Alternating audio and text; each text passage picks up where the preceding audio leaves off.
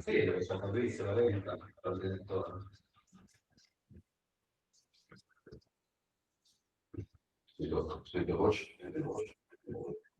Ciao Nico, Andre.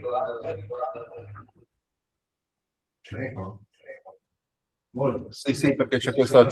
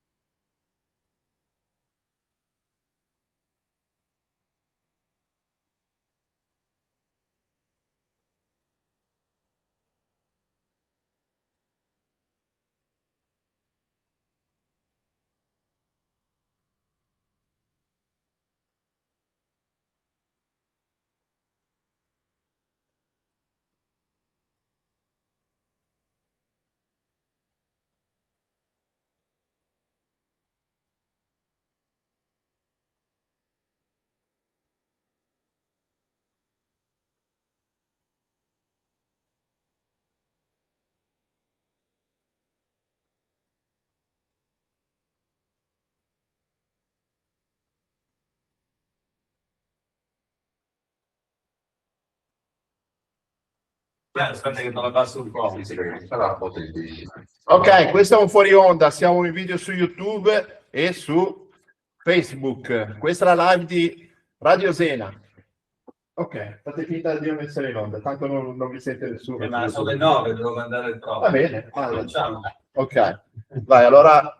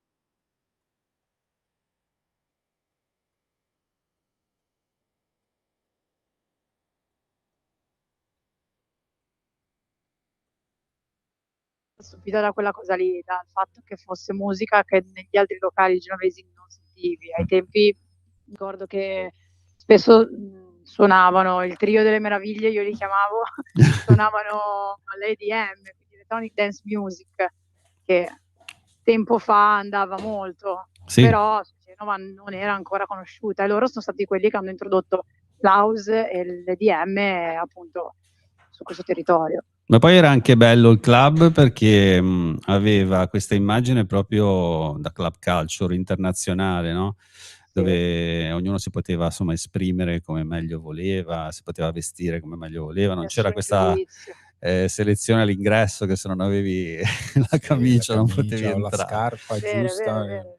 Che poi il club nasce così, la storia della disco nasce così, negli anni 70 negli Stati Uniti, insomma era uno sfogo, no? Un modo per aggregarsi in un posto dove la gente magari non poteva farlo durante la giornata, quindi evasione libertà. totale, bella. Libertà, a me quel periodo lì, dentro quel locale lì, ricorda totale libertà ed espressione. Qualsiasi... È una cosa importante, il club nasce proprio per questo. Gabri, cosa dici? Professore. Il professore qua, no, non ci voglio neanche provare. Vai Gabri, vai. No, volevamo farlo suonare adesso Gabri, volevo che mettesse un disco, magari te lo dedichiamo anche. Volentieri. Un po' di dippone così. Un po' di dippone. È lui, è la sua etichetta. Il marchio di fabbrica. Quanti BPM sono? Che voce ha Thomas? Puoi ripetere per favore? Il marchio di fabbrica. Mamma mia. Dopo lo facciamo parlare. Qua apposta io, ragazzi. Grazie Giorgia di essere stata con noi. Grazie Ti auguro il meglio. Andate a cercare la pagina di Giorgia Fry, Facebook, Instagram, tutto giusto? Sì, tranne Twitter tutto. Brava, Twitter non ce l'ho neanch'io, neanche TikTok. True? Ce l'hai True? True non ce l'ha nessuno. Vedi, fai il boomer, ma sono io la boomer tra i due. Grazie ragazzi. Un abbraccio Ciao, Giorgia, ciao, grazie a te. Grazie a voi, buona serata. Ciao, grazie. Un pezzo così era da dedicare al nostro secondo ospite di questa sera, DJ genovese, che ha segnato la storia, non solo DJ, producer e anche organizzatore e direttore artistico di numerosi e grandiosi locali genovesi. E con noi in Timeless Selection, in questa maratona di Radio Zena, Max Giannini. Come stai Max? Tutto bene. Che prefazione, grazie, non me l'aspettavo. È tutto il pomeriggio che me la preparo, Max. Sono lusingato. Ma te lo meriti, dai, bisogna dare a Cesare. Grazie. Ti saluta Gabri DJ che è qua con me e anche Thomas. Ciao Max. Grazie, ciao ragazzi. Madonna, ciao, che ragazzi. voce Thomas, ragazzi. Dopo gli facciamo fare un monologo dopo a Thomas. Sì, dopo sì. Allora Max, ho visto che hai fatto una serata meravigliosa con il guru di tutti noi che è Paolo Chighine nel tuo locale. Raccontaci un po', facciamo- -2, giusto?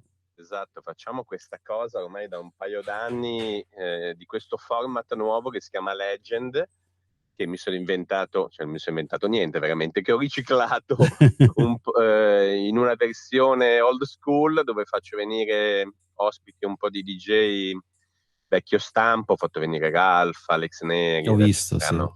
ci saranno degli altri che non posso svelare, e la residenza la facciamo io e Paolo, che facciamo questo back to back, un disco per uno per 5 ore e ci divertiamo. Siamo un po' datati insieme, però voglio dire, la gente si diverte ancora, quindi No, vabbè, ma ci difendiamo. Experience, tra l'altro questa Esatto. cosa dell'età che ormai l'ho bypassata. Hai visto che c'è stato un post recente dove hanno catalogato tutti i DJ che diciamo sono icone di Ibiza e sono tutti sopra i 55 anni. Esatto. Quindi Carl siamo Cox. lì, siamo borderline. Esatto, noi più o meno siamo lì. Siamo sul filo, siamo sul più filo. o meno siamo sul filo. E quindi il post diceva l'età è solo un numero, quindi io l'ho presa, me la sono tatuata e me la porto Esatto, dietro. Hai fatto bene. Prendo esempio. Raccontami un po' invece, gestisci come direttore artistico e non solo anche il Covo di Nord-Est e Casa Gaia, se non sbaglio, giusto? Esatto. Casa Gaia è il nostro ristorante bistrò. e è l'ex discoteca Albicocca, che però abbiamo trasformato Ah. io e il mio socio in un locale da ristorazione, perché secondo noi andava meglio questo mood. Poi ovviamente sì, mamma casa mia, ormai da una quindicina d'anni, con doppia sala, quindi una sala commerciale, una sala di musica elettronica, e poi sì, il covo da sempre, da quando sono veramente bambino, in avanti e indietro, però ormai siamo stati da una quindicina d'anni, dove facciamo da Pasqua in poi tutta la parte estiva con le diverse sale, diversi il generi. Covo è un'icona assoluta, direi, della Liguria sì. nel mondo, direi. Assolutamente, sì. Solo pensare che in quel locale ha cantato Frank Sinatra, James Brown, Mamma Barry mia, che White, nomi. Liza Minnelli, eccetera, eccetera. Barry White, io ho letto anche una Barry cosa del White, genere. sì, Dentro la grotta, cioè un sogno. assolutamente. Io, da me, nella mia collezione di dischi, nelle mie console, c'è il poster gigante, io e James Brown abbracciati. Wow. Wow. Mandaci la foto da qualche parte che la postiamo. Esatto. Io volevo parlare con te, sei un DJ ovviamente di grande esperienza, e volevo avere un tuo parere. Secondo te come è evoluta la musica dance negli anni? Mi ricordo che tu facevi anche il DJ al Jasmine, giusto? Che era quella discoteca in via Esatto. Ceccardi. Sì. Ma tu hai sempre proposto una house molto molto ricercata, mi ricordo, giusto? Io ho iniziato a fine anni 80, inizio anni 90, quando ero veramente giovanissimo, e mi sono appassionato di questo genere alternativo, chiamiamolo house, ma perché poi house ha mille sfaccettature, e ho sempre fatto underground, roba cantata, roba del genere. Poi a un certo punto mi sono stufato, sono passato più sull'elettronica, però è sempre stata una mia prerogativa cercare il disco abbastanza alternativo, qualsiasi esso sia, quindi negli anni 90 impazzivamo in giro per il mondo, a Londra, per cercare quei dischi quei dischi rotondi in plastica, in vinile, Sì, esatto. che voglio dire, sono rimasti un'icona anche loro, anche se adesso c'è effettivamente un buon ritorno, sono contento. Bisogna portare avanti tutti i supporti possibili, perché uno deve suonare, quindi io sono abbastanza Esatto. trasversale da quel lato, serve tutto. Esatto, E hai già quindi sì, risposto, sì. Anche la se ricerca è fondamentale. Secondo me un DJ deve avere, qualsiasi genere faccia, deve essere comunque, avere una sua personalità e avere comunque Certo. ricerca in quello che fa, è fondamentale secondo me. Gabri, vuoi E fare una ascoltare domanda? molto anche, andare in giro, vedere, Assolutamente, studiare, vedere qual è il assolutamente. movimento, che stando da casa secondo me non Esatto. si Io sono un percepisce. autodidatta, quindi essendo un autodidatta nessuno mi ha insegnato a fare questo mestiere. E quindi tutto è stato fatto con gli occhi, guardando i miei colleghi storici, piuttosto che ascoltando qualsiasi cosa in giro per il mondo. E tuttora, comunque, la cosa che mi fa più piacere, il mio hobby preferito è ascoltare molto, e quindi questa cosa secondo me ti porta a prendere diverse influenze, e quindi portare Sì. poi fare il tuo. Quando fai il DJ set davanti a 110, 1000 persone che siano, devi portare qualcosa di tuo, e quindi l'esperienza che hai vissuto e sentito in giro per il mondo. Esattamente. È importante, sono importanti queste parole qua anche per le nuove generazioni, no? Che non è meramente solo usare una console, mettere in battuta due dischi, c'è un lavoro metodico di scelta, di lettura della situazione, di ricerca, e forse ho visto anche recenti interviste, la differenza oggi la fai proprio nella selezione Assolutamente musicale. sì, anche perché ormai ai giorni d'oggi, con la strumentazione che c'è a disposizione, quasi tutti possono suonare.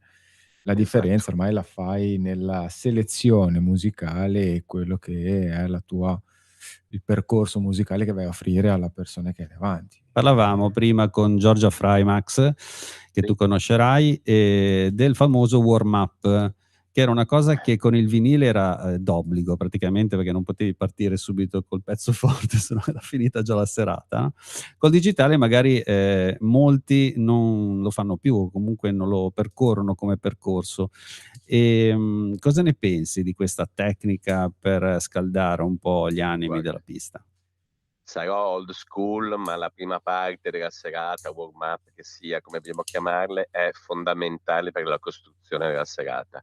Quindi io solitamente amo suonare nella parte iniziale, poi ovviamente poi Anche io. dipende dal tipo della serata, perché mi piace costruire da zero, partire anche molto lento musicalmente. Adesso va questa roba Esatto. ultra veloce che io, per l'amor di Dio, nel mio locale c'è, perché la moda è quella, però io sono comunque un tradizionalista, quindi dai 124 ai 128 lì non mi sposto, ma inizialmente, anche quando facciamo Legend io e Paolo, sabato fino alle 2 eravamo a 119, 120. Wow. Bello. Comunque scaldare la pista in questo modo e comunque piano piano crescere è una roba, come dicevo prima, old school, ma è fondamentale, perché la differenza della serata la fai così.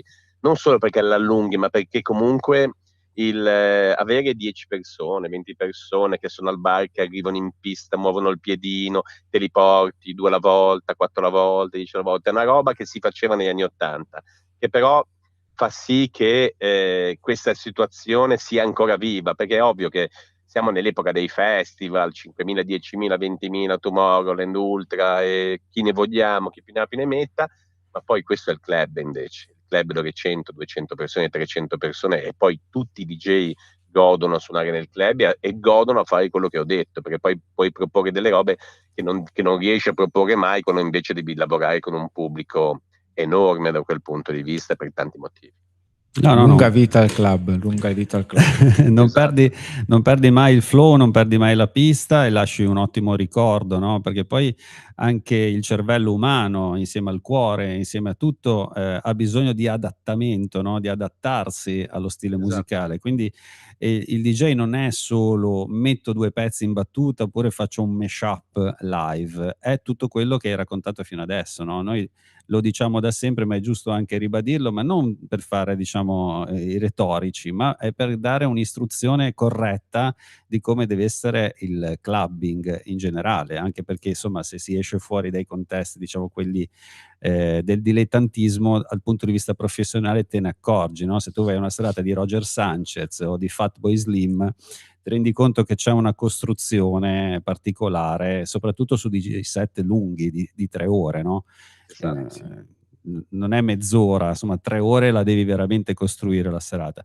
Devo dire che tu l'hai sempre fatto. Che ricordi hai? Hai qualche aneddoto particolare degli anni 90 di quando eri a Jasmine? Io mi ricordo una serata dove sono venuto, dove insieme a te suonava Super Ciambo, non so se te la ricordi. Sì, Tom Stefan. Tom Stefan, esatto. Sì, facevamo ai tempi, ormai sono passati una ventina d'anni, Sì, vabbè, 2003 credo fosse. così alla fine scopriamo quanti anni ho, che nessuno lo sa. Siamo E- nella lista dei DJ di Ibiza, siamo lì, siamo nella line-up. Siete lì dentro. Sì, mi ricordo, io facevo questa domenica, io facevo Utopia, che era una mia idea, una versione di dance, ovvero dalle 6 a mezzanotte della domenica, e abbiamo fatto un sacco di ospiti internazionali, perché quel periodo, l'altro facevo lì la domenica, facevo il sabato il Kama Kama, e avevamo un sacco di ospiti sia da una parte che dall'altra internazionali, e sì, Tom Stefan è stata una mia scelta. In quel momento lui nel mondo funzionava molto e andava al genere che faceva lui, che è un po' sul genere di Club 69, Peter Rauffer, che era il suo ex socio da quel punto di vista, che è un po' che non si sente in giro, ma faceva questa techno americana, questa house techno americana, diciamo che suono house ma con la cassa techno, che funzionava tantissimo. È stato uno degli ospiti che mi ha dato più soddisfazioni da quel punto di vista. Sì, simpatico fra l'altro, perché poi bisogna essere anche simpatici per fare il DJ. Io non sopporto i miei colleghi I musoni. Sì, quelli che fanno troppo le star, non c'hanno niente da fare le star, cioè comunque noi, a me piacciono i DJ che quando suonano gli altri DJ vanno a ballare in pista. Sì, dai. Giusto. Bisogna fare squadra, che è una cosa che magari è un po' rara. Bisogna fare più squadra, secondo me, tra DJ. Tra colleghi. Tra Come si colleghi. chiamano gli avvocati? Chiamiamoci colleghi. Ma è così, cioè, è fondamentale, lo scambio, l'aiuto a vicenda, cioè, secondo me non esiste una vera e propria associazione per noi, cioè, ci hanno provato in tanti, ma anni passati. Posso dire, secondo me un po' di anni fa c'era un po' di più questa cosa qua dell'aiutarsi, forse quando avevo iniziato a suonare io, Non so se ti ricordi, Max, era nei tempi dove c'era il movimento di musica elettronica con Paolo Driver, Alex Fiorini. Sì, mi ricordo. Secondo me c'era un po' più di sinergia, c'era un po' meno Ma sai bagarre. C'era meno concorrenza. Esatto. Cosa vuol dire questa? Che adesso i DJ per suonare si svendono a gratis o quasi, giustamente, lo capisco, da un lato umano perché è un hobby bellissimo. Da un lato professionale invece è un po' un peccato perché io vado contro te, scontro l'altro, e quindi è ovvio e normale che viviamo in un momento di crisi della discoteca o comunque del movimento di per sé, del campo di intrattenimento, e quindi questa cosa manda un po' in sbattimento i nostri colleghi che, non trovando nulla, cercano di farti le scarpe in tutti i modi. Lo comprendo da un lato perché poi, ripeto, è una passione che è importante per tutti quanti noi, però da un lato professionale è un po' difficile da gestire, ecco, diciamo così. Sì, nasce come passione, come dici tu, così dal nulla, che si fa anche in maniera gratuita, però è giusto anche l'approccio nel momento in cui ti prendi la responsabilità di condurre una pista ed un club, secondo me di formarti adeguatamente e magari, come dicevi tu all'inizio, ascoltare quelli che lo fanno da anni, capire i loro segreti, capire dove bisogna andare, in che direzione bisogna andare, senza per forza continuare a essere il DJ da cameretta anche quando vai in un club magari come il Casa Mia o il Covo di Nord-Est. Quindi secondo me chi manca la vuole... gavetta, lo sappiamo. Sì, manca quella roba. Manca la gavetta, ma non solo sul nostro settore, in generale nella vita.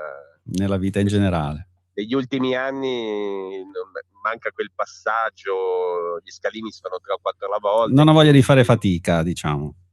La fatica è difficile, vogliamo subito Siamo arrivare. nell'era del tutto e subito. Esatto, cotto e mangiato. Esatto.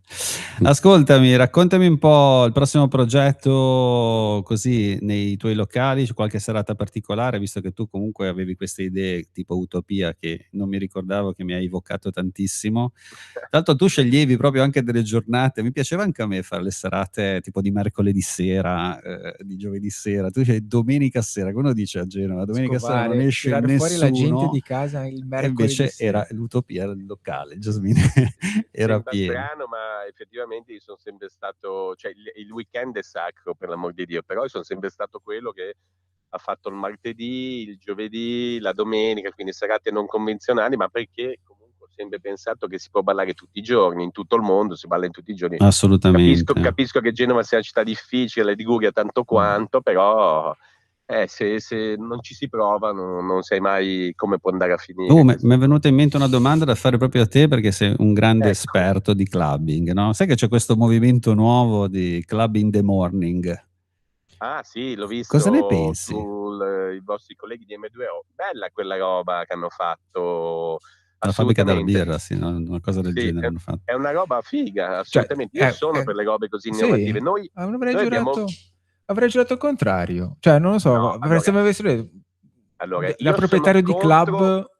No, sono contro al soft club. Non mi parlate di soft club. Ok, infatti è quello. Infatti volevo poi arrivare lì, ma hai già risposto. Perché... non mi parlate dello soft club che mi innervosisce. A Londra ci hanno provato, ma, ma con scarsi risultati. Il club è nero, scuro, con un impianto che ti muove il culo, dove si vende alcol, si fa sesso abusivo nei bagni e si fa tutto quello che è trasgressivo. Esattamente.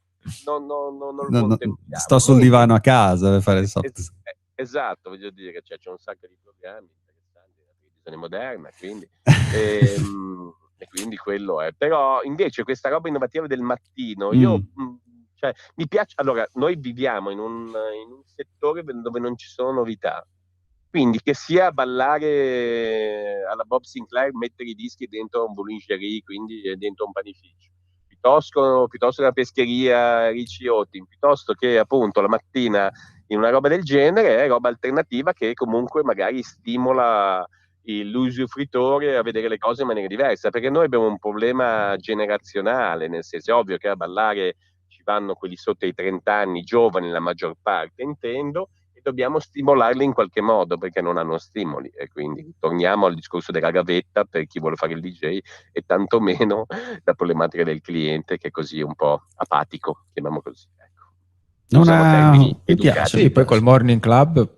forse riesci a recuperare anche gente un po' più della mia leva, che magari Ma quando abbiamo fatto Utopia, la Sì. domenica alle 6 in poi, perché inizialmente il T-Dance era accoppiato dando comunque i primi che entravano, il tè con i pasticcini, si chiamava T-Dance appositamente, perché era accoppiato da un locale comunque americano che faceva una roba del genere, era appunto per andare a prendere durante l'orario, diciamo dal tardo pomeriggio fino al dopo cena, quelli che avevano famiglia, quelli che Esatto. voglio dire, non potevano perché lunedì mattina si alzavano presto al lavoro e tutto quanto, e quindi quello doveva essere già una ventina d'anni fa, allargare la possibilità così. Ma ci sono, cioè adesso mi viene in mente il Fibice, comunque a Baia Sardegna d'estate fa un orario dove è già alle 18, 19, alle 20 si balla e comunque c'è un movimento di un certo tipo, poi ovviamente la parte exploit e la parte notturna. Però invece la parte daytime, che è una roba che anche Saint-Tropez, adesso mi viene in mente, Formentera, ma anche Ibiza stessa, è una roba che ultimamente stanno sviluppando perché lo capiscono, dopo una certa età non puoi mica sempre fare le 6 del mattino, sempre, o comunque continuate, mentre alle 6 del pomeriggio magari può avere un senso logico. Sì, io l'avevo visto, insomma, la prima volta che ho visto questi party famosi ero a Miami. Loro facevano il pomeriggio, questi sì, pool certo. party dalle 2 fino Pool party di Miami. facevano dalle 2 alle 6 di pomeriggio, Che anni erano? pienissimi i locali house a tutto spiano, e la sera meno, c'era qualche club un po' più d'elite dove potevi andare, però il clou era proprio il pomeriggio. Sì, sono d'accordo. Cioè, comunque Con il giusto contesto è carino, sì. è ovvio, deve essere la location, la situazione giusta, il contesto giusto, però io allargherei alle 24 ore, cioè, secondo me adesso sta un'esagerazione del caso, non penso che lunedì mattina alle 9 possiamo andare a ballare, però comunque delle robe così particolari potrebbero stimolare in questo momento l'usufruitore che è, ripeto, un po' così apatico, non gli interessa, gli interessa poco. L'operazione che andremo a fare, mi hai chiesto 2 domande precedenti, ti rispondo con calma.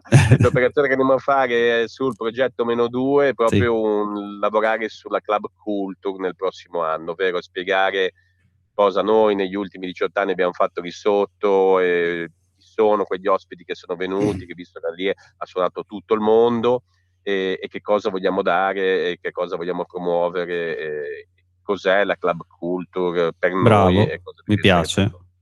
per noi. È una roba che se non lo facciamo noi non può farla nessuno. No, vabbè, giustamente devono fare persone che hanno avuto un bagaglio di esperienza come la tua. È venuto anche Ralph, giusto? Sì, lui viene una volta all'anno, abbastanza sempre in Legend o altre situazioni del genere, anche al Covo ogni tanto, sì. Bello anche che riesci a portare questi ospiti in questa city, sei l'unico direi che riesce a farlo, quindi proviamo anche qualche ospite internazionale, Riccardo Villalobos, Capriati, adesso ma anche sulla parte techno, Ben Clock, piuttosto che Libing o Ricci Otin stesso, che io ragiono sulla musica elettronica a 360 gradi nel club, poi il mio piacere potrebbe essere un altro, ma comunque il club un ventaglio di proposte a 360 gradi. No, meno male che ci sei, diciamo, in questa città, Max. Ben venga. Porta avanti la bandiera. Porta avanti la bandiera. Bravo. Grazie Max di essere stato con noi. Ti mettiamo, Gabriele, ci mettiamo un disco, insomma, in stile Max Giannini, ce l'abbiamo. Ci proviamo, vediamo. Grazie Max, un abbraccio. Un abbraccio. Ciao. Ciao, a presto.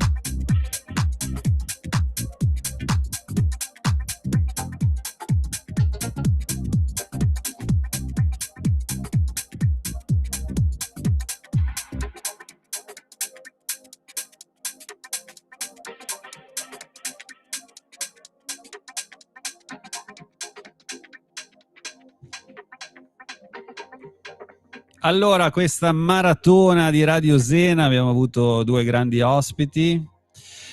Quindi vi ricordiamo che tutti gli speaker di Radio Zena insieme con tanti ospiti, musica e voci e storie che ci uniscono. È la nostra maratona per continuare a far vivere la radio alternativa di Genova, si dice. Se volete darci una mano è semplicissimo, potete fare una donazione in pochi secondi, un bonifico, anche piccolo, anche dal telefono. Scrivete il nostro IBAN che trovate anche sul sito, sono tutti i nostri canali social, IT25 T053 870 142 000 000 443 2467. È più facile sicuramente se andate sulle nostre pagine, lo trovate sul sito Radio Zena e la nostra maratona che va avanti.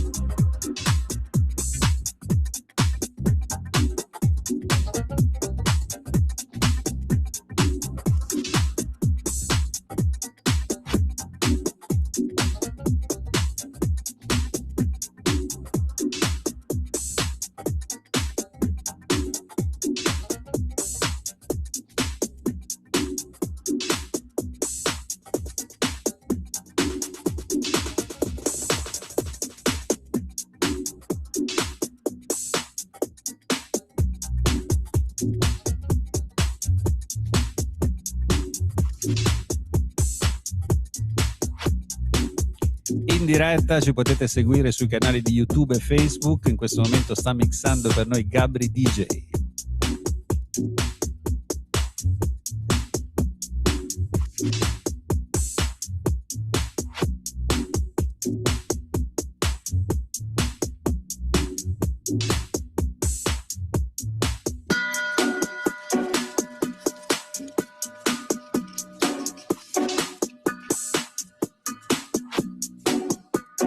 Questa è dedicata a tutti gli amanti della serie Peaky Blinders.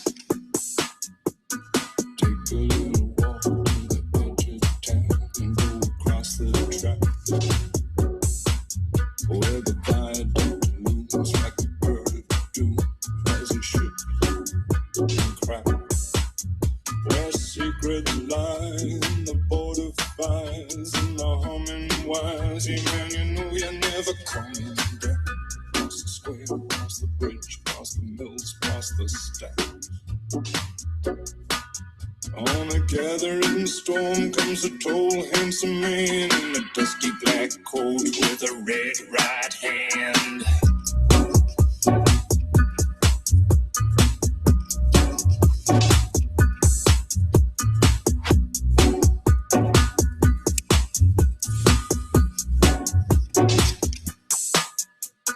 Take a little walk to the edge of town and go across the track. Where the viaduct looms like a bird of doom as it ships and cracks. Where secrets lie in the border fires and the humming wires. Yeah, man, you know you're never coming back. Across the square, across the bridge, across the mills, across the stacks. On a gathering storm comes a tall, handsome man in a dusty black coat with a red right hand.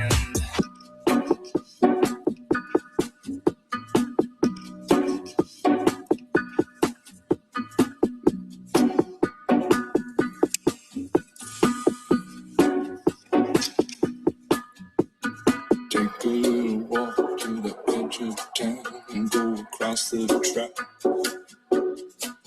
where the viaduct looms like a bird of doom as it shifts and cracks.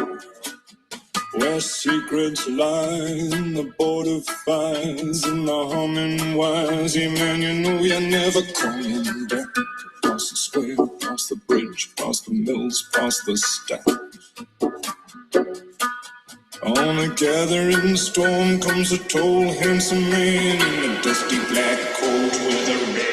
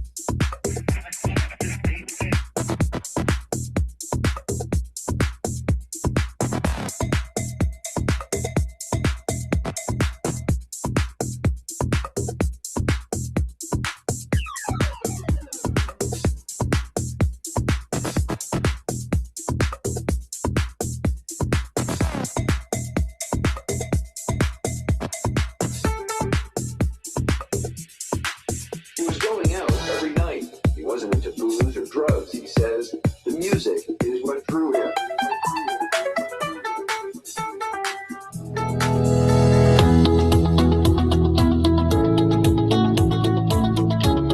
Amici di Radio Zena, segnatevi queste date: venerdì 30 e sabato 31 gennaio. Dalle 21 di venerdì alle 21 di sabato si svolgerà la prima 24 ore live di Radio Zena, un evento organizzato per la raccolta fondi straordinaria necessaria per coprire le spese dell'associazione Radio Zena ETS. Sostieni Radio Zena, spargi la parola, ascolta e aiuta la tua radio. Le modalità per contribuire alla raccolta le trovi in ogni pagina del sito www.radiosena.it, sui social e sui podcast. Grazie.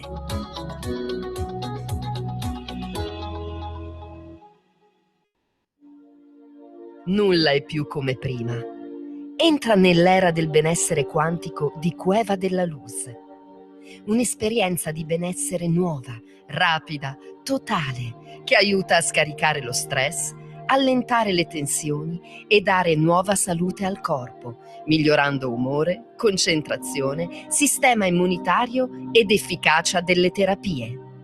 Un trattamento Luxury No Touch, dove fotostimolazione, suono e meditazioni hanno un effetto anti-aging sul sistema nervoso, qualità del sonno e difese immunitarie in modo naturale. Fai brillare la tua anima.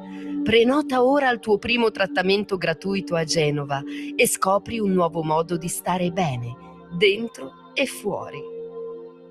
Chiama subito 348 251 7659. Progetti Home Thinking. Via alla Porta degli Archi 22R. Want you back in my life.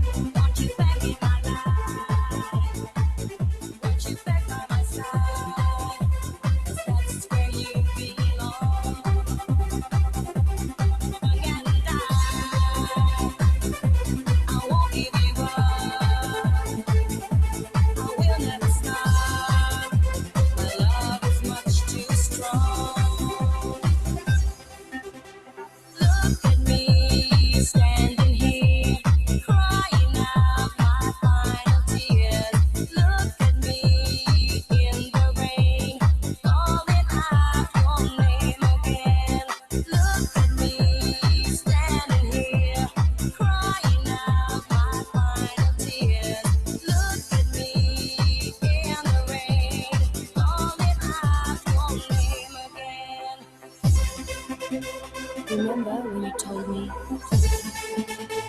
you didn't want anybody else but me? And I'm that same girl. Is all you need to see.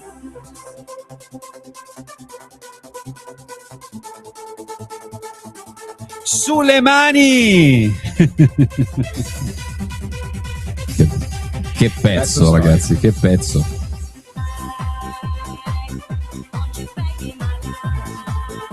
Gli anni in cui si andava a ballare anche il sabato pomeriggio.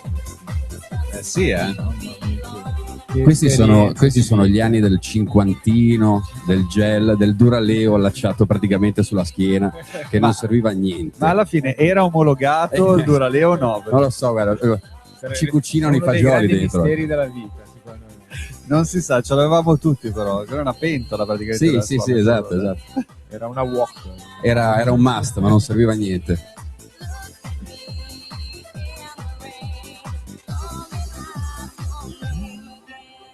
La nostra musica, il nostro suono in questa maratona di Radio Zena, questa è Timeless Selection, Alex Bianchi, Gabri DJ, insieme anche a Thomas che è venuto a trovarci. Eccoci ragazzi, ho ascoltato Thomas un po'. è quello con questa voce, ragazzi. Allora, caro Thomas, tanto ben trovato. Grazie a voi. Grazie a voi, è stato bello. venuto. È sempre bello vedere Gabri mixare. Sì, Grazie. Sì. Sì, è un artista, lo dico sempre, mi piace. Poi... No, è stata la musica, io mi sono messo la felpa anche adatta, con scritto, non so se gli amici di YouTube vedono, c'è scritto Ibiza, il suo sound mi evoca tantissimo. La Isla Grazie, Bianca. Thomas. Allora, Thomas, tu invece fai parte di un mondo leggermente diverso dal nostro, giusto? Diciamo che io sono più sulla live music. Prima vi sentivo parlare di warm up, di club. Sì. Ci sono tante cose affini comunque. Io ricordo che i primi concerti li ho fatti al Fitzcarraldo, ve lo ricordate? Adesso sì, è, Piazza penso che Cavour sia era. Piazza Cavour. Penso che sia un ufficio delle poste adesso. Ufficio delle poste, per sì, dirti sì, come sì. siamo caduti in basso. E ho iniziato lì a 15 anni facendo le prime cover band dei Guns N' Roses. E poi pian pianino con delle band che ho conosciuto tra liceo, università, ho un duo acustico con Tommaso, che va con un mio caro amico, un nostro caro amico. Nome del gruppo? Il duo acustico è Tom and Tom. Ci teneva anche lui, ha detto mi raccomando, dillo, sì. Giusto. Non ti preoccupare Tom, me lo dico. Per Thomas anche lui? Sì, Tom and Tom, che siamo più di 20 anni che suoniamo assieme, e poi parallelamente crescendo ho iniziato a tirare su due cover band sostanzialmente. La prima, i Civil War, che è una cover band abbastanza conosciuta a Genova, ma suoniamo anche domani, per esempio, abbiamo una data a Vicenza, tributo ai Guns N' Roses.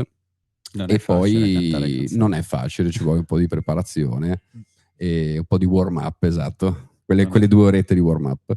E poi una seconda band più giovane, diciamo così, nata dalle ceneri di altre cover band degli AC/DC, gli L-Train, che siamo abbastanza attivi anche noi sul territorio ligure. Quelli me li ricordo, ho già visto parecchie locandine. Sì.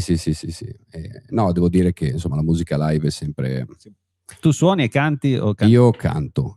Ho provato a strimpellare la chitarra in spiaggia da ragazzino, ho detto meglio di no, non ce la faccio, è troppo difficile. Infatti, ma hai studiato o sei autodidatta? Ho preso qualche lezione quando ero ragazzino, ma proprio di impostazione vocale, poi ho sempre fatto da me, pian pianino, col tempo, ho cercato di proteggere anche la mia voce, perché comunque ho una voce, un timbro basso si sente, no? Radiofonicamente perfetto. Ecco, visto?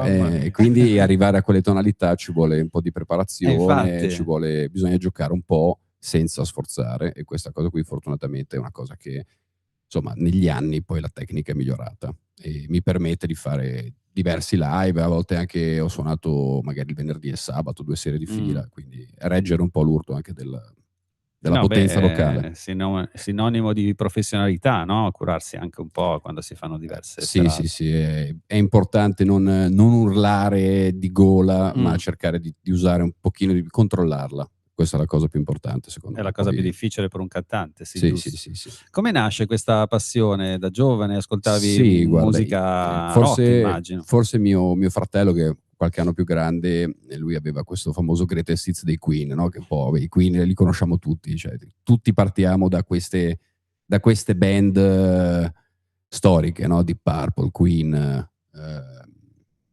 AC/DC, appunto, Led Zeppelin, e poi da lì pian pianino ho conosciuto i Guns, i Queen, appunto i Bon Jovi e tutti i grandi classici, Def Leppard. Poi io sono un grande amante della musica anni 80. Beh, diciamo che lì, quel decennio lì, insomma, ovunque pescavi bene. Esatto, mi piacciono anche le pop band che adesso paragonano il pop al pop degli anni 80, no? Ma il pop degli anni 80 erano grandi artisti che sapevano suonare, cantare, erano band della Madonna, si può dire. Io ho visto i Duran Duran tante volte dal vivo perché mi piacciono da morire e trovo che siano una band stratosferica. John Taylor, il bassista, è pazzesco a vederlo dal vivo. Come dice sempre la mia fidanzata, non c'era l'autotune. Non c'era l'autotune. Non c'era l'autotune lì. No. Gabri. L'unica auto era la macchina. Esatto.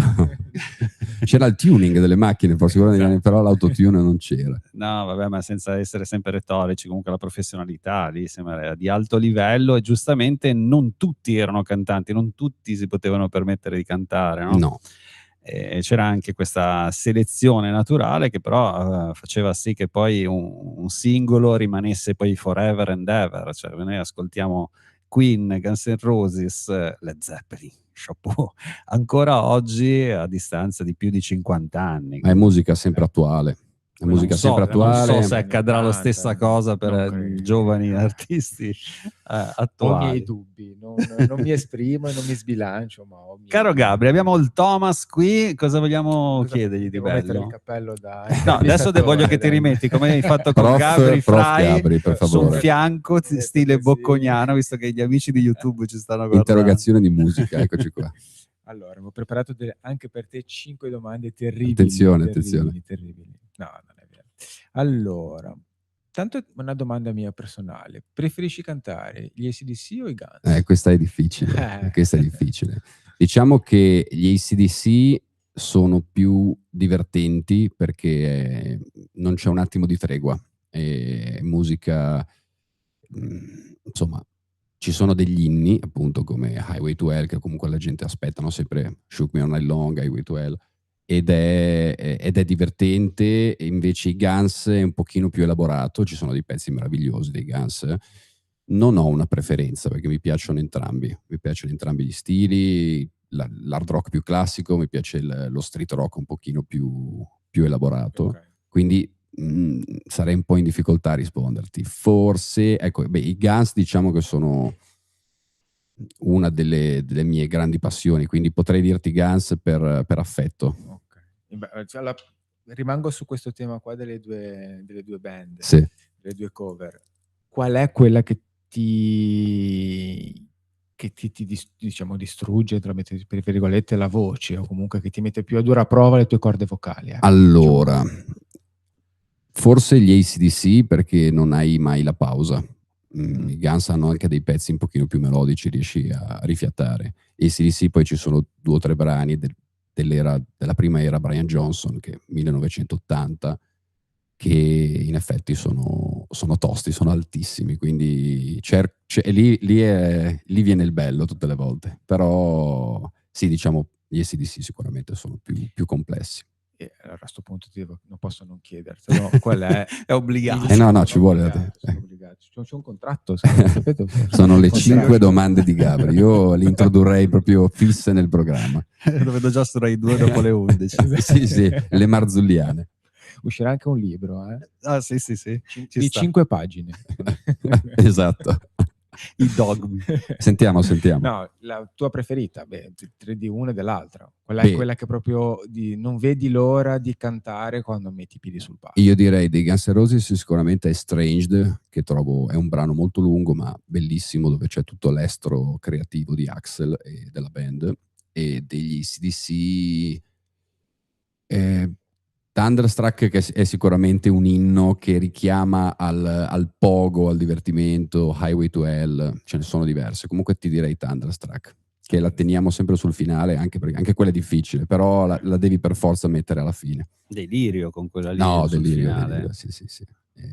Sono brani immortali anche quelli, quindi la cosa bella dei nostri concerti è che arriva gente di tutte le età. Abbiamo anche, comunque chi ci segue qua dalla zona ovviamente, però è veramente aperto a tutti e vedi lo stesso entusiasmo magari nei bambini e anche in persone Sì, più datate, diciamo. confermo, perché tra l'altro quel disco lì io l'ho utilizzato in una delle grandi tour che facevano tanti anni fa all'Acquapark di Zambrone. Avevo questa postazione sopraelevata e ogni ora mettevamo il disco degli AC/DC e vedevo ballare bambini che non avevano mai sentito gli AC/DC, ovviamente persone un po' più in là con l'età, ed era il delirio assoluto tutte le volte. Quindi anche noi DJ ogni tanto utilizziamo questi pezzi, insomma, Icona, in un contesto così all'aperto di giorno saltavano tutti come dei grilli. Guarda, io mi sono emozionato molto l'anno scorso, no, 2 anni fa ormai, quando sono andato a vederli a Reggio Emilia,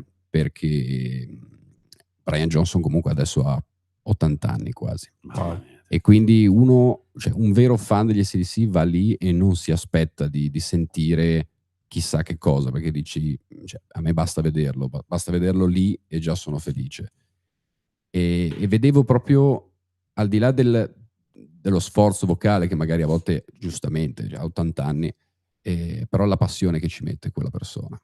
Maglietta nera, jeans, voce, cappellino, e per 2 ore dall'anima, tutte le volte. E questa è una cosa che a me serve anche tanto, a me piace.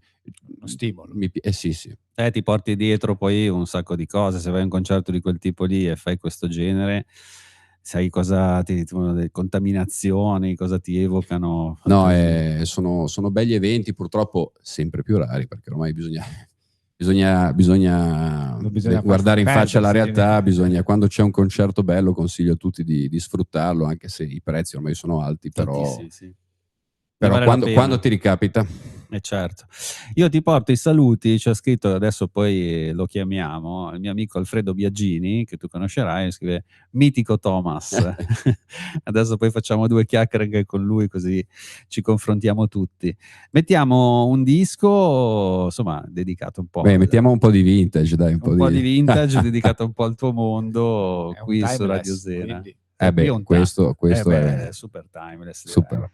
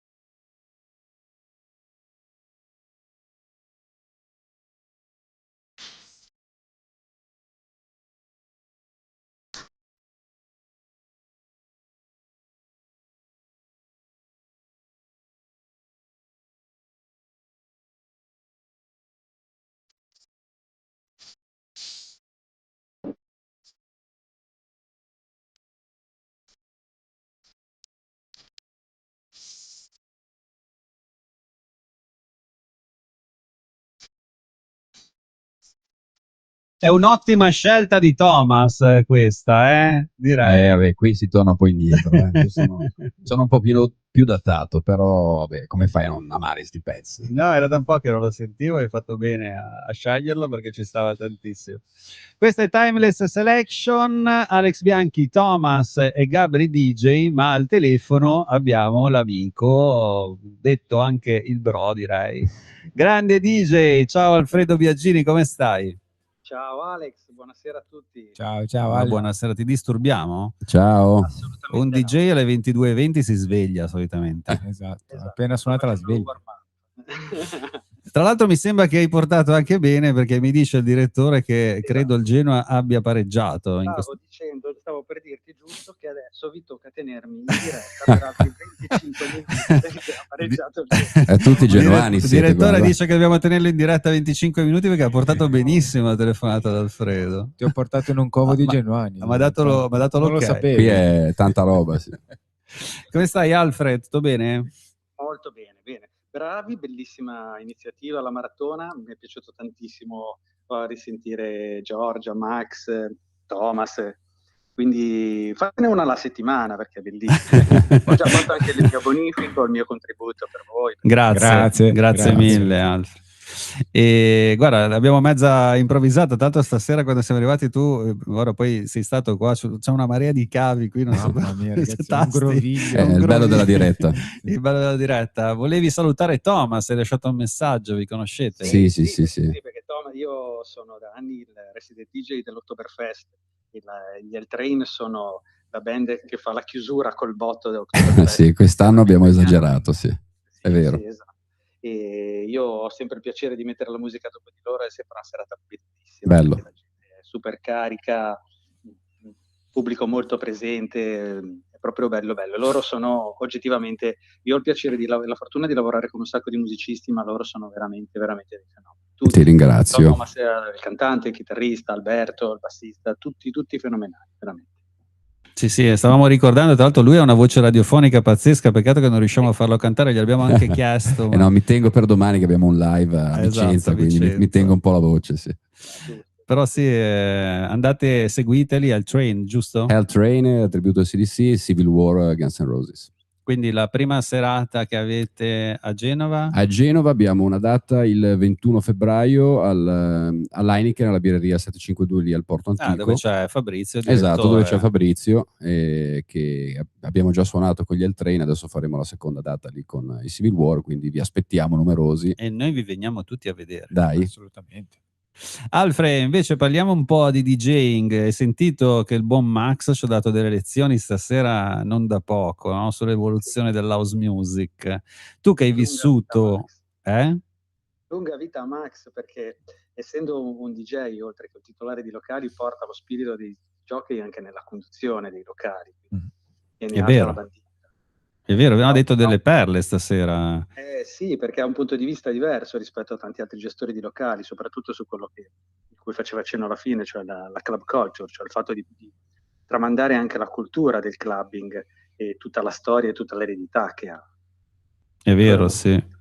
No, ma infatti gli ho fatto i complimenti perché poi girando magari le trovi queste cose, ma nella tua città, insomma, un Max ci voleva che tenesse alto, insomma, la qualità poi, no, della club culture, perché è importante tenerla sempre a un certo livello, perché se pensiamo ad esempio i miei amici tedeschi, Berlino ne fa proprio un'immagine di cultura, cioè quasi la insegnano a scuola la club culture, cioè è veramente, fa parte dello status delle persone, della quotidianità berlinese, quindi non ti dico di arrivare a quel livello lì, ma per dire che è una cosa importante.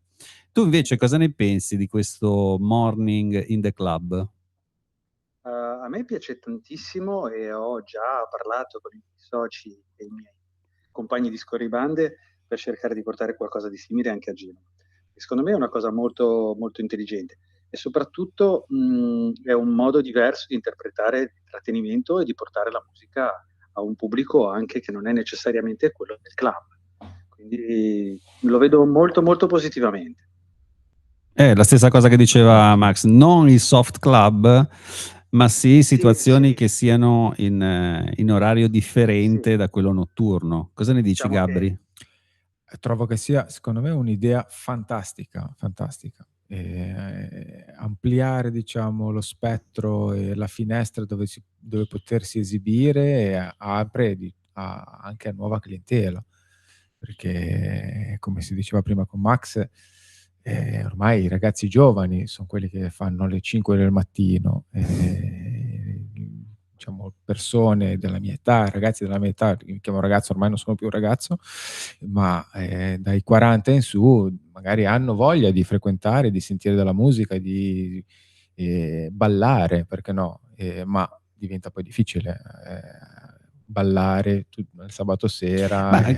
Ora magari chiediamo anche ad Alfre, credo che ci stia uno switch, no? Perché ballare, ormai sono anni che non balla più nessuno purtroppo sì. in discoteca, perché come vediamo anche sui social, mega blasonate discoteche, tutti immobili con il telefonino. Il mio amico Alfredo Biagini ha una sua teoria su questa roba qua, ce la vuoi raccontare? Più che una teoria è una constatazione. Il problema è che la discoteca, come la intendiamo noi, come l'abbiamo vissuta noi, che l'abbiamo vissuta prima da fruitori, da utenti e poi da protagonisti in qualche modo, è sostanzialmente finita. È triste a dirsi, però scendono la lacrima. È la fine di un ciclo, cioè bisogna sapersi rinnovare. Assolutamente sì, se tu ci fai caso la gente va a mangiare in discoteca e va a ballare nei ristoranti ultimamente. C'è stato un cambio di paradigma. Anche perché ormai con i controlli che ci sono, con la polizia, che non si può guidare, cioè pensare di andare a bere una cosa e poi spostarsi con la macchina e andare a ballare in discoteca, cioè ormai è uno dei temi del grande progetto di Cities After Dark esatto. con cui ho partecipato a livello europeo. Riuscire a dare un trasporto dedicato alle persone che vogliono fruire della notte anche in maniera gratuita, cioè chiaro. Molto importante. Ma al di là di questo c'è da capire e comprendere che c'è un ricambio generazionale, che le nuove generazioni, sia anche in questo caso come fruitori che come protagonisti della notte, basano tutto molto di più su quello che è l'apparenza, il mondo social, tralasciando un pochino quella che è la sostanza del clubbing e del divertimento, per cui ci si ritrova con discoteche con i privé sempre più grandi e le piste sempre più piccole, dove l'importante non è più partecipare, ma far sapere che stai partecipando, quindi fare le dirette, i video, i reel, tutto quello che attenzione, questa è la cosa importante che dice Alfredo, perché quasi bypassi la tua emozione di quel momento piuttosto di fare il video, ok? Sì, non riesci più a vivere il momento. La stessa cosa che purtroppo si vive, non è una cosa strettamente correlata alla discoteca, ma in generale alla fruizione di qualsiasi tipo di evento. Tu vedi i concerti, non riesci a vedere l'artista perché hai un muro di cellulari davanti che stanno facendo i video. Cioè in quel momento lì hai speso 100-150 euro per il biglietto di un concerto, invece che godertelo fai il video per poi fare la diretta su Facebook. Secondo me è una cosa assurda. Verissimo. E te la godi e poi lo racconti ai tuoi amici che non ci sono andati. Sì, e alla fine poi non ti porti dietro nulla, perché tanto qualsiasi video tu abbia fatto non arriva come il momento live, no? Per quello che hanno anche un discreto successo i concerti live, proprio perché hai voglia di emozionarti insieme al tuo artista preferito, no? Che vedi anche la sua umanità nel momento in cui si esprime, canta, suona, no? E il bello di un concerto è la catarsi, il fatto esatto. di immersimarti nell'artista o avere comunque uno scambio empatico o emotivo con lui, non sempre mediato da un dispositivo elettronico.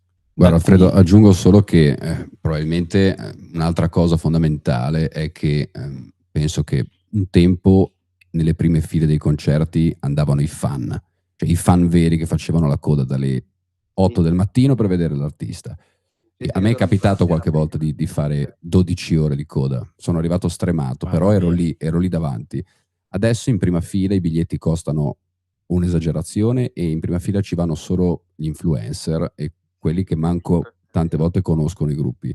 Io sono stato a maggio adesso con mia moglie a vedere gli Imagine Dragons, che è un gruppo che non conosco tantissimo, ma riconosco la bravura, sono moderni, sono molto bravi, e non ho visto quasi nulla del concerto, ho visto solo i telefonini. Ed eravamo in una buona posizione, ho visto solo i telefoni, questa cosa Un tappeto di telefoni. è molto triste, è molto triste. Mi è capitato a un concerto dei Rolling Stones in cui ho avuto la fortuna di finire nel quello che si chiama il Pit Gold, quello sottopalco, grazie agli amici della security, e mi sono trovato in mezzo a gente che aveva pagato 1.500 euro per un biglietto e faceva i video con i telefonini. Sì. Sotto a Mick Jagger. E ce l'hai lì davanti, capito? Esatto, inconcepibile, cioè quelle occasioni che hai una volta nella vita e le aspetti guardando il tuo artista preferito dallo schermo di un telefonino.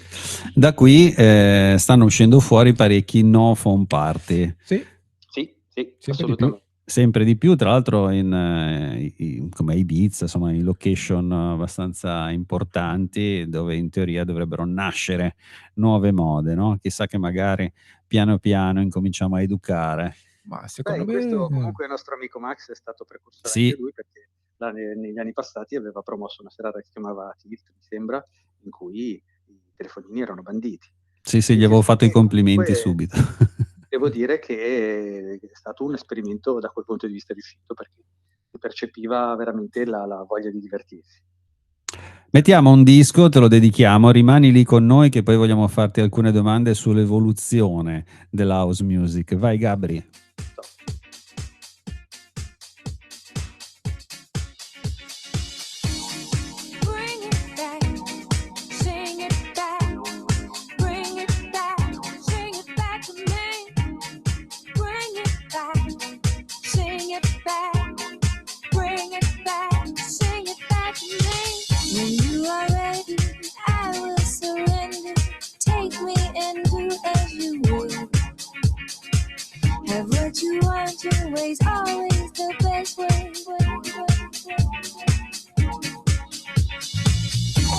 Succumb to this passive sensation, peacefully falling away.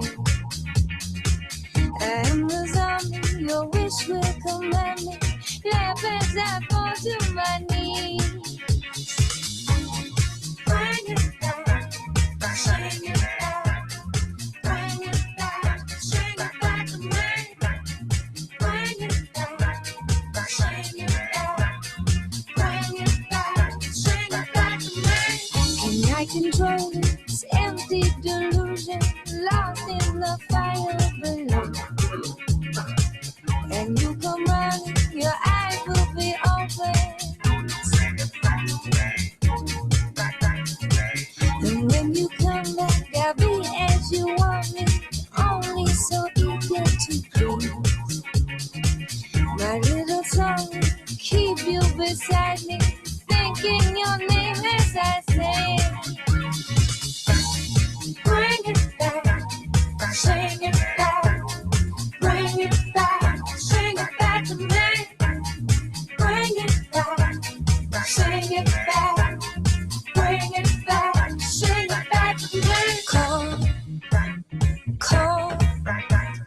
Come to my sweet melody.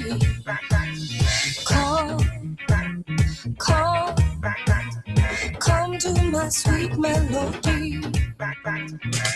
No, you can't help it if you have been tempted by fruit hanging ripe on the tree. And I feel useless, don't care what the truth is. You will be here come the day. Just do you hear me? Don't try to come near me. So tired I sleep through the light. If you desire to lay here beside me, come to my sweet melody. Bring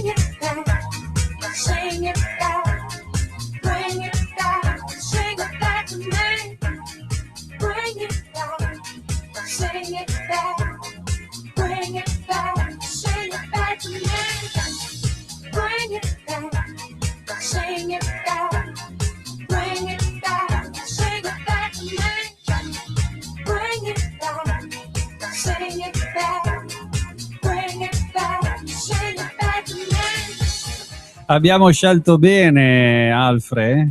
Perfettamente. Disco immancabile dei miei DJ set di House Classics, compreso domani sera sicuramente. Dove ti possiamo sentire domani Domani sera sera? dagli amici di Piano Domani B. sera, giusto? Piano B. Esatto. A piano B? Piano B a Carignano, esatto. Il mio Ottimo. appuntamento mensile con l'House Classics. Infatti, sì, sapevo. Tra l'altro, Gabri non gliel'ho suggerita io, Gli ho detto, mi Perché metti. io lo seguo. Alfredo lo Tu- seguo, quindi su tutto. E quindi ho detto, secondo me questo qua potrebbe essere un disco giusto per lui. Azzeccatissimo. Super giusto. Ringraziamo Pulistella, l'impresa di pulizie che ha partecipato alla nostra donazione durante questo programma, e anche al grande amico che abbiamo qua online, che è Alfredo Biagini. Grazie mille. Con te invece vogliamo parlare dell'evoluzione dell'house music. Secondo te c'è un ritorno di una buona qualità oppure rimaniamo ancorati al vintage sound? No, della qualità c'è. Quello che è diventato estremamente difficile in questo periodo è riuscire a trovarla e a reperirla. Per un paio di motivi abbastanza semplici. Uno è il fatto che ora mediamente esce ogni giorno la quantità di dischi nuovi che una volta usciva in un anno intero. Quindi, perché con l'evoluzione, con il digitale, con la capacità e la semplicità che si ha adesso a produrre la musica, è molto più semplice. Escono una quantità di dischi, di canzoni impressionante, per cui è molto, molto difficile riuscire, a meno che tu non ti dedichi veramente full time alla ricerca musicale, a riuscire ad ascoltare tutto, a reperire la musica. Il problema è trovarla, c'è, perché c'è sempre stata e credo che, mi auguro che ci sarà sempre, ma è sempre più difficile trovarla. Considera che in più, sempre per il discorso che si faceva prima dell'appiattimento che danno i social, c'è tutta una parte di musica che è quella che diventa lo sfondo di un reel, piuttosto che il video dell'artista in discoteca che viene rilanciato da tutte le pagine, tutti i siti, per cui si va tutti alla ricerca sempre delle stesse canzoni, ed è molto difficile uscire da quel binario, da quel seminato, per riuscire a reperire qualcosa di veramente alternativo o di nuovo o di innovativo. C'è sempre la rincorsa a quello che già si conosce, invece che proporre qualcosa di nuovo. Però oggettivamente è molto più difficile adesso, perché noi quando facevamo i DJ noi andavamo al negozio di dischi al venerdì pomeriggio o al sabato pomeriggio, ascoltavamo la nostra pila di vinili, ma potevano essere 20, 30, 50 dischi al massimo. Questi dischi adesso escono in un'ora, 50 dischi nuovi subito. Quindi è veramente difficile stare dietro sui portali di musica digitale per riuscire a ascoltare, filtrare, capire. E anche etichette ne escono parecchie, mi viene da aggiungere. Cioè, ogni giorno non so quante etichette nascono, secondo me è una roba. Sì, io faccio anche produzioni, in effetti non ci stai dietro, cioè a un certo punto ti devi distaccare e fare quello che vuoi tu, senza seguire, poi ritagliarti il tuo pubblico, poco, piccolo, grande che sia, perché non ci stai dietro, cioè se segui il business diventi matto. Sì, mi viene in mente un nostro amico che è stato un vero pioniere in questo, Nico De Ceglia da Londra, che era il selezionatore dei dischi di Pete Tong, ed era uno degli inviati di punta di Radio Italia Network nel momento di fulgore, e spesso racconta che lui ancora adesso riceve una quantità incredibile di promo, di dischi, e dice che il 95% di quei dischi sono dischi fatti tutti fotocopia in una quantità in cui è veramente difficile avere il tempo materiale per riuscire a ascoltare tutto e riuscire a filtrare, setacciare per trovare la perla in mezzo a questa marea di dischi tutti omologati. Sì, lì era un grande riferimento, mi ricordo Essential Selection, il programma di BBC One di Pete Tong, in effetti ne metteva una trentina ed erano tutti molto molto belli. Come ad esempio era la classifica che faceva l'appuntamento di Studiscoid di Ralph, quando proponeva i suoi 10 dischi top ogni settimana e tutti andavano a cercare quei promo. Erano riferimenti, sì. Ora non ci sono, cioè, se voglio andare, cioè, posso andare ad ascoltare qualche playlist di Spotify di Fatboy Slim, non lo so, di Carl Cox. Sì, certo. però non so se ha lo stesso effetto, secondo me. Poi tra l'altro oggi come oggi molti DJ di un certo livello si costruiscono le edit a casa per poi suonarle, perché poi con l'avvento delle tecnologie vado a sentire un DJ set di un DJ famoso, accendo Shazam in automatico e praticamente ho tutta la playlist. Il figo adesso è quello che accende Shazam e non trova niente di quello che sta suonando il DJ, perché poi con le tecnologie nuove magari uno si fa la sua edit particolare e, Sì. e si Ed personalizza un elude. po' il DJ set, no? Ci sono anche gli stems adesso che ti permettono praticamente di fare Mm. remix e mashup in tempo reale mentre lavori. Ecco, cosa ne pensi di questo mondo nuovo per te che sei, voglio dire, un maestro del vinile, nel senso che la maggioranza delle tue serate vengono svolte con i giradischi, e con il vinile, con piena maestria. Ma io non sono mai stato ostile alla tecnologia, anzi io sono stato, credo, il primo ad aver abbracciato la tecnologia dei CD ai tempi di Alex Varini, quando avevano Discotic, facevo le dimostrazioni di come si usavano i CDJ agli altri DJ e al pubblico. Credo che sia giusto poter sfruttare tutte le potenzialità che ti dà la tecnologia, che ti permette anche di fare delle cose che oggettivamente col vinile non si possono fare. E ben venga quel tipo di tecnologia che aiuta a sviluppare la creatività e a farti fare quello che prima non potevi fare e a superare i tuoi limiti e le tue barriere. Il rovescio della medaglia della tecnologia è il fatto di aver reso la professione del DJ troppo facilmente accessibile Inflazionata. anche a persone che non hanno la preparazione per farlo. Eh sì, credo che insomma hai toccato l'argomento principale. È diventata molto molto fruibile questa professione. Sì, l'hai citato tu, Alfredo, il buon Alex Varini. Io per esempio ho fatto la scuola. Cioè, Lui ancora fa i corsi anche a domicilio. Sì. E Alex ha detto, guarda, vuoi suonare? Va benissimo, bellissimo, ma devi imparare sui vinili. Se inizi di lì poi lì c'è la l'orecchio. base, cioè, Lì è come l'orecchio. quando inizi lì, vai in bici, impari su quello, poi guidi quasi tutto. È importante, sì, molto importante. E purtroppo secondo me molti ragazzi giovani che approcciano al DJing saltano questo passaggio, magari poi lo fanno dopo, però secondo me, e va bene uguale, però secondo me era un tempo, era o così, non c'era. È fondamentale farlo, sono d'accordo con Varini, con Alfredo. Magari poi comprate anche l'ultima console della Pioneer da 5.000 euro, ok, la metti lì. Però secondo me un mini corso con il vinile è una buona base di partenza, no? È come andare a scuola e iniziare dalla prima media, no? Inizi dalla prima elementare. È un po' come pensare di imparare a guidare la macchina col cambio manuale o cambio automatico. sì. Imparare col cambio manuale, poi puoi guidare anche col cambio automatico. Sì, cioè, quello lì alla base anche perché c'hai l'orecchio, il conto delle battute, ma soprattutto la tonalità del disco, che sentiamo dei mix non in chiave che girano. E il buon Thomas ci può aiutare in questo. È no? anche il discorso dell'autotune, la stessa cosa.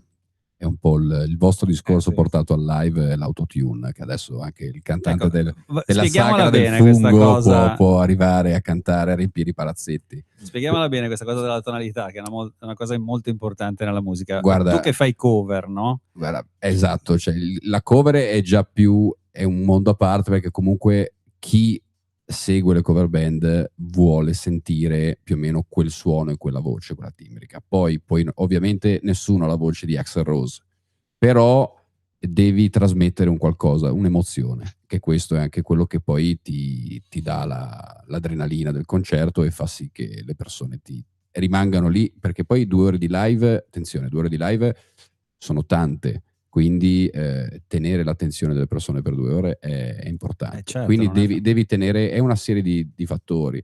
Io sull'autotune onestamente non sono molto ferrato, perché io sono vecchio stampo, uso la mia spia, non uso neanche gli in-ear, quindi però purtroppo è una... Il telefono mi blocca se lo cerco su Amazon, l'autotune. No, sì, esatto. C'è il veto per noi. C'è un virus. Però in effetti, secondo me, usato a piccole dosi, può essere anche un aiuto per dare quell'effetto alla canzone, ma tu non puoi sostituire una voce, perché poi è come il discorso, cioè sono tutte uguali. Tutte le canzoni, tutti gli artisti suonano simile. È lo stesso discorso che facevate voi riferito al live. Quindi è un peccato, perché ci sono tanti artisti bravi, ci sono anche tanti artisti delle nuove generazioni, cito il nostro genovese Alfa o Bresh, sono molto bravi e loro infatti emergono anche. Alfa l'ho visto in concerto, è molto bravo, ci sa fare, canta bene ed è fresco e giovane, infatti il pubblico era di diversa età e si è divertito un sacco. Però ci sono anche degli artisti che è successa qualche gaffa, anche ho visto dei video su YouTube dove l'autotune saltava e lì senti proprio Topolino Ragazzi, cantare. il live è live, vale per tutti, nel senso... Come quei DJ che non gli funziona il conto BPM e non riescono a portare Sbattimento avanti totale. un gig. Capito? Quello è il discorso. Il live è live, no? Cioè, chi le boon se dice a pallone. Esatto, la gavetta è fondamentale. No, non c'è- dicevo della chiave, della tonalità, perché le cover band chiaramente quando realizzano un brano da proporre lo realizzano in base anche alla tonalità in cui il cantante lo vuole effettuare, no? certo. Quindi è estremamente importante, perché noi quando andiamo a sentire una cover band ci allietiamo, perché è costruito tutto in chiave e in tonalità. Stessa cosa dovrebbe avvenire con il mixato, no? Durante un DJ set, soprattutto di 2 o 3 ore, bisognerebbe che ci fosse un po' di omogeneità, no? di equilibrio. E questa è una cosa importante che il vinile ti insegna, perché la famosa scaletta, no? Della valigia, giusto Alfred? Assolutamente. Più o meno doveva essere omogenea, avere comunque una struttura, no? Certo, doveva essere costruita sia Ora su tu ormai una- li conosci a memoria, quindi ti apri la valigia e peschi a occhi chiusi, perché... Quanti vinili hai, Alfred? siamo intorno agli 8.000 adesso. Wow. Ha detto 8.000? Ha detto 8.000. 8.000. Che meraviglia. Spettacolo. Sì, La stanza dei sogni. Qual è cioè anche una differenza di suono, no? Il vinile in confronto al digitale. Il vinile ha una dinamica completamente diversa. Io non sono uno di quelli che dice che il vinile suona meglio, perché a livello prettamente tecnico e odometrico sarebbe un'eresia dire che il vinile suona meglio come risposta di frequenza rispetto a un suono digitale puro. Diciamo che è un discorso di dinamiche diverse. La dinamica del vinile ha un range di frequenze molto più calde, molto meno fredde, molto meno asettiche, quindi magari meno precise, ma che trasmettono di più l'intenzione della musica. Al di là di questo, comunque, il vinile ha tutto quello che non ha un digitale nella ritualità della musica, cioè il fatto intanto di essere qualcosa di materiale, qualcosa che si può toccare, contrariamente a un file o allo streaming, e soprattutto al fatto di avere una custodia, una copertina, quindi un'immagine, una storia. Sì, un sì, libretto è un interno prodotto a tutto tondo. foto. L'odore del vinile anche. Esatto, cioè il fatto stesso di ascoltare la musica da un vinile è un rito diverso da quello di schiacciare play su Spotify o su un impianto ascoltando un CD. E cambia proprio il modo di vivere e percepire la musica. Raccontaci un po' un aneddoto. Tu hai fatto un sacco di club genovesi negli anni 90 e raccontaci, non so, quello dove ti sei trovato più a tuo agio, dove hai suonato la musica migliore, o un evento dove hai suonato particolarmente, dove ti sei portato a casa qualcosa di veramente straordinario che ricordi. Un rewind my mind. Allora, uno me l'hai portato alla mente tu stasera con Chiamando Max, ed è stato la mia, credo, prima volta al Covo di Nord-Est, era il 1992. E mi trovai a fianco a Max, che era il resident del Covo in quel periodo, e il primo incontro è stato uno sgomitarsi per chi avrebbe suonato per primo il disco del momento, che era My Body and My Soul di Marvin Gaye, che era il disco dell'estate, il disco house pazzesco, che tutti volevano suonare. Noi ci siamo trovati in console quella sera lì e tutti e due volevamo suonare quel disco, perché ci sono quei dischi che non vedi l'ora di andare in discoteca per poterli mettere, proporli, farli sentire alla gente, perché senti e sai che sono una bomba. E quello è un bel ricordo che mi è venuto grazie all'intervista a Max. in generale il club dove sicuramente mi sono potuto esprimere al meglio, dove mi sono divertito di più musicalmente, è il Virgo, quello di cui ha parlato Giorgia prima in collegamento. Sì, intanto ero venuto anch'io al Virgo. Dicevamo che aveva proprio l'immagine club il Virgo, no? Dal punto di vista anche Sì. pittoresco, proprio di Sì, scenografia. assolutamente, per come era strutturato, era un club molto berlinese, molto londinese, a 2 piani, con la Esatto. balconata, molto scuro, con un bel sound system per i tempi.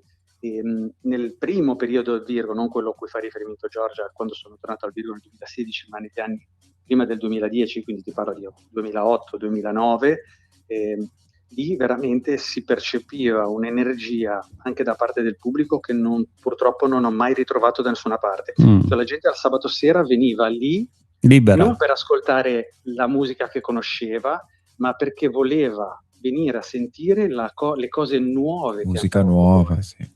Quindi la gente proprio con la voglia di dire vediamo Alfredo che cosa ci proporrà di nuovo stasera. rispetto Questa a cosa si è persa sicuramente. Questa cosa. Era uno sprone pazzesco Bello. per me a fare un discorso di ricerca musicale, di spingermi anche oltre. Eri quelli che stimolato, erano certo. i Di limiti istruire della- era quasi, era una esatto. missione, istruire il pubblico. Lo dice Sì. sempre che è una missione. L'attesa del sabato sera per queste 4 ore di musica e divertimento, ma musica sempre comunque a spingere sempre più avanti. E quello è stato veramente grande soddisfazione per me in quegli anni. Sì, lo ricordo volentieri anch'io il Virgo, sì. Ne parlavamo anche prima con Max, anche con Thomas. Sì, è stato forse il club che era più club in assoluto, anche fatto dalle persone. Sentivi proprio questa energia di libertà, questa voglia di fare festa senza troppe menate, no? Soprattutto anche Aveva nell'abbigliamento. raccolto un po' l'eredità di quello che è stato per me, per te, Viva, Enway, quei Sì. locali dove comunque si faceva avanguardia. Dove adesso c'è una C'era banca, a proposito, Tom. Esatto. Il Diva. È come l'iper soppa al posto del vanilla, cioè Sì. cadono come mosche. Per ora regge solo il Palace. È vero, è vero. Allora, Il Palace c'è ancora? C'è il Palace che si chiama Amida e l'hanno ristrutturato, ha fatto anche un buon lavoro. È perché non riescono a aprire una Bascoli dentro, Sì, quindi esatto. tengono il club per forza. E poi è sopravvissuto il Vogue, che è quello dove abbiamo fatto la diretta. Bellissimo. il Ah, Vogue, fighissimo, bellissimo. sono venuto, Eh, sì, è vero, loro hanno Sala fatto... anni 80 proprio, quella. Sì, sì, bellissimo. Porto un ricordo meraviglioso. Io di Sì, quella loro sala. hanno fatto il loro format che è Love 80 lì al Vogue, sono stato anch'io, abbiamo fatto la diretta qui del DJ set sulla radio, potete trovare il DJ set sulla nostra pagina di Alfredo e tutti i DJ che hanno partecipato, c'era anche Giovanni Carrara che salutiamo, e il club è rimasto intatto, cioè appena è entri sempre c'erano così. i neonegativi, le Bellissimo. pareti illuminate. Pista Una macchina del quadrata nel mezzo. Come? Una macchina del tempo, entri lì e torni indietro di 30 anni. Sì, sì, già quando parcheggiavi la macchina diceva, siamo di nuovo qua nell'85, nell'86, uguale ragazzi, È la ritorno al console. futuro. sì, C'era sì. il mixer, ti ricordi Alfred che c'era il mixer sulla destra? Che era Outline. l'outline originale, cioè quelli con gli slider di Meraviglioso. 10 metri, sai, che tiravi su. Però che suoni avevano. L'impianto fantastico, suonato da Dio, tanto è suonato in vinile, quindi proprio echeggiava, non era il 2026, era assolutamente il 1989. Ci vorrei tornare. Quando è la prossima? Avete già una data? Pagina di Love 80, Ci seguitela. stiamo lavorando. Ok. Grazie Alfred, noi mettiamo Grazie un a voi. disco che il tempo scorre, un grande abbraccio, domani sera piano B? Piano B, Carignano. Domani sera tutti al piano B a sentire Alfredo Biagini, grazie amico mio. Ciao Alfred. Ciao Grazie a Alfred. te e a tutti i tuoi ospiti. Un Buona abbraccio. serata. Ciao.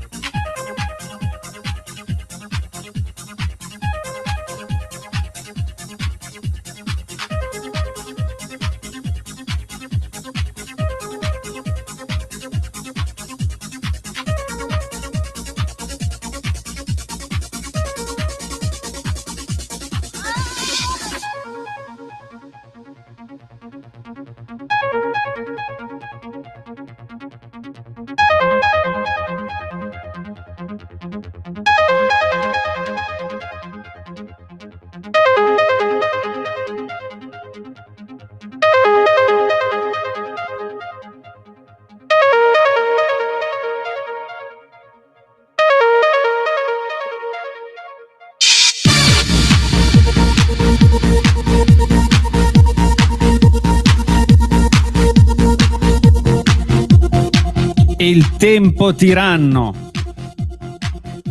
Mamma mia, sono volate. Sono volate, 2 ore di diretta, ragazzi, sono volate. Che meraviglia, però. Grazie, ragazzi. È stato proprio bello. Grazie a te, Thomas. Grazie, È stato bello. Se il tempo è volato vuol dire che ci siamo trovati bene. Grazie ai nostri ospiti. Grazie per le donazioni che avete fatto in queste prime 2 ore della grande maratona di 24 ore live che continua su Radio Zena. Tra poco ci sarà il dopo partita condotto dal direttore insieme ai suoi amici. Noi con Timeless Selection ci sentiamo venerdì prossimo alle 9. Voi continuate a rimanere collegati con noi perché saremo in diretta fino a domani alle 21. Ringrazio tantissimo il DJ Gabri che è qui con me. Grazie Ale. Grazie di avermi ospitato nel tuo meraviglioso format. E chissà, ci saranno... Ci vediamo in giro. Dove suoniamo adesso? Allora, adesso sarò prossima settimana giù alle club in Piazza Paolo da Novi per un preserata dove si può anche bere, mangiare, molto, molto easy. E poi sta partendo da metà febbraio, il 12 febbraio, partirà un progetto nuovo con i ragazzi del Tuna di Piazza Sarzano, che faremo i giovedì, orario aperitivo. Partiamo presto, quindi torniamo al discorso del primo. Quindi si parte con un warm up dalle 18 fino alle 10 più o meno, dove ci sarà degustazioni vini, cocktail un pochino ricercati e un DJ set. Andrò a proporre un po' di musica e noi ti veniamo raffinata. A trovare. Molto raffinata, mi sono piaciuti molto i pezzi che hai messo. Grazie mille. Grazie anche a Thomas che è stato Alex, con noi grazie con questa Gabri. voce meravigliosa. Il prossimo appuntamento con Al Train è? E il prossimo appuntamento, il primo in ordine cronologico, è con i Civil War il 21 di febbraio e poi suoneremo con gli Al Train anche all'Angelo Azzurro. Insomma, abbiamo un po' di date per Genova. Pagina dove ti possono cercare? Pagina Instagram e Facebook di Hell Train e CDC Tribute e Civil War Guns N' Roses Tribute. E io ti ringrazio tantissimo perché è stata proprio una bella esperienza. E grazie a tutti. Grazie a te. Sentiamo l'ultimo pezzo. Continuate a rimanere collegati con Radio Zena.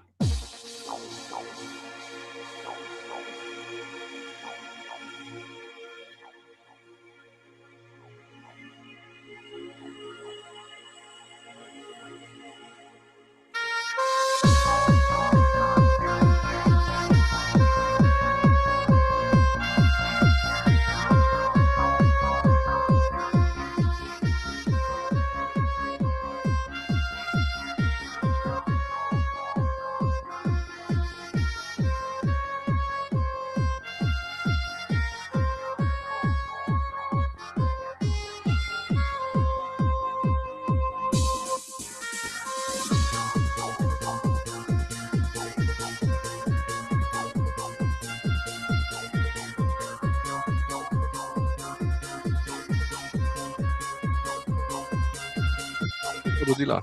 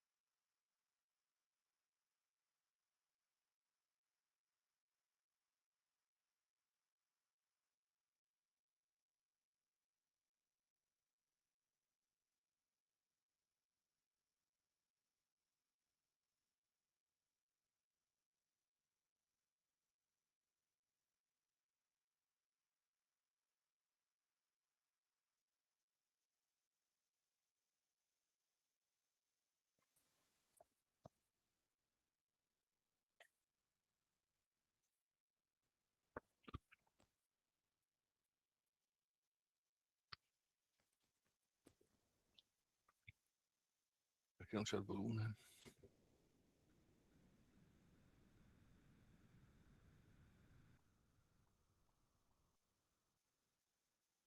Allora.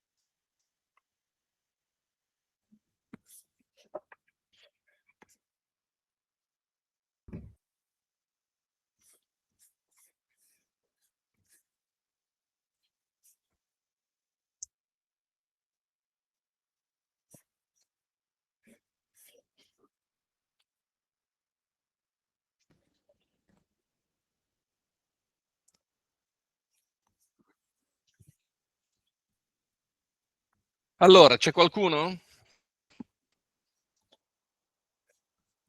Andrea, sei muto. È qua. Ok. Ciao Fuenti. Ciao. Ok.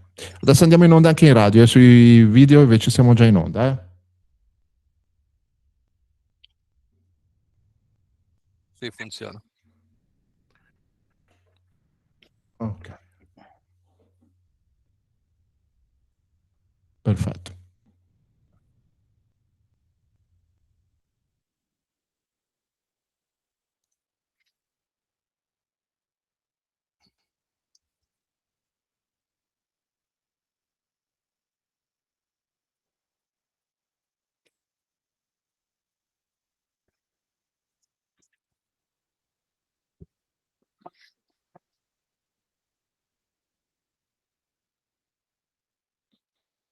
In collaborazione con Scenario.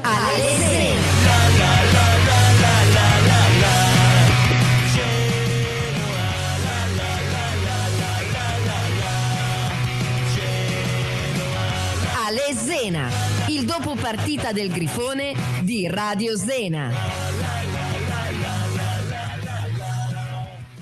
Ale Zena, il libero dibattito rosso-blu è solo su Radio Zena. Ale Zena. Ciao Fuenti, ciao a tutti collegati con Radio Zena, con la diretta di 24 ore della nostra radio che è utile, lo ricordiamo a tutti perché questa è il dopo partita di Lazio-Genoa 3-2, però noi stiamo facendo la 24 ore di Radio Zena, 24 ore in diretta senza mai fermarsi. È un evento in cui tutti gli speaker di Radio Zena partecipano insieme con tantissimi ospiti, un programma di musica, voci e storie che ci uniscono. È la nostra maratona per continuare a far vivere la radio alternativa di Genova. Vi chiediamo di darci una mano, è molto semplice, potete fare una donazione in pochissimi secondi, dovete fare un bonifico anche piccolo, anche dal telefono. L'Iban IT 25T 053870, lo dico velocissimo, tanto poi lo leggerete sicuramente sui social, 142 000 000 4432 467. Lo ritrovate sui siti, sui social di Radio Zena, in ogni pagina del nostro sito, e vi chiediamo una mano, stiamo facendo questo sforzo proprio per cercare di raccogliere più fondi possibile per mantenere in vita questo progetto che è da 5 anni che ci accompagna, vi accompagna, e nei dopo partita tipo oggi vi tira su. Allora, cominciamo a salutare gli amici che sono collegati in questo momento. Adriano, ciao Adri. Ciao ragazzi. Con te Adri, poi finito a Lesena faremo una bella diretta fino alle 3, un po' di chiacchierate, musica a Bene, 360 gradi. Sì, però guarda, ti sentiamo distantissimo, non so se hai il microfono, non ce l'hai. Sì, Ma no, ce è l'ho lui il che è microfono. sdraiato, non lo vedi? Ti Come al sentiamo solito. malissimo perché probabilmente pesca come al solito dal computer. Ciao Milenio. Ciao, buonasera a tutti. Ok, e Fabri qua collegato in studio, presenti in studio. Ciao a tutti. Ok, lasciamo, guardate un po' che oggi facciamo anche i giochi con le telecamere, siamo veramente in grandissima forma noi. E il Genoa in che forma è stato, Fabri, secondo te? Ma ti devo dire la verità, secondo me è stata una partita, ho avuto la sensazione di una partita buttata via dal Genoa, perché primo tempo molto brutto, al cloroformio, penso che si stessero addormentando quei pochi che erano allo stadio, ma soprattutto quelli che erano dietro lo schermo, a vedere una partita veramente brutta per atteggiamento di entrambe le squadre. Il problema è che abbiamo giocato probabilmente il 70% del primo tempo nella nostra metà campo, ma non perché la Lazio attaccasse, ma perché noi gestivamo la palla con un giro palla lì nella nostra tre quarti, tra i centrali, i terzini, i quinti. È stata veramente una sensazione brutta perché ho avuto l'impressione di avere di fronte una squadra che era molto in difficoltà, una squadra che se avessi aggredito in un certo modo probabilmente il primo tempo andavi nell'intervallo in vantaggio. Non l'hai fatto, hai sprecato questa occasione, loro sono rientrati in campo con un piglio un po' diverso, tu sempre con lo stesso, hai subito il calcio di rigore, primo secondo me assurdo per questo sport, dare un calcio di rigore del genere è veramente una roba senza senso, e con quello di Bologna siamo a 2 partite che torniamo a casa con 0 punti, quando ne potevamo prendere probabilmente almeno 2, e poi hai subito il secondo gol su una ripartenza, uno stop sbagliato di Martin e lo scarico dietro, il gol di Taylor.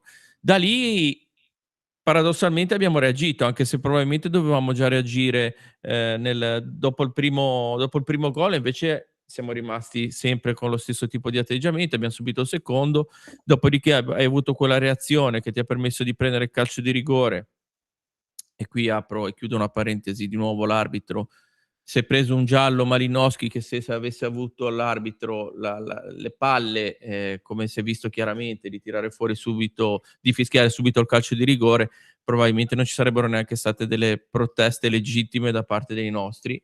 Poi hai fatto il gol del pareggio sul calcio d'angolo, dopodiché hai avuto qualche occasione in contropiede, però hai gestito male l'ultimo passaggio, sei stato un po' sfortunato, loro hanno preso coraggio negli ultimi 10 minuti dove ti hanno comunque messo un po' lì alle corde, tu non hai avuto più la forza di uscire e ahimè poi hai subito il secondo calcio di rigore, questo sicuramente più netto rispetto a quello precedente.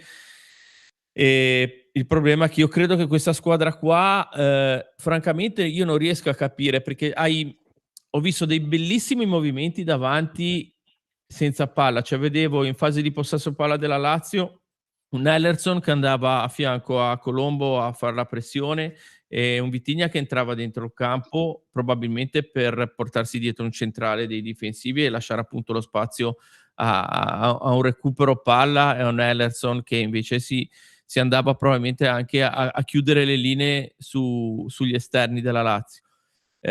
Quindi tanti movimenti per non dar punti di riferimento alla Lazio. Il problema è che se poi però questo tipo di movimenti non li sfrutti giocando comunque con una squadra del genere, un calcio un pochettino più offensivo, rischi veramente poi di fare la fine che hai fatto oggi. È un peccato perché è una partita che comunque il 2-2 te l'eri alla fine anche meritato, perché la Lazio non è che si era meritato poi di passare in vantaggio soprattutto sul raddoppio, però una partita che secondo me è buttata via completamente. Bisogna capire perché questa squadra quando entra in campo non ha sempre un atteggiamento propositivo, un po' di coraggio che comunque adesso la classifica ti aiuta anche un pochettino ad avere, dovrebbe aiutarti quantomeno, e invece giochi sempre come se avessi l'acqua alla gola, come se fossi al terzultimo posto, ed è un dispiacere perché sono partite completamente buttate via.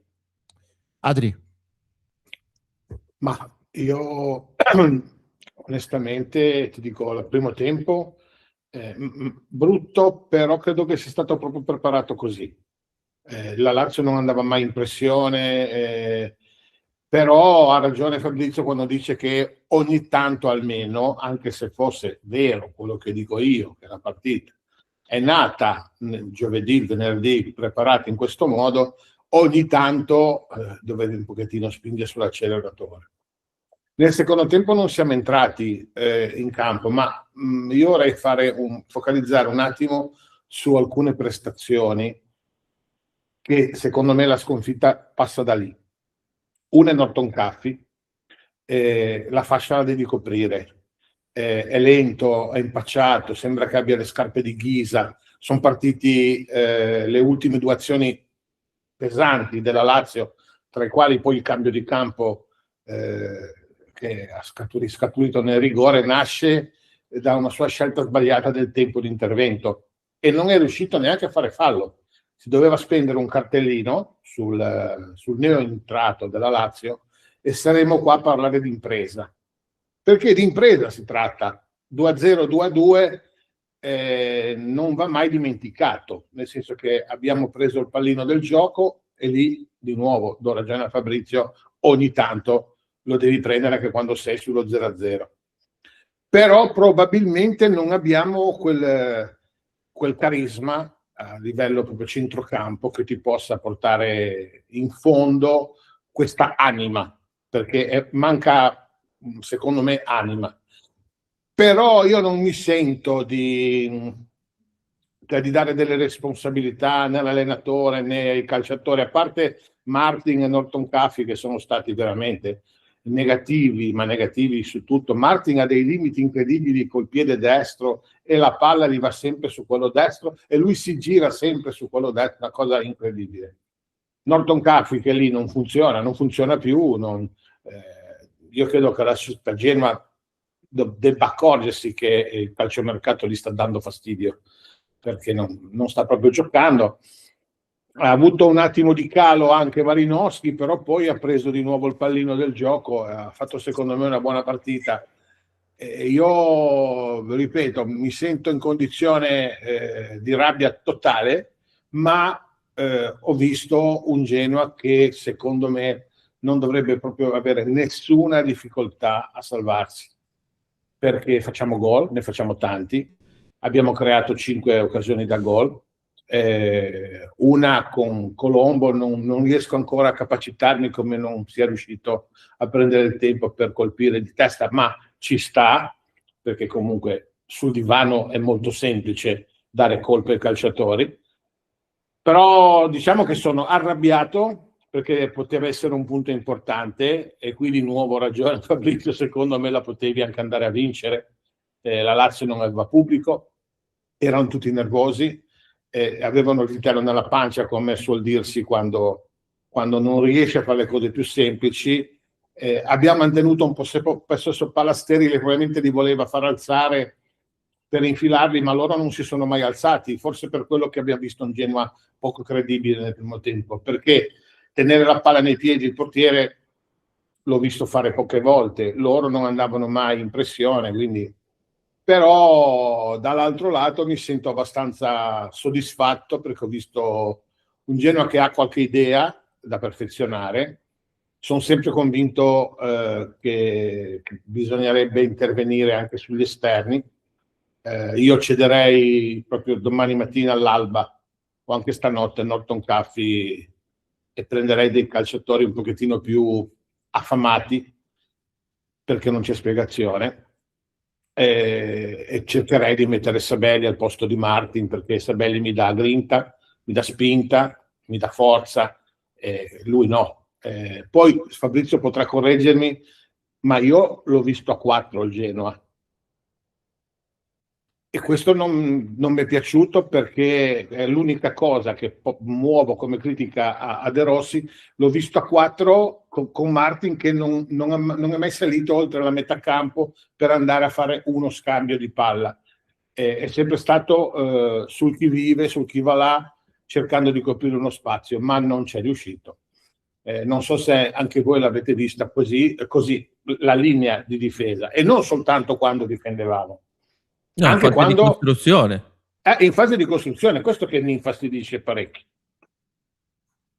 Quindi guarda, provo sentimenti contrastanti. Da un lato sono molto deluso per il risultato, dall'altro mi sono convinto oggi che il Bologna non è stato un fuoco di paglia. Quindi dai, quindi bicchiere mezzo pieno. Sì, quindi di sfavorevole c'è soltanto il risultato, poi in definitiva, perché ovviamente una sconfitta maturata nei minuti di recupero dopo 3 rigori, cioè una partita con 3 rigori, 3 chiamate del 3 VAR. rigori del VAR, tra l'altro. Sì, esatto, un arbitro veramente indecente, ha accettato ogni tipo di provocazione, una partita che non è stata assolutamente gestita dall'arbitro, che è stato veramente molto... No, ha dato due gialli insulsi. Sì, no, proprio senza senso. Insulsi.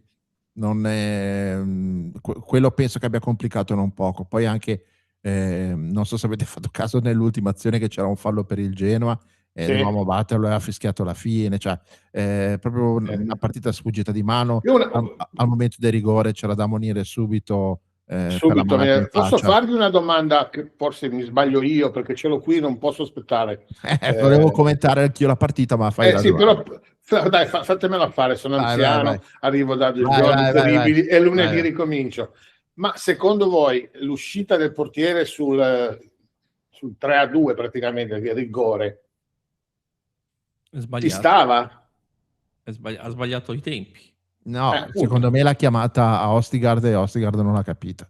Perché Gliel'ha poi chiamata Ostigard- in olandese, come gliel'ha chiamata? non lo so, però ragazzi, Ostigard non è la prima volta che anticipa l'uscita del portiere, cioè Ostigard è un robottino, quando decide di darci non sente niente Sì, nessuno. però io ho avuto l'impressione che se Ostigar non avesse fatto ovviamente l'errore Entrava- che ha entrava fatto, al gol. Sì. lo anticipava l'attaccante. Sì, sì, l'abbiamo vista tutti Sì, ha così. proprio sbagliato i tempi dell'uscita, secondo me. Oltre ad averci dato di mano, perché si è stati a braccia aperte. No, Ormai. il secondo rigore dato alla Lazio è sacrosanto.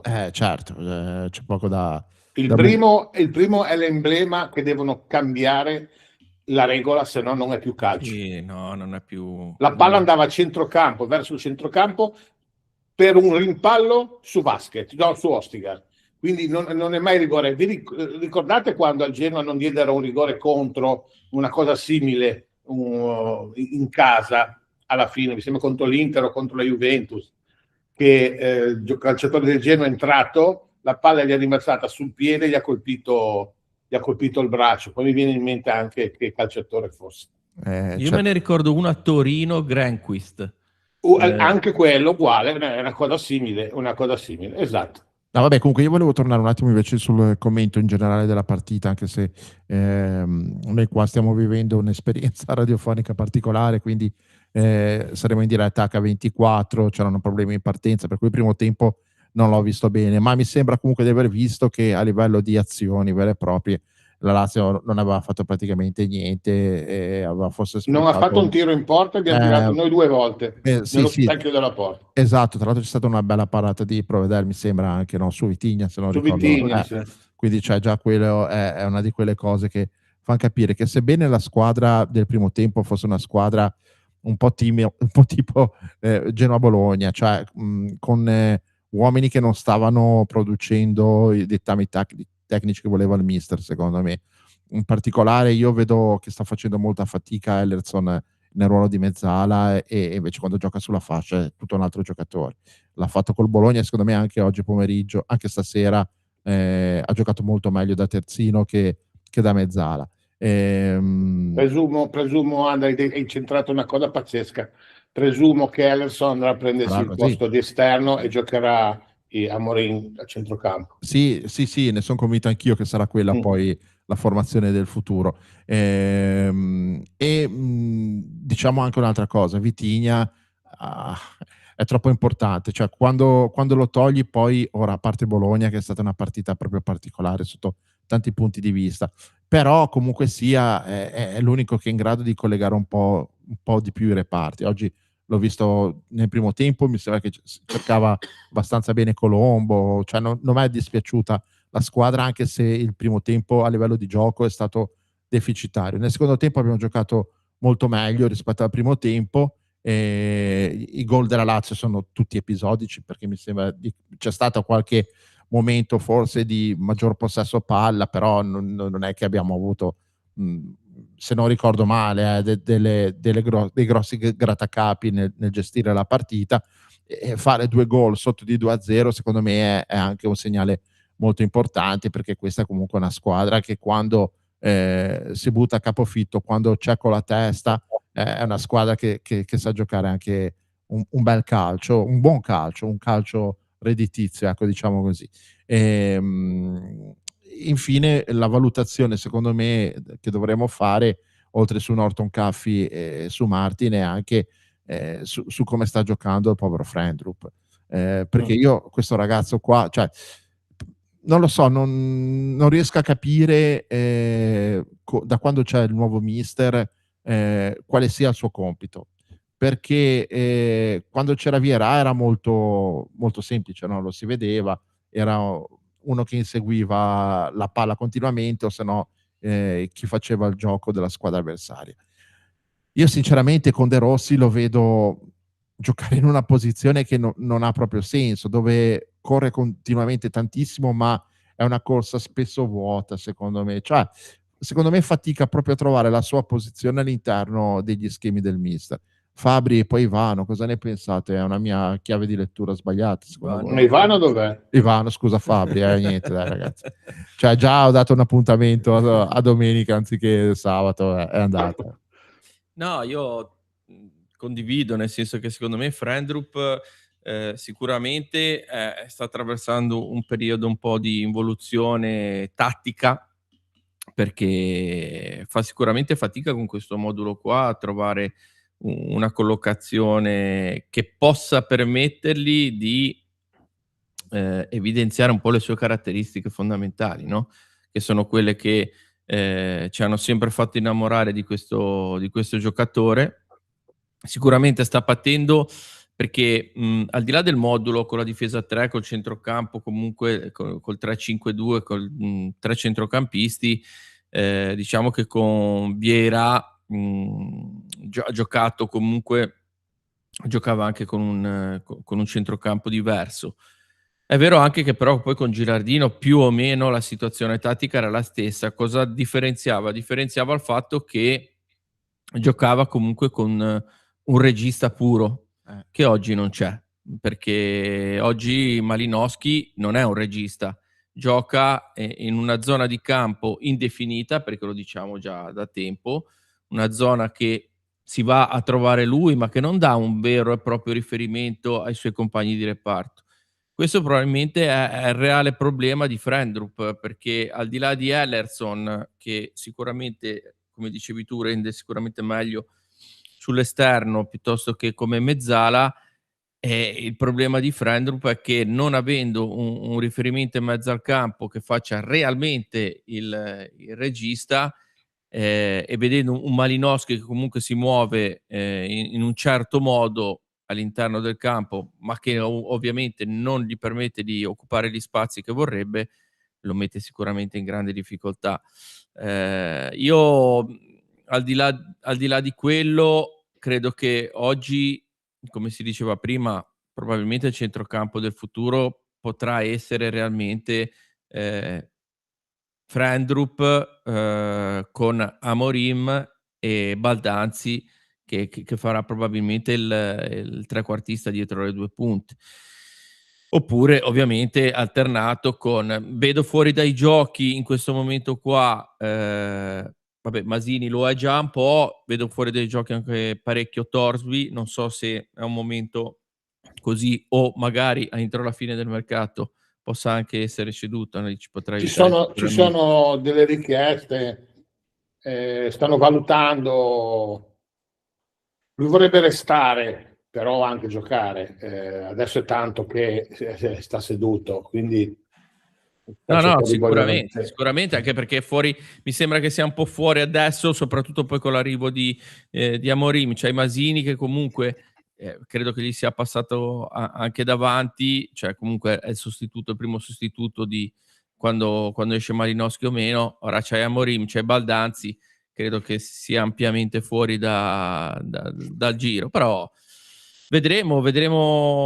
Ho visto, a proposito del portiere che parlavi te, Adri, anche quel giochetto che l'ha fatto anche col Bologna, di prendere la palla e di tornare indietro con la suola della scarpa, portarsi verso la porta il pallone, che è un po' una sorta di provocazione che fa agli avversari, no? Perché tende, come dicevi te, a richiamare gli avversari per venire a pressare, per aprire poi le linee di passaggio dietro le spalle, dove Frendrup e il Bologna andava a pressarlo, esatto, e le andava a prendere. la Lazio questi no. non ci andavano. La Lazio Infatti no. lui tornava indietro, ma si stavano tutti fermi, ha fatto solo una Anche volta che è perché, stato a pressarlo Fabri, Maldini e gliel'ha dato.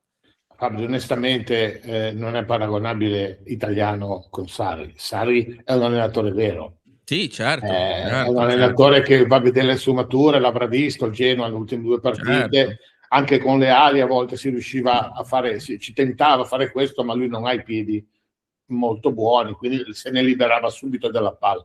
Ma poi il problema è che quando una volta che hai saltato la prima pressione che ti fa sul portiere, che riesce a fare il passaggio sulla schiena e a darla o a Frendrup o a chi c'è, Ellerson piuttosto che Malinowski, è lì poi che nasce il problema, perché quando hai saltato la prima linea di pressione ti giri, ma non hai dei giocatori che ti fanno quel tipo, poi cioè, vanno a verticalizzare o invece poi saltavano la prima linea di pressione, passaggio esterno e tornavano di nuovo indietro. È senza senso fare una roba del genere. Sì, anche a me non piace proprio partire da dietro, sono antico, io mi fa proprio soffrire. Però ormai lo fanno tutti. Il problema è che quando fai i lanci lunghi con Ostigard e Marcandalli, mamma mia, mamma mia. Allora ragazzi, direi di fare una cosa, interrompere un attimo la chiacchierata per dare il ben arrivato qua negli studi ad Andrea Di Marco. Ciao Andrea, ben arrivato. Ciao ragazzi. Come è Ciao. andata? Non so Ciao. niente della partita, com'è finita? Non è finita, stanno ancora giocando. No, primo tempo una bene. roba bruttissima, perché sono andato a fare l'ospite a Music for Peace, dove c'è il laboratorio di Daniele Racco. Sì. E a parte che l'ho vista quindi un po' male con l'audio così, è solo che io dovevo entrare nel recupero. Ecco. E c'era Daniele, sta per arrivare, gli dicevano no, sta vedendo finire la partita, sta vedendo finire. E io tanto sentivo no, perché comunque sta per entrare sul palco.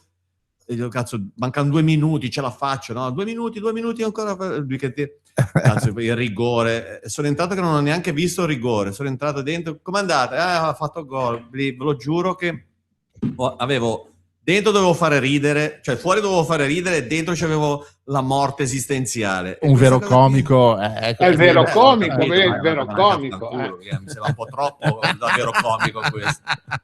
Ormai sei proprio di una parte. No, Andrea, vabbè, tanto cosa succede a Music for Peace? Perché sei lì a fare le prove, magari Ma fa no, piacere anche- Daniele Racco fa uno spettacolo tutti i venerdì con i suoi allievi della sua scuola, molto bravi. C'è una bella situazione perché la gente arriva lì pagando con generi di prima necessità ed è una situazione veramente bella, anche molto calda, hanno messo i tavolini, insomma. tipo comedy club proprio. Tipo comedy club, però roots del Dei noati, popolo. dei noati. Sì, è bellissimo.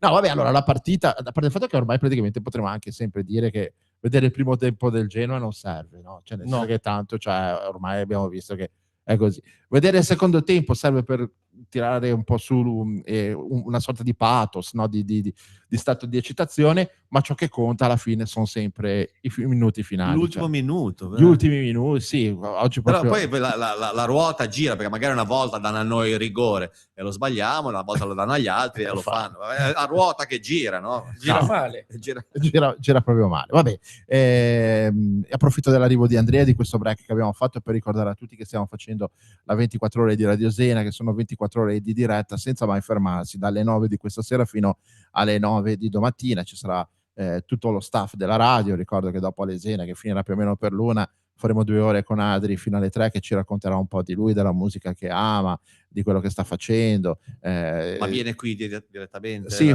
si fa catapultare. Col C'è una grossa privato. c'è una grossa catapulta costruita da Trump, penso, che sperimenta con Adriano per poi darla a Lights per rimandare indietro i clandestini. Penso Guarda, per come ho i coglioni, per l'età che ho, potrei usarli come elastico, senza ombra di dubbio. Anche come eliche, no? Ma come Marco, altri drone. Andrea, come eliche no, perché c'ho un coglione che è grande e l'altro è più piccolo. E se beh. quello grande che è un po' secco mi prende in testa, mi viene No, perché veramente. poi gira storto, quindi giri su te stesso. Esatto, non ho Sì, sì. proprio il peso specifico regolarizzato, capisci? Adri, io Poi- sono curioso di sapere se è più coglione quello di destra o di sinistra a questo punto. È destra, sempre a destra il coglione grande Vabbè, sta, come il sempre a gabinetto. destra. Ok, va bene, Sì. ok. Vabbè, finisco il discorso che questa maratona la stiamo facendo per far vivere Radio Sena, che è la vera radio alternativa di Genova. Vi chiediamo di darci una mano, che è molto semplice, potete fare una donazione sull'IBAN che trovate scritto in questo momento, sta girando sul display della vostra radio, delle vostre applicazioni, se no andate su YouTube, su Facebook, sotto la diretta, c'è proprio scritto grande, per cui fate un bel copia e incolla senza sbagliarvi. Ringrazio già le tante persone perché ci sono già arrivati tanti messaggi, anzi se fate la donazione mandateci un WhatsApp al 351 81 88 861, sapete che con l'applicazione basta schiacciare il pulsante verde di WhatsApp e dice l'ho fatta, che non è la cacca in questo però è la donazione, no? Siete in tanti sicuramente, in tanti ci darete una mano anche piccola, ragazzi, anche Si può piccola. fare la donazione anche durante la cacca. Anche a meglio, Funziona bene. viene ancora meglio, è stimolante probabilmente, no? Soprattutto dopo partite come quella di stasera. Per cui ringraziamo ovviamente Andrea e abbiamo 40 ospiti, poi domani mattina dalle 7:30 ci saranno dei musicisti, dei cantanti che vengono qua a suonare, quindi alle 7:30 faremo già i live. È un evento proprio straordinario, io non finirò mai di ringraziare gli amici dello staff. I vicini hanno già chiamato i vigili preventivi. Per fortuna qua il sabato la gente non lavora, perché sennò sarebbe veramente un casino. Abbiamo avvisato i guardiani ovviamente invece che ci sarà un po' di via vai di amici che verranno qua, quindi anche voi che siete all'ascolto, se volete venirci a trovare, siamo a fianco a Villa Bombrini, nella sezione di Villa Si Bombrini, entra sempre chiamata- col beige sotto. sempre col beige, ma ci ha mandato un messaggio e vi veniamo ad aprire in minigonna. No, io ce l'ho, io ce l'ho Anche io una ce l'ho pietra ancora. dalla finestra. Anche sì, funziona sempre. Io ce l'ho ancora. Va bene, quindi andiamo avanti con queste 24 ore e continuiamo a parlare del nostro Grifone. Noi prima abbiamo detto una cosa, queste formazioni qua che sta mettendo De Rossi nelle ultime due partite, in particolare contro il Bologna, ma secondo me anche stasera contro la Lazio, sembrano proprio propedeutiche a far abituare la squadra al gioco di Baldazzi. È così anche secondo voi, oppure sono formazioni dettate dalle idee che, a prescindere da chi deve entrare, che sia Mourinho o Baldanzi, è un Genoa che vediamo sempre? Fabri, Adri e anche Andre ovviamente. Ma, quello che ho visto contro il Bologna primo tempo sicuramente è stata forse la prima volta dove ha osato cambiare radicalmente la formazione iniziale, schierando comunque due punte vere, mettendo Vitigna dietro le due punte, che sarebbe poi probabilmente quello che vorrà veder fatto da Baldanzi. Oggi gioco forza aveva la possibilità di mettere solo questa formazione, perché poi Baldanzi era fuori, Amorim non era stato neanche convocato, l'unico è il portiere nuovo, perché poi anche il difensore non è minimamente entrato, e qua secondo me bisogna anche fare un ragionamento diverso, nel senso che al di là poi di una crescita possibile, che già in qualche partita, ultima partita, ci ha fatto vedere Marc Andalli. Io credo che, anche se ho molti dubbi, credo che sia fondamentale prendere un difensore di un certo valore e di una certa esperienza, perché secondo me avere un cioè quando hai preso questo Zatterstrom, non so come chiamarlo, ma più o meno è così, è un ragazzo giovane, sicuramente promettente, sicuramente tra qualche anno potrà essere anche un profilo molto interessante, ma ad oggi noi abbiamo due giocatori di esperienza che sono Vasquez e Ostigard. Tutto quello che ruota attorno a loro sono ragazzi veramente giovani che devono ancora crescere, e uno di questi tre deve sempre giocare. Non so se conviene dare qualcuno dei due qualcuno dei tre in prestito, e non credo l'ultimo arrivato, però secondo me è fondamentale anche quello. Poi per il resto sì, sono tutte visioni tattiche, queste ultime che ha schierato, propedeutica appunto all'ingresso poi di Baldanzi, che credo che inevitabilmente sarà un giocatore fondamentale e titolare di questa squadra. Adri. Allora, io sono indietro della risposta su Friendly Punk, ma è velocissima.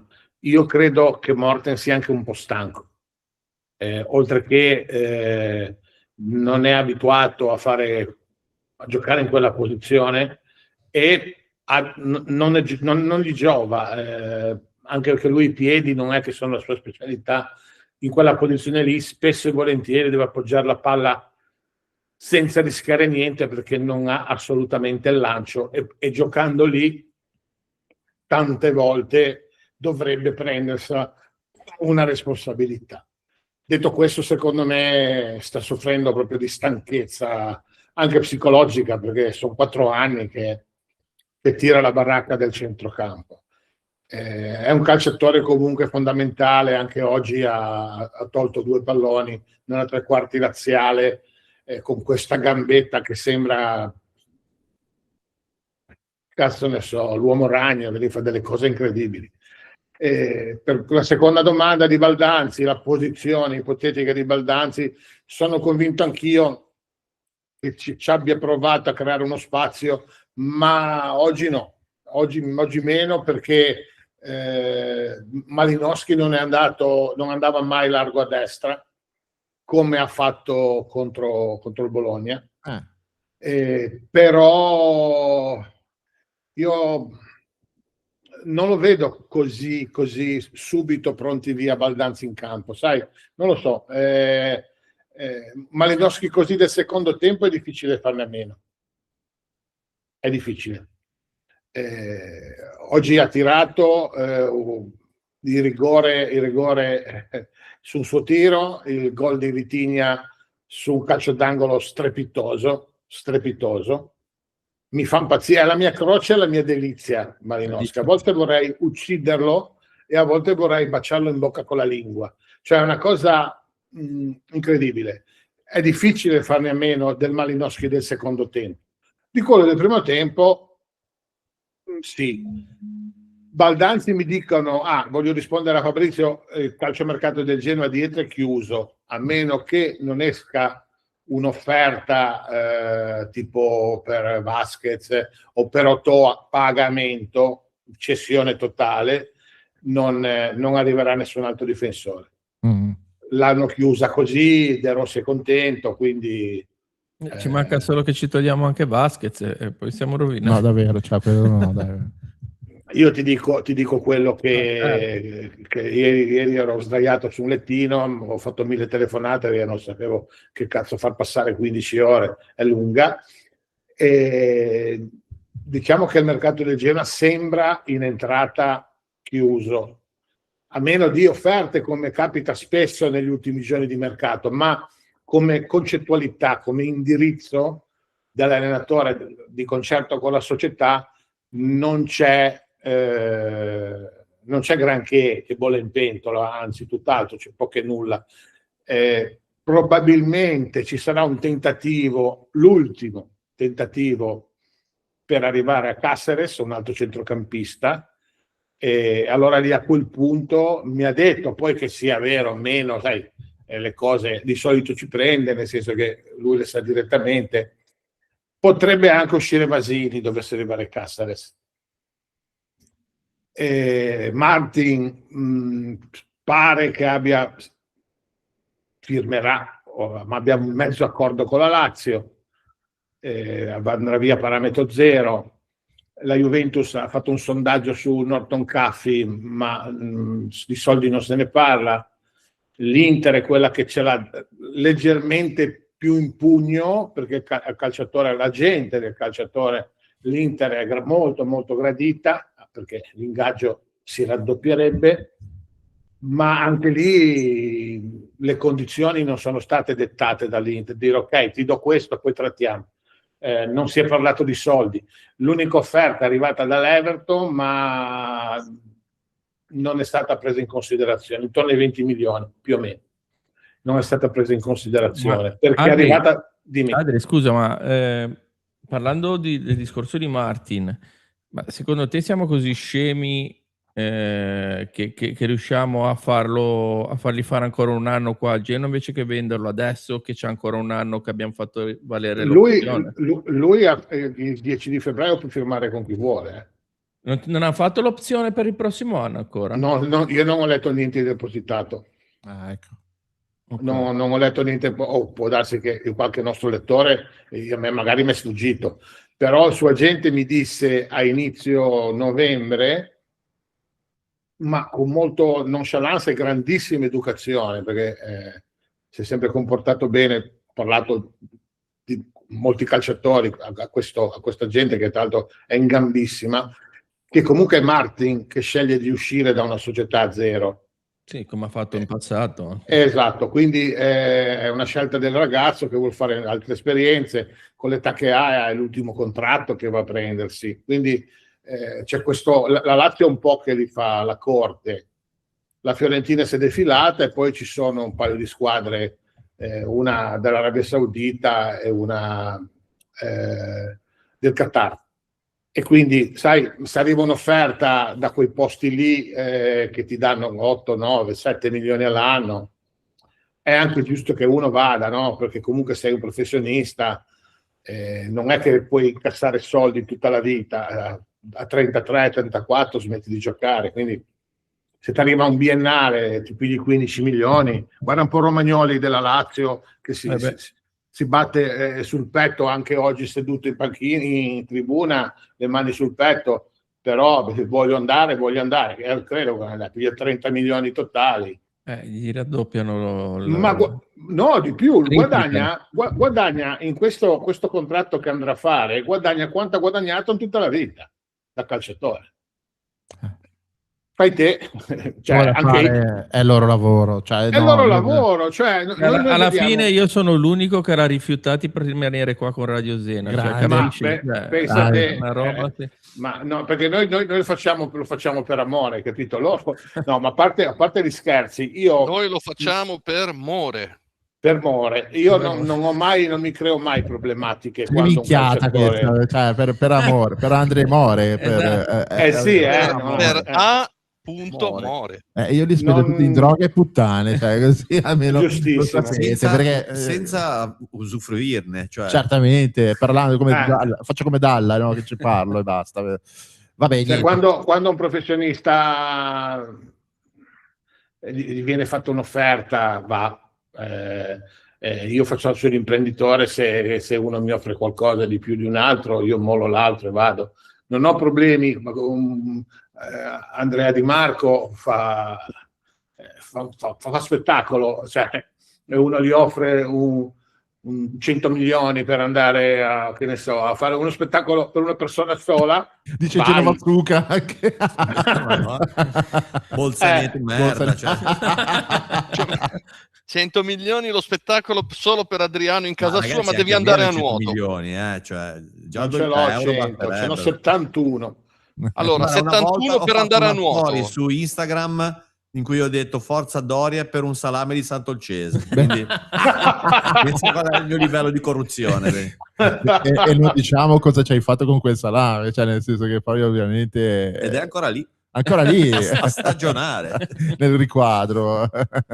No, vabbè, comunque sono professionisti, sappiamo come si comportano. Ci sta. Quello sì, poi in una cosa aveva ragione quel pezzo di simpaticone di Preziosi, quando disse non innamoratevi dei giocatori, però lui intendeva innamoratevi di me, però comunque sia la seconda parte a noi non interessa, però ovviamente stiamo Vabbè, parlando... sai, comunque Però Preziosi una carogna, scusatemi, velocissimo, Preziosi una carogna, l'ultimo Preziosi è stato deleterio, ma io quando frequentavo proprio il Genoa, io ti posso assicurare che c'erano stati calciatori che andavano a bussare nella porta di Preziosi, vendimi, tipo Milito, vendimi. Motta meno, perché comunque aveva un contratto che è scadenza, quindi scadenza a livello morale. Lui gli disse a Motta: se arriva un'offerta te ne vai. Quindi Milito si baciava la gradinata e poi il pomeriggio andava a bussare alla porta del PC, ma mai venduto, vendi, c'è l'Inter, ha dato 4 volte a Milano da solo e 2 volte con la gente, 6 volte in un mese per convincere l'Inter ad andare, perché l'Inter voleva prenderlo in modo diverso, c'erano sfumature che poi ne parleremo, magari stasera, dopo la fine di Alesena. Alla fine poi Prezioso ha ceduto, anche Piontek, è arrivato al Milan, Piontek si è legato al termosifone del Signorini. Quindi sai, Prezioso di tante responsabilità, però diciamo è un filo, una cartellina, la differenza fra mercenario e professionista, hai capito? Sì, però posso dire che secondo me un po' fa parte anche del professionismo il trattare bene una piazza, il innamorarti, cioè secondo me ad esempio rispettarla, certo. De Rossi in questo è molto professionista, perché lui non parlo io che sono innamorato di De Rossi, quindi magari dico delle minchiate, però cioè lui fa della sua professione anche la parte emozionale, no? Fa parte del suo lavoro. È vero, quindi... è vero. Allora basta, me ne sto. No, tra l'altro, a parte gli scherzi che ci pigliamo sempre per il culo, hai detto una cosa intelligente. Ha parecchie Quindi me ne sto, ragazzi. Lo dice a tutti, Adri. Non ti preoccupare, lo dice a tutti. No, non è vero, non lo dico a tutti. No, Quando, non è vero. quando riesci ad avere il dono della sintesi su una cosa che io condivido al 100%, ci aggiungo che ha quella piccola sfumatura di paraculismo romano che lui sa usare molto bene e non è mai banale in nulla, neanche nei comportamenti in panchina. Stasera ha dato il bianco. Ha dato il bianco. Comunque Andrea l'ha detto anche a Boldi con quelle 2 parole che ha detto. Però il mio vero obiettivo è farmi mandare a fanculo da Epifani, quello è impossibile. Come sta Mario? Te Andrea ce l'hai preso? Sì. E anche il Millennio, sì. Lì è proprio il top. Sì, Io sì, è proprio in diretta, sotto c'era anche il sottofondo di silenzio. Ma Andrea, 2 trasmissioni fa l'abbiamo preso uno di gruppo anche. Sì, però allora, il Millennio, cioè, lo ha proprio anche accompagnato con un ma va col braccio, ma vaffanculo. No, mi ha fatto piacere, vedilo. Certo, è un onore, come si suol dire. È una medaglia.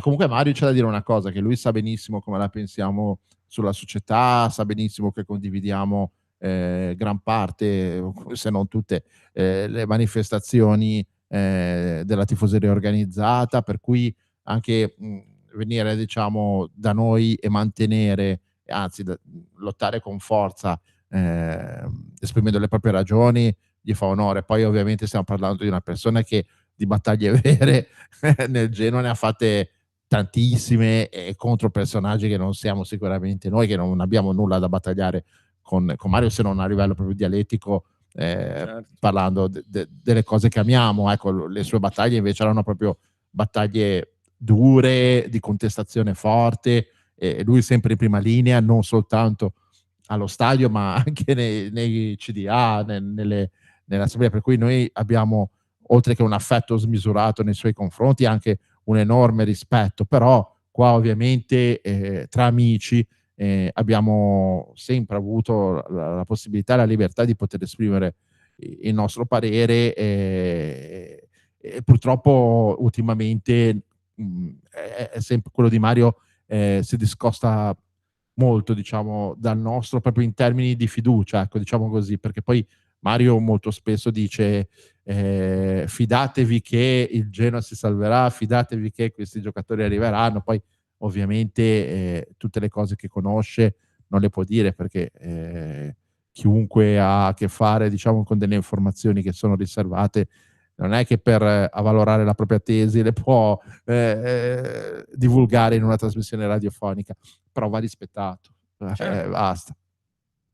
Va bene, torniamo un attimo ancora a parlare della partita di oggi, perché un altro tema che secondo me è importante è il considerare, lo aveva accennato Adriano all'inizio della trasmissione, l'impegno di stasera come non un impegno a sé, una partita a sé, ma sempre considerato quello che era avvenuto nella giornata prima, cioè la partita col Bologna. Adriano ha detto ha visto una sorta di continuità, no? Proprio di atteggiamento. Correggimi se sbaglio, Adri, hai detto questo. No, sì, ho anche aggiunto che non è dobbiamo tutte le volte prendere 2 gol per giocare. Però io sono convinto che De Rossi stia lavorando tanto su alcune situazioni. Il primo tempo, secondo me, è stato proprio studiato così per far uscire la Lazio era veramente una squadra in difficoltà. Lo è ancora, non è che questa vittoria la leva dalle problematiche mentali che ha. C'è una grande contestazione tra Lotito e la tifoseria, non è mai una buona cosa, noi ne abbiamo vissute tante e non ci hanno mai portato grandi risultati.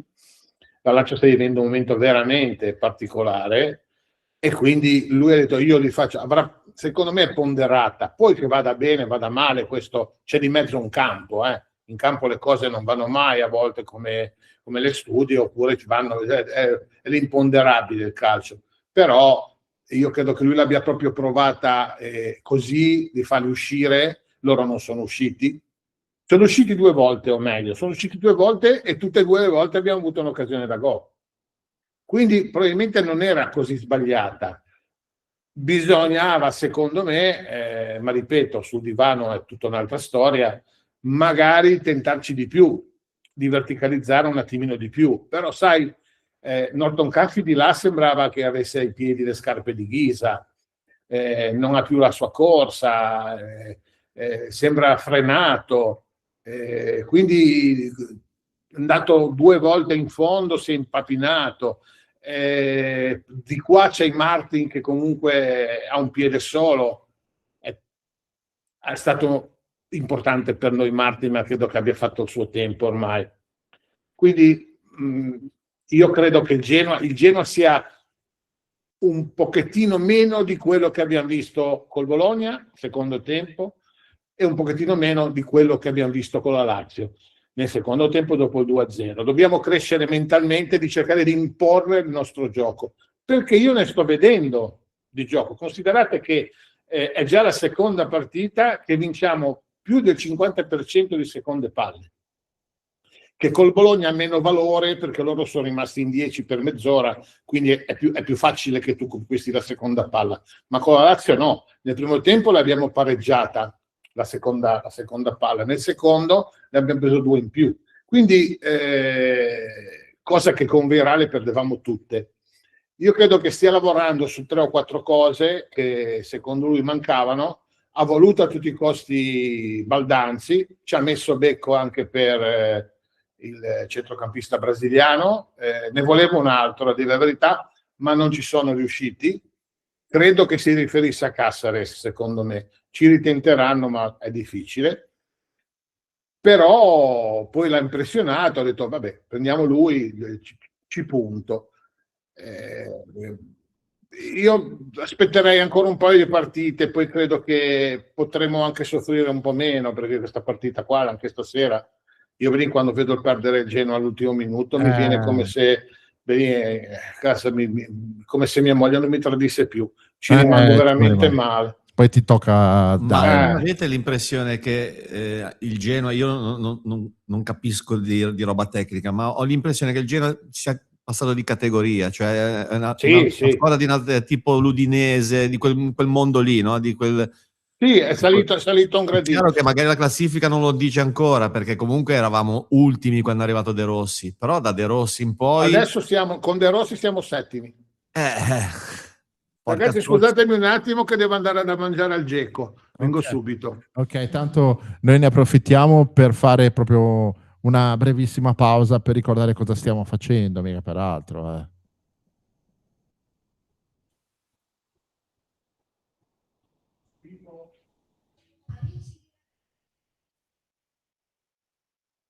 Però non si sente.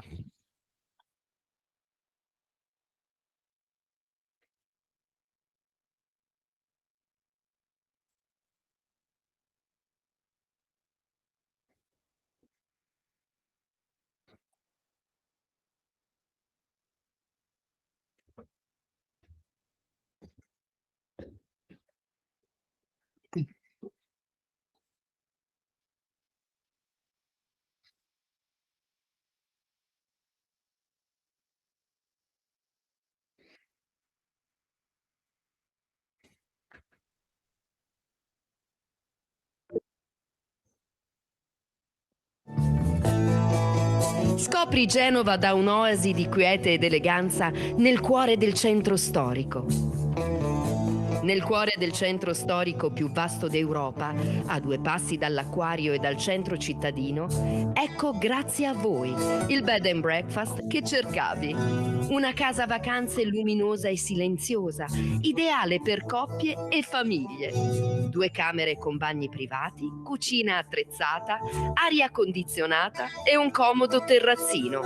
Facilmente raggiungibile con metro, bus o dall'aeroporto. La tua host, Mara, ti accoglierà con passione per farti vivere Genova in ogni stagione. Contattala via mail all'indirizzo graziavoi2026@gmail.com. Nulla è più come prima. Entra nell'era del benessere quantico di Cueva della Luz. Un'esperienza di benessere nuova, rapida, totale, che aiuta a scaricare lo stress, allentare le tensioni e dare nuova salute al corpo, migliorando umore, concentrazione, sistema immunitario ed efficacia delle terapie.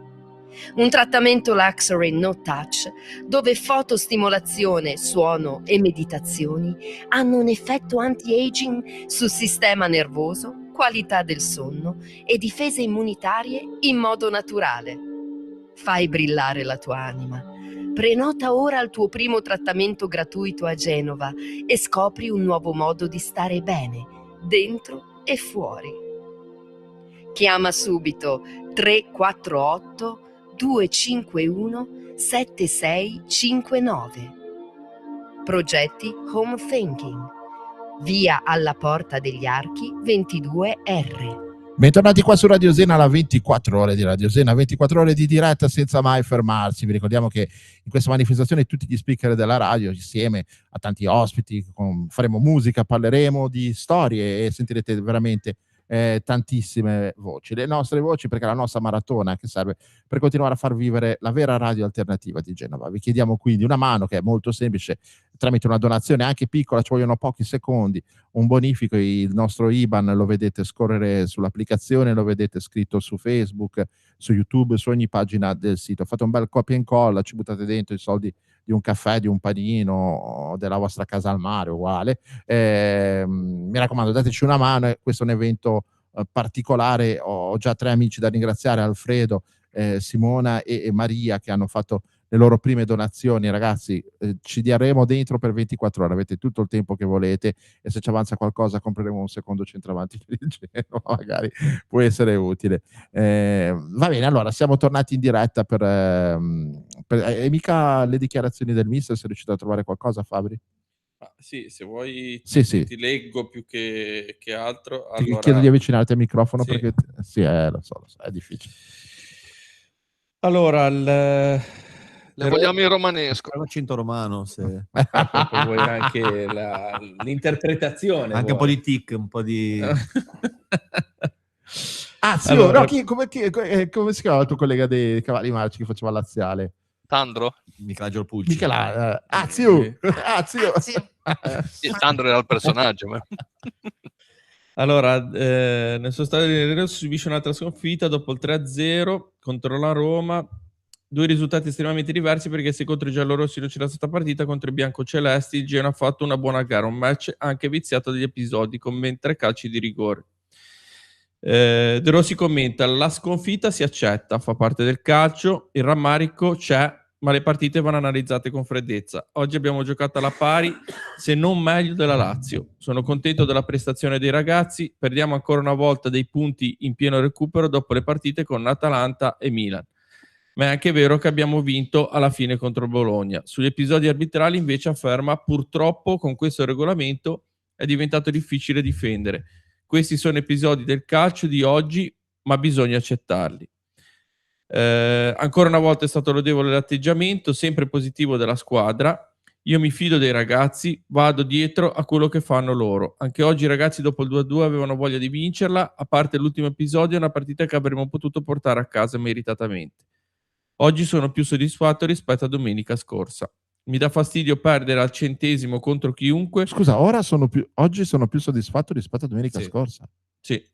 oggi sono più soddisfatto rispetto a domenica scorsa. Probabilmente si riferisce al fatto che domenica scorsa hai fatto un primo tempo sicuramente al di sotto, Ok, sì. anche perché lui aveva parlato del fatto che probabilmente aveva sbagliato anche lui qualcosa in partenza. Questa volta qua è stata una partita un po' diversa, quantomeno anche primo tempo, ma non perché abbiamo fatto una grande partita noi, ma penso Sì, anche sì. perché la Lazio proprio non ha Non c'era. fatto nulla di particolare. Mi dà fastidio perdere al centesimo contro chiunque, perché noi dobbiamo fare punti. Io ora difendo i colori del Genoa e penso a questo. Ciò che ho vissuto in passato nella mia carriera lo sento pochissimo. Mi dispiace per i ragazzi perché non meritavano questo epilogo. Allora, come ne vogliamo commentare? Andre, vuoi dire qualcosa? Ma sì, io mi piace sempre come risponde. Anche sta Fabri cosa- ha interpretato bene. Bisogna dire la verità. molto, molto. Io ho avuto anche un po' di pelle d'oca a un certo punto. Io ce l'ho un po' basato. Peccato che è morto Dario Fo, se no me lo prendeva Si è subito. abbassato il tavolo, non volevo Ops, rovinare ops. questa Ops. tua... Ah, è Poi vero. magari... Vabbè. Comunque, no, dice sempre, è come se riuscisse ad andare sempre al punto, al cuore Certo. della cosa. Mi piace tantissimo come risponde anche sulla roba a Roma. Adesso anche basta, cioè, dovrebbero anche smettere di fargli domande. Però, siccome è una cosa importante della sua vita, secondo me ne risponde in maniera sempre franca e Inevitabile. onesta. Finirà. No, l'ho visto il tavolo che si alza, hai Hai ragione. visto? Vabbè ragazzi, è così, sono fatto così, c'è poco da fare. Adri, te cosa ne pensi delle dichiarazioni del mister? Pensavo del tavolo che si alzava. Non so neanche di cosa stiate parlando. A me piace, ripeto, non so se diventerà un grande allenatore, però sa stare in campo, sapeva stare in campo benissimo quando giocava, sa stare in campo anche da allenatore. È anche abbastanza istrionico, diciamo che lo metto quasi, non ti dico vicino perché è inarrivabile, vicino al professore Franco Scoglio come gestione dell'umore genuano. Però qualcosina ho visto di più che col Bologna. Io sono convinto che abbia ragione totalmente Andrea Di Marco, perché lui ha capito ha capito l'ambiente, quindi intelligenza voto 1000, perché Genova è difficile, lo sapete, è molto difficile. Sponda Genoa è ancora più difficile. Ha capito i calciatori e riesce a fargli dare quel qualcosina in più che gli allenatori precedenti non riuscivano, Gilardino compreso. Vitigna, avete visto come lo ha caricato quando è uscito, era matto. Quindi sono convinto che vedremo una lenta ma inesorabile crescita della squadra. Questi che hanno preso, io non so, ho visto i filmati, ma i filmati non sono mai corrispondenti poi alla realtà, però Baldanzi lo conosco invece molto bene, secondo me è il calciatore azzeccato, perché salta l'avversario, tiene alta la squadra, è veloce anche a salire per andare in pressing, per andare nella 3 davanti, quindi ho fiducia, ripeto, oggi un po' il bicchiere mezzo pieno, sono amareggiato per la sconfitta, ma sono felice per la prestazione. Ho visto cose positive, ho visto anche la gestione di Messias, è tornato veloce di gamba, veloce di testa, cosa che non era appesantito prima, era appesantito sia di testa che anche di gamba. Sta gestendo i calciatori, anche Cornet non è entrato male neanche oggi, quindi sono ben messo, ben propenso. Io Cornet sinceramente l'ho visto litigare con quelli della Lazio e basta, cioè poi No, ha fatto ci ha coperto la fascia bene 2 volte, perché bisogna andare a vedere, non è che devi vedere soltanto quando uno ha la palla, Andre, devi vedere anche senza palla. certo. Eravamo con la palla a destra, ha perso palla a Norton Caffi, lui, perché comunque un calciatore c'è, gioca 5 minuti, ma un calciatore ce l'ha nella testa, capisce, è andato subito a raddoppiare dietro la palla, difatti è arrivata là No, ma non e si siamo sa riusciti. a livello di carattere, di esperienza, anche di tecnica, perché Cornet, quando era arrivato la prima volta, eravamo tutti felicissimi perché avevamo di fronte un calciatore che tecnicamente era molto superiore rispetto alla Ma lo è, vedrai che sarà molto utile secondo me. Sia lui che Messias, da fare 20 minuti ogni partita nell'entrata, tantissima roba. Sì, sì, ma- Tantissima roba, sì. E questo è quello che ha detto anche il mister nel prepartita, che sono giocatori che ovviamente non avendo sulle le gambe allenamenti e un fisico adatto a poter giocare i 90 minuti diventano fondamentali nella loro fetta di partita che Sì, fa. perché te la possono spaccare la partita, perché comunque hanno le qualità sicuramente Ma per poter fare. Cioè, ha detto una cosa Fabri, io intervengo in modo maleducato, ma perché poi mi dimentico le cose. Ha detto una cosa che noi pensiamo da quando guardiamo il calcio, no? Messias, sono indeciso perché secondo me farlo entrare quando i calciatori avversari sono più stanchi gli può dare più sprint. Noi lo pensiamo da sempre, ma nessun allenatore lo dice mai. È vero. Mai. Certo. Mai. Invece lui ha detto una frase che noi comuni mortali pensiamo quando vediamo un Ekuban, quando vediamo un Messias, quando vediamo un Cornet, ok, hanno dei problemi fisici, se entrano quando il calciatore avversario è andato quasi il 70% della forza fisica e polmonare, possono fare meglio. No, ma invece sono molto d'accordo con quello che hai detto te riguardo a Cornet e il fatto che comunque sia sembra un giocatore motivato per la squadra. Cioè è lo Sì. stesso Messias. Assolutamente. Anche Ekuban è diverso, secondo me. Sì, però Ekuban si è sempre dato molto da fare per la squadra. Invece Messias e Cornet, diciamo che rimangono nella nostra memoria per degli atteggiamenti che erano un po' troppo individualisti. Ecco, i atteggiamenti individualistici, forse si dice così. Però comunque erano completamente slegati dalla squadra. Invece negli ispezioni di partita, gli ultimi due, poi in particolare che li abbiamo visto fare a entrambi i giocatori, l'atteggiamento che hanno è un atteggiamento proprio di coinvolgimento nelle dinamiche di squadra. E questo Sì, è vero. fa parte comunque, secondo me, delle caratteristiche fondamentali anche di un mister. Del mister. Perché Certo. tenere tutti sulla corda o comunque non lasciare che un singolo giocatore o una parte del gruppo si sente escluso poi dalle rotazioni della titolarità o meno, secondo me è una caratteristica fondamentale che un allenatore deve avere assolutamente nel calcio, e lui questo ce l'ha perché lo vedi in tutti i giocatori. Ad esempio, facevo l'esempio prima di Torsby, no? Torsby adesso sono, penso, 3 partite, 2 o Non 3 gioca. partite che non gioca niente, ma sono convinto che non è in una situazione di down mentale, dove crede probabilmente di aver perso il posto.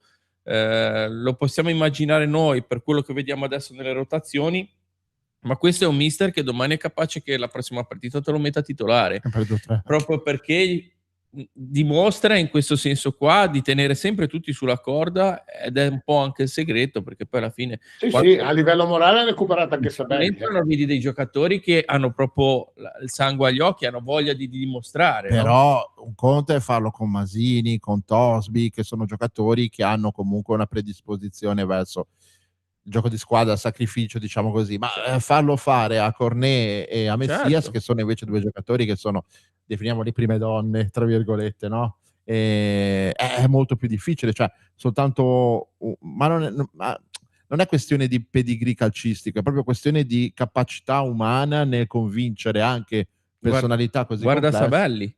Sabelli non aveva fatto neanche una partita, poi è entrato, ha fatto la partita a Parma, comunque molto molto buona. Cioè è un Però Sabelli allenatore. l'abbiamo sempre visto il primo entrare in campo a festeggiare, cioè Certo, ti torno a dire, perché ci fa sono parte questi del- giocatori che Ha passato un periodo che era un po'... si vedeva.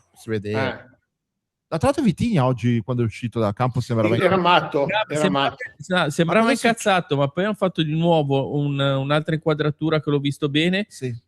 Si è girato, ma non ce l'aveva con De Rossi, ce l'aveva con la squadra, ma come a dire, dai, che ce la facciamo. Però a me sembrava che avesse proprio detto merda, cioè secondo Sì, me Dal labiale sembrava quello, Sì. Andre Te ce More, l'avevi. Sì, vattene a fare il culo. se da quello era Andre More, Sei una merda. merda. Se no, secondo me ce l'aveva E con poi o Provedel. forse era tavolo de merda. No, però con Provedel se dopo quando ha preso in uscita, ha fatto poi Vitigna in queste cose veramente Sì, è stupidino. un Cioè, rompicazzo. è un rompicazzo, però alle volte le fa proprio sporche, Sì, sì, perché sporco. ora buttarsi per terra l'ha sfiorato un po'. Cioè, Vitigna veramente dovrebbe anche darsi un po' una regolata. C'era perché- l'audio, anche se hai sentito che gli ha detto "Oh, Vitigna, alzati, finiscila di fare il pagliaccio", gli ha detto. Sì, sì, sì, sì. Secondo me poi lì è nata proprio, secondo me il merda era rivolto dopo. Posso spezzare una lancia sulla schiena a Di chi? Pellegrini della Lazio? Anche tre, guarda. È veramente un coglione. È cresciuto, perché comunque è cresciuto, ma il cervello è sempre quello. Coglione destro tuo. Sì, sì, un varicocele praticamente. Vedi, il cervello è sempre quello, porca puttana. Ragazzi, certe persone se nascono Oh, tonde. l'ha dovuto togliere, che si sarebbe fatto mandare via, Però con che cattiveria contro il Genoa. Stessa cosa per quello stronzo del rigorista del 3-1, come si chiama lì romano? Cataldi. Cataldi, vedi ragazzi, cioè. Il cugino del cantante, Massimo Di Cataldi. È gente che non ne frega niente del Genoa, che si capito? Sì, no, niente, Al di però... là che abbiano indossato, a parte che Cataldi penso che l'abbia indossata 6 mesi neanche, perché era arrivato a gennaio, se non mi ricordo male, e non aveva neanche giocato. Si è rotto, no? Non si è rotto da noi, si era fatto male. Può darsi. Non gliene frega niente. Io mi ricordo l'altra volta No. cosa aveva fatto quando è andato a giocare l'anno scorso, 2 anni fa, è andata alla Fiorentina. L'anno scorso. Perché ha detto che durante l'intervallo erano andati a vedere la Roma negli spogliatoi, cioè anche lì torniamo al discorso del rispetto, cioè è una maglia addosso, non puoi dire al di là della squadra del tuo cuore che tifi, per l'amor di Dio, ogni calciatore ne avrà una, però in quel momento lì sei della Fiorentina, cioè devi avere un minimo di Lo so, rispetto per però io su sta cosa qua devo dire la verità, ho un'invidia positiva, che sia chiaro, non è invidia negativa per l'ambiente romano, perché riesce a senso di tirare fuori appartenenza. dei giocatori che hanno un senso di appartenenza che come non ce n'è, al di là di De Rossi che È abbiamo anche visto. più facile averla a Roma, magari. Ma non lo Sotto so, un però certo già aspetto. l'esistenza di così tante radio che trasmettono Beh, H24, certo. perché c'è un sacco di gente, cioè Quello che l'unica- diceva Gasperini, ha fatto un'intervista, l'ho vista l'altra volta, e diceva proprio questa cosa qua, Cioè? che a Roma c'è un ambiente che difficilmente lui non ha parlato di Genova, ma parlava di Milano, di Torino, dove ovviamente ha vissuto parte della sua carriera, e diceva che a Roma è una città completamente diversa, proprio anche per la presenza, dice, di queste radio che trasmettono 24 ore su 24, parlano di Roma, ovviamente non si è buttato sul discorso Roma Lazio. e Napoli sono così, sono Guarda, entri ragazzi. in Napoli, è come se il fuori fosse un Ma lo siamo anche noi, siamo di meno, l'unica cosa come No, ma città- anche No, sono due città, sono tre, se tu metti Genova sono tre città diverse. Io ho abitato 5 anni a Roma e 10 a Napoli. andando in giro, vai a Roma, sembra che quello che succede fuori è come per noi quello che succede in Svizzera, cioè Certo. non Pensare. sono così. Sì, lui diceva Anche Napoli è uguale, Ah, uguale anche Napoli. taxi, e c'era quello con la radio che sentiva continuamente, Sì, sì. andava al bar e c'era la radio della Roma. No, ma anche a Genova Radio Taxi mette Radio Sena, cioè non è che stiamo parlando di... Ah, no, certo.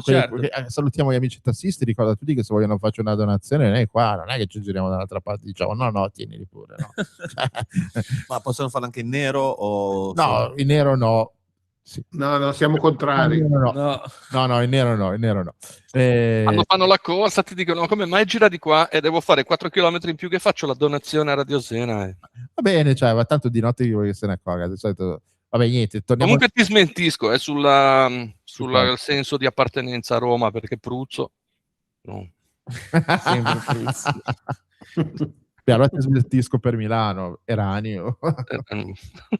Però se vivi in città come Roma e Napoli, poi le altre a città Roma, non le consideri nemmeno. Negli ultimi anni, comunque, se vai a vedere anche a livello, e qua mi collego anche a una riflessione che facevo sul mondo Genoa, no?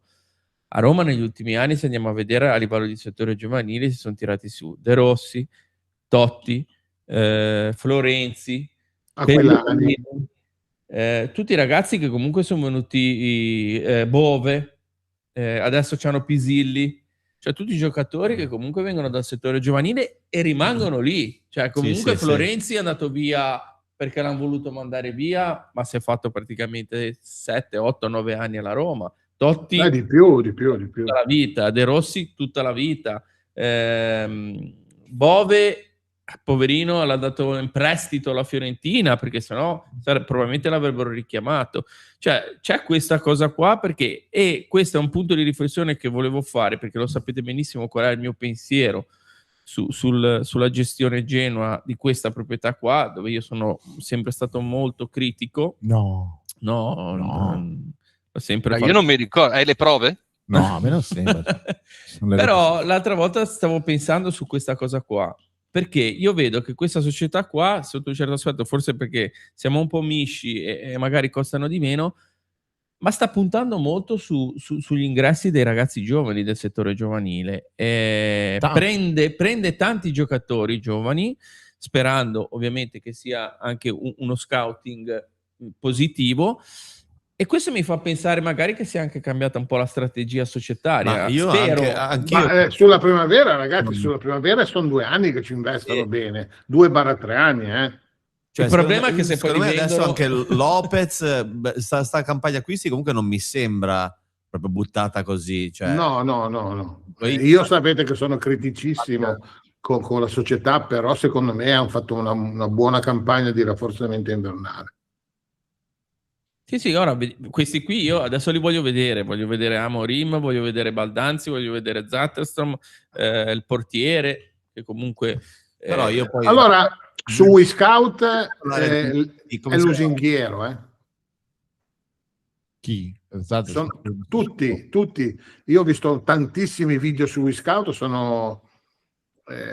poi lasciano il tempo che trovano. Sì, Adrian, anche io su Wiscout sono un campione, No, vabbè, però comunque, sai, Wiscout è professionale, vanno a analizzare un po' tutto, ha dei bei numeri questo ragazzo brasiliano, Poi l'hanno pagato 10 milioni, non è che l'hanno pagato 2 bruscolini. Ecco, la cosa che secondo me è importante da dire è che comunque abbiamo accusato la società di non aver tirato fuori €1 nella stagione estiva. Ora non so se andranno a bilanciare le uscite che sono avvenute a gennaio con la cessione di Norton Caffey, però oggi ora i conti non li ho fatti, però comunque sia più o meno una ventina di milioni di euro più o meno tra giovani e giocatori titolari sono in preventivo. Ora insomma sono soldi. Ora Sì, 20 è la cifra giusta perché sono 8 più un piccolo bonus per questo,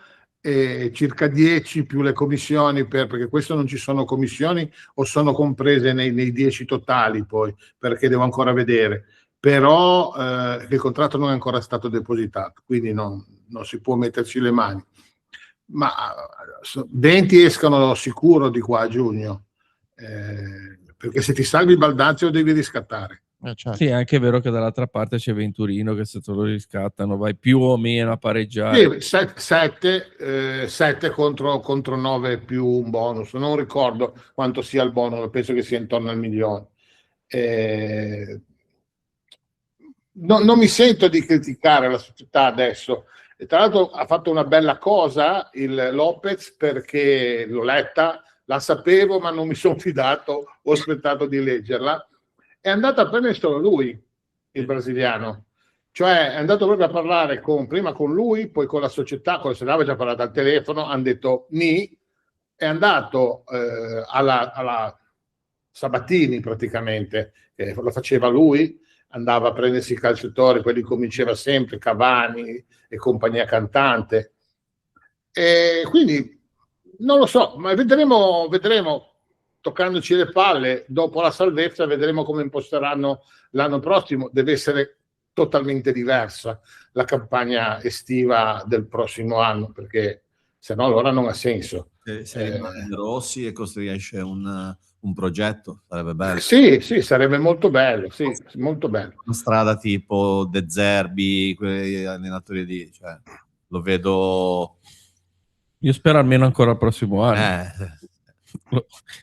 Almeno uno. Allora, ragazzi, De Rossi avrà dell'allenatore deve crescere, no? Deve crescere, lui non è stupido, è un Però- ragazzo intelligente. Cioè ha una capacità di comunicazione con la squadra, cioè comunque è una squadra diversa che va sotto di 2-0 e ti recupera una partita, poi la perde, però è un'altra categoria. Basta. Allora, Basta. De Rossi in banca avrà 100 milioni. Non ha interesse, non gli interessa andare a prendersi contratti strani. Ha trovato un ambiente giusto, gradinata fantastica, la gente a Genova il calcio lo conosce, quindi non siamo una tifoseria tipo quella della Fiorentina, quella del Parma, siamo più vicini alla tifoseria della Roma, siamo più vicini alla tifoseria del Torino. Sangue, lacrime, gioia, pianti, disperazione, però poi il calcio lo conosciamo. Ha un bel contratto, magari gli ritoccheranno qualcosina, secondo me è meglio, è talmente intelligente che non può non pensare che per la sua crescita Genova è la piazza ideale. Quindi io lo vedo a capo di un progetto, sperando che tutti la vedano come me, specialmente la società, a capo di un progetto con questo Lopez che si sta dando a fare molto bene. È arrivato un giovane importante, ne arriverà un altro, quindi il Genoa ha bisogno di fare come fanno le squadre principali che non hanno fondi presidenziali, no? Far crescere i calciatori, avere 3-4 e 2 all'anno, tipo l'Atalanta, cederli, per poi investire, nel senso che quando tu poi fai un bel castelletto, 40, 50, 60, una parte la metti a coprire il debito, come fanno tutti, e non come quest'anno noi, e una parte la investi. E se cominci a prendere calciatori, adesso da 10, poi da 15, poi da 20, giovani intendo, se poi ti rendono, li vendi a 50, 60, tipo Retteghi, mi spiego? Però questo tipo di situazione, quella attuale di cui stiamo parlando negli ultimi minuti, mi ricorda tantissimo la situazione che c'era quando è arrivato il gruppo 777 con Sports. Se non che, a differenza, poi vabbè, valuteremo se Lopez ha le stesse capacità di scouting che ha avuto Sports. Ora è presto. È diverso, poi te lo spiego. Non c'è un po' di mito Mito. di Sports, perché poi Beh, Sports qua però ha ha lavorato beccato Gudmundsson, Laudrup, Frendrup. Bergkamp, no, Frendrup, Djorkaeff, quelli lì, no, chi ha beccato? Martinez. Frendrup, Martinez e ci Gudmundsson. stiamo ancora campando ora. Gudmundsson, Sì, però poi ha beccato Yeboah, Amiri, ha beccato anche Amiri siamo stati sfortunati con Amiri. È un bel giocatore. Amiri like a Sunday morning. Beh, anche Efti era un bel giocatore il primo Efti, anno. il primo sì, ho capito, poi però si è poi sciolto come ne va al Era pubalgico. No,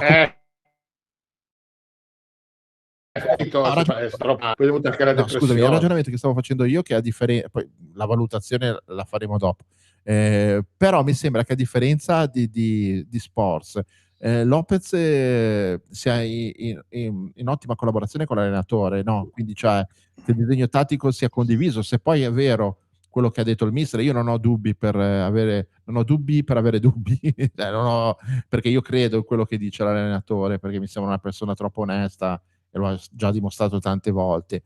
Il fatto che sia stato proprio lo stesso mister a non far arrivare giocatori che non gli sembravano adatti alle sue idee tattiche è importante. Poi vedremo se sarà stato fatto un messaggio verso la squadra che è forte, perché gli ha detto io mi fido di voi, cioè non è poi se quelli che sono arrivati sono quelli giusti, poi vediamo. Però l'impressione che sia un discorso impostato seriamente. L'idea è quella, quello che stanno facendo vedere ora sinceramente è questo. Adri, te come la vedi? Io la vedo così, vi do due indicazioni tangibili che testate proprio mentre ciucciavo la teta dell'anestesista. Praticamente allora Sports operava senza parlare con l'allenatore, rispondeva a uno a Londra e giocava solo con gli algoritmi. Quindi poteva arrivare l'Andrea Di Marco è come Maradona, cioè era un discorso che buttava dentro l'algoritmo, dentro la situazione che serviva in quel momento al Genoa. Lui usa gli algoritmi, però va a vedere il calciatore anche di persona. Quindi è una via di mezzo. Sport non è mai andato a vedere nessuno. Sempre video, algoritmi. Poi io lo ricordo in Genoa Cittadella, perché quella partita lì l'avevo vista dalla tribuna ed ero proprio lì e si vedeva proprio che erano tutti incazzati con lui, che era partito con la maniera tedesca su Blessing cioè Sporza avrà azzeccato anche dello scouting eccetera, però era di una flessibilità come il belino di Andre More, come... non alzava i coperchi come io Sì, no, ma è vero, comunque era molto rigido, tanto che poi l'hanno fatto fuori in diretta su Sky, vi ricordate? No? Lui Come era... fa a sapere Adriano che il belino di Andre More era rigido? Scusa, Non non l'ho ho mica detto capito io. Mi è passato sto passaggio io. Non l'ho ho mica capito. detto io, non l'ho detto Tu io. hai detto che sai che era rigido, ha detto così. Sì, però Ah, scusa, non avevo Voi non non intendevo il belino di More io. sapete quando ci sono i barattoli con le, non so, con le cipolline, quei barattoli che si fatica ad aprirli, no? E di solito si usa un cucchiaio, no? Normalmente per poterle aprire. Devi dare un colpo sul tavolo. Esattamente. Adri sa già come faccio io per aprire i Esatto. i Lo barattoli. chiamano il belino Simmental, il suo. No, comunque vi ricordate quando lo fecero andare a Sky, mentre stavano cedendo Gudmundsson, gli dissero: se ti fanno domande su Gudmundsson, tranquillo, rimane al Genoa. Quando gli chiesero ma Gudmundsson, direttore, Gudmundsson per ora sta al Genoa, arrivasse un'offerta, la valuteremo, però ad oggi è un calciatore del Genoa. Avevano già depositato il contratto per la Fiorentina, quindi lo hanno delegittimato in diretta TV a livello proprio nazionale. Breve storia triste. Allora, Beh, sì. leggiamo un po' di messaggi che ci sono arrivati. Allora, lo ricordo che noi finiamo a Lesena parlando di Genoa, della partita, ecco, diciamo così, all'1 e poi dall'1 alle 3 con Adri, con chi di voi ovviamente vorrà rimanere, spazieremo un po' a 360 gradi su i belini di Adriano quando girano e cosa succedono. Però No, parliamo anche di calcio, però più tipo droga, alcol. soprattutto Sì. faremo una classifica Calciatori a cui piaceva il divertimento post gara. Esatto. Allora, leggiamo un po' di messaggi. Il nostro amico Andrea Menabelin dice: meno male che le trasferte di Roma sono finite. Un rigore inesistente stasera, 2 cappelle cosmiche di Martin e Ostigard, ma in difesa balliamo. È modulo o sono i giocatori secondo voi? Adri? Giocatori assolutamente. Ma Andrea? Balliamo? Balliamo in difesa. Balliamo? Balliamo in difesa. No, Balliamo? È tanto tempo che non lo so se balliamissimo. Comunque oggi abbiamo preso 2 rigori. Sì, però sono cappelle difensive. Il primo gol l'abbiamo preso dopo una cappella di Martin che non era proprio in difesa, ma era sulla 3/4, se non ricordo male. No? Io quando c'era Vieira ballavamo, cioè, ogni corner era un gol. Adesso no. Ora è un rigore. Ora è un rigore. Sulle palle ferme siamo nettamente migliorati, cioè sui calci d'angolo, quelle cose lì che prima eravamo una roba imbarazzante perché eravamo messi male. Quanti gol abbiamo preso all'inizio su calci Tutti. d'angolo? Tutti i calci d'angoli erano incredibili. Adesso secondo me siamo molto migliorati. Se ci avete fatto caso anche con l'ingresso del nuovo portiere, non vuole, mentre prima erano molto tutti ammassati vicino alla porta, adesso vuole una zona dove lui possa avere la libertà di uscire, perché effettivamente è un portiere che esce, ha il coraggio di farlo rispetto alle ali, e quindi su quello siamo migliorati. Secondo me c'è qualche problema dietro, ma secondo me è legato sempre ed unicamente al problema che dicevo prima, cioè a centrocampo ci sono delle situazioni dove i giocatori, vuoi per stanchezza, vuoi per collocazione tattica, vuoi per un equilibrio che probabilmente fanno fatica ancora a trovare a livello posizionale, non fanno quel filtro che serve alla difesa poi per per sentirsi coperta nel modo adeguato, perché poi alla fine io anche oggi, se ci avete fatto caso, ci sono state 2 o 3 situazioni in cui avevamo la palla noi sulla loro tre quarti, riconquista da parte della Lazio, verticalizzavano subito in mezzo al campo ed erano completamente da soli e ripartivano e ci Lì venivano ci sono la roba dell'1 contro 1, no? Che sì, che ti quella fa lì. andare più avanti, però ti fa essere anche un pochino più... Certo, però lì io quello che noto è che quando perdi la palla sulla tre quarti avversaria e hanno gli avversari la capacità di verticalizzare subito, hai un bel buco in mezzo al campo, perché probabilmente in quei contesti lì hai poco equilibrio in mezzo al campo e quello poi ricade sulla difesa, perché come dici te poi alla fine ti trovi su un 1 contro 1 anche a livello difensivo, più il centrocampista che ti viene dentro, quindi poi ti trovi davanti a una scelta che non sempre riesci a gestire.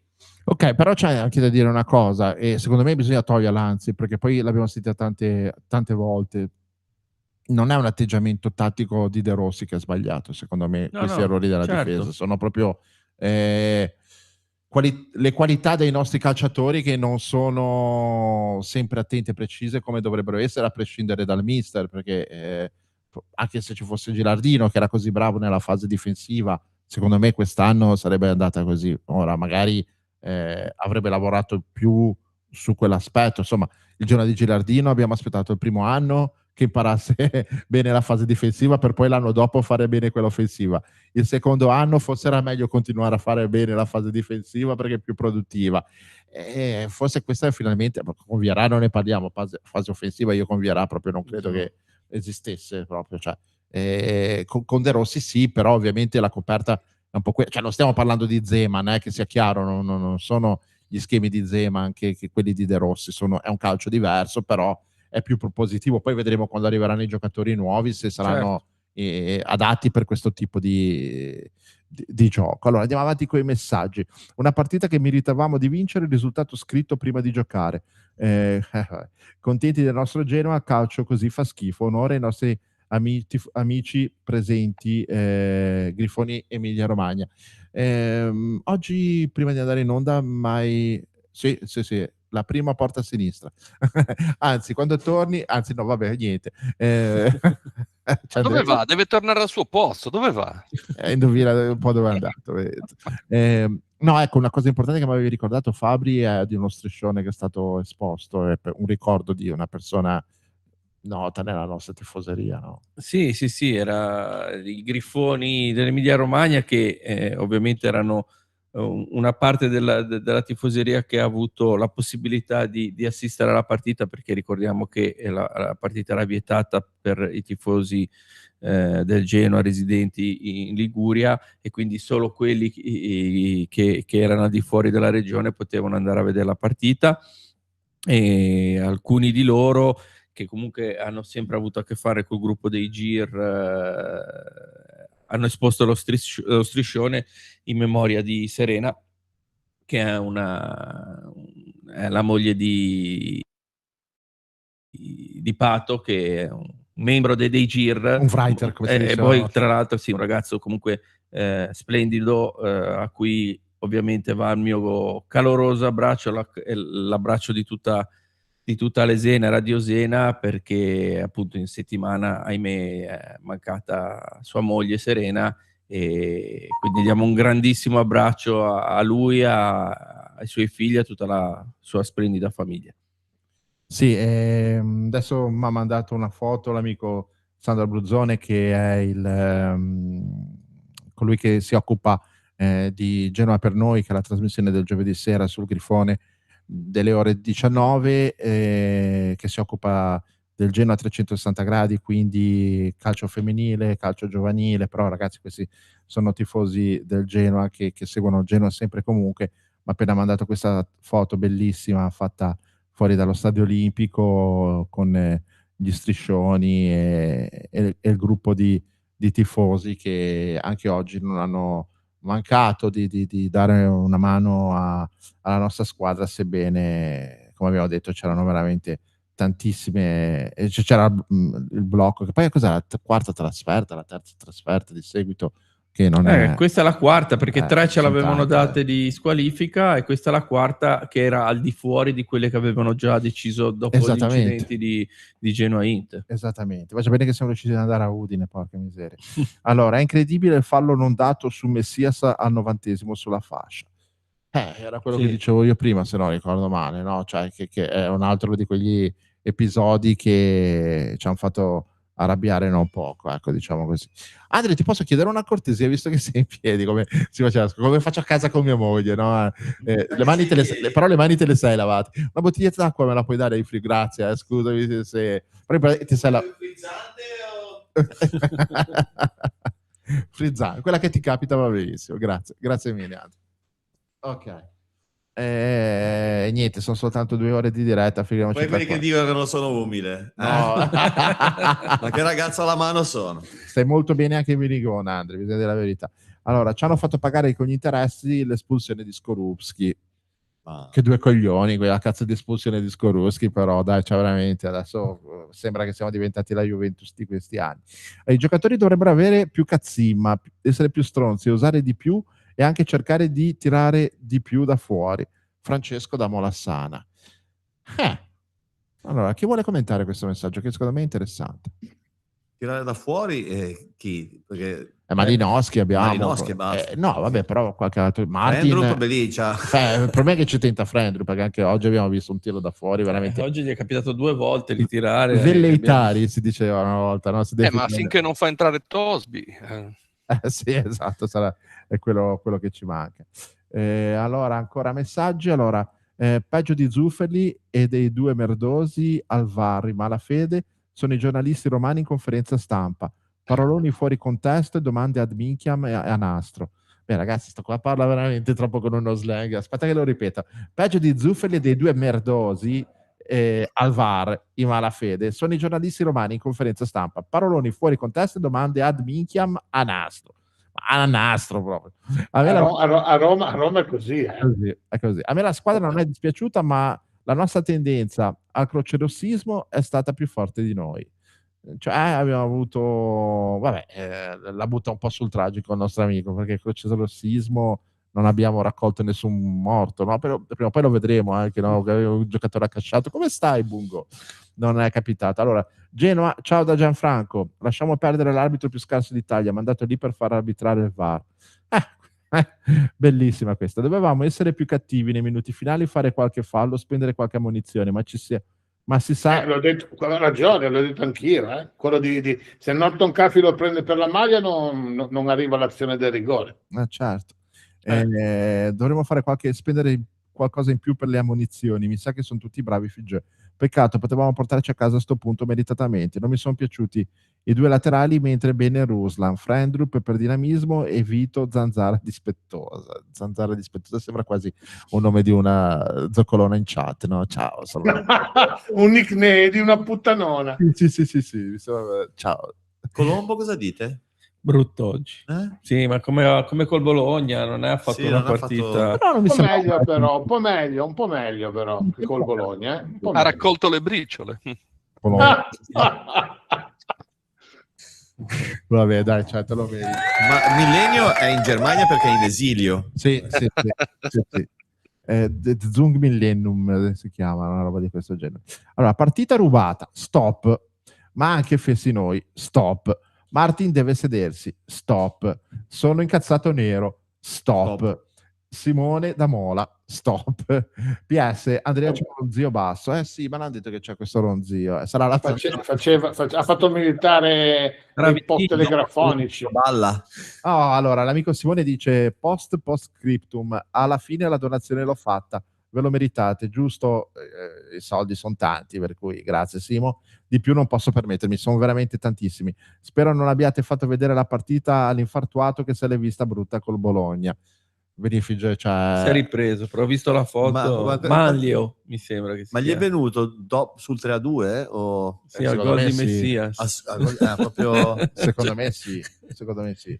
Allora, grazie ancora Simo, ricorda a tutti, ricorda a tutti che stiamo facendo questa 24 ore per raccogliere fondi per la nostra radio, andremo avanti fino a domani sera, stanotte addirittura alle 5 ci sarà il Millennio, ragazzi. alle 5 del mattino il Millennio con uova sode speciale. Dalle 5 alle 7 avremo il professor Peus Doria Merdonicus, Oh. il dottor Rolando Cariola, Tutti i il dottori. dottor Divago, il Millennio, il Gagge forse ci viene a salutare. Ah, ok. E poi Andrea, se quando torni dal bagno alle 5, che tanto è l'orario di andare in bagno, se vuoi accendere la radio sei il benvenuto. D'accordo, probabilmente provo. quando sarò seduto anch'io sul trono, perché secondo me sarà molto stimolante. Come ti No, ma Andre e Andrea, alle 5 se non sai che cazzo fare. Di solito sì, di solito quando torni dal bagno. io dico peccato che non c'è un cazzo da fare perché Pensa che io mi sono scritto il promemoria con scritto cose da fare alle 5 di mattina. Non c'è più un cazzo. Quindi, Colazione. Beh, potreste fare un bel documentario sulla colazione nei vari posti del mondo, no? Cioè, no, c'è qualche argomento interessante. Poi abbiamo il dottor Peus che mi ha già scritto che è da querela, perché ha visto la partita e è proprio contento, quindi. Ok. Ma Mattia non fai solo quell'ora lì? 5-7? Su questa maratona sì, altrimenti tutti i martedì dalle 9 alle 10. Ringraziamo ancora Balbontini per il suo intervento di giovedì Martedì sera, che è stato veramente fantastico, imita Bassetti in una maniera veramente stratosferica, cioè a un certo punto ti sembrava veramente di sentire lui, non soltanto col tono di voce, ma Comunque vi racconto una chicca che giustamente per radio non può essere stata raccolta, perché in diretta noi praticamente stava imitando Bassetti, gli ha squillato il telefono, era sua moglie, e dato che faceva l'imitazione di Bassetti, con Bassetti gli ha detto scusa adesso non posso, ti chiamo dopo, ciao, cioè continuando l'imitazione di Bassetti, quindi cioè... chissà quante ne avrà viste quella povera donna. Ok, allora purtroppo una buona prestazione che però porta a 0 punti. Fredrup un po' in balia degli eventi, a cui comunque non si può chiedere di fare il regista. Abbiamo ancora bisogno di una punta che possa essere un'alternativa valida a Colombo. Mi auguro che i nuovi arrivi siano disponibili al più presto, perché abbiamo bisogno di qualità, soprattutto a centrocampo dove fatichiamo tantissimo a creare imprevedibilità. E c'è qualche possibilità che arrivi un attaccante, Adri? No, per ora no. C'è questo 33enne di cui mi sfugge il nome. Cristo? Non me lo ricordo. Comunque qualcosina c'è dietro questo ragazzo, però ripeto, secondo me se non arriva un'occasione last minute, questo calciomercato è chiuso. Seghigno.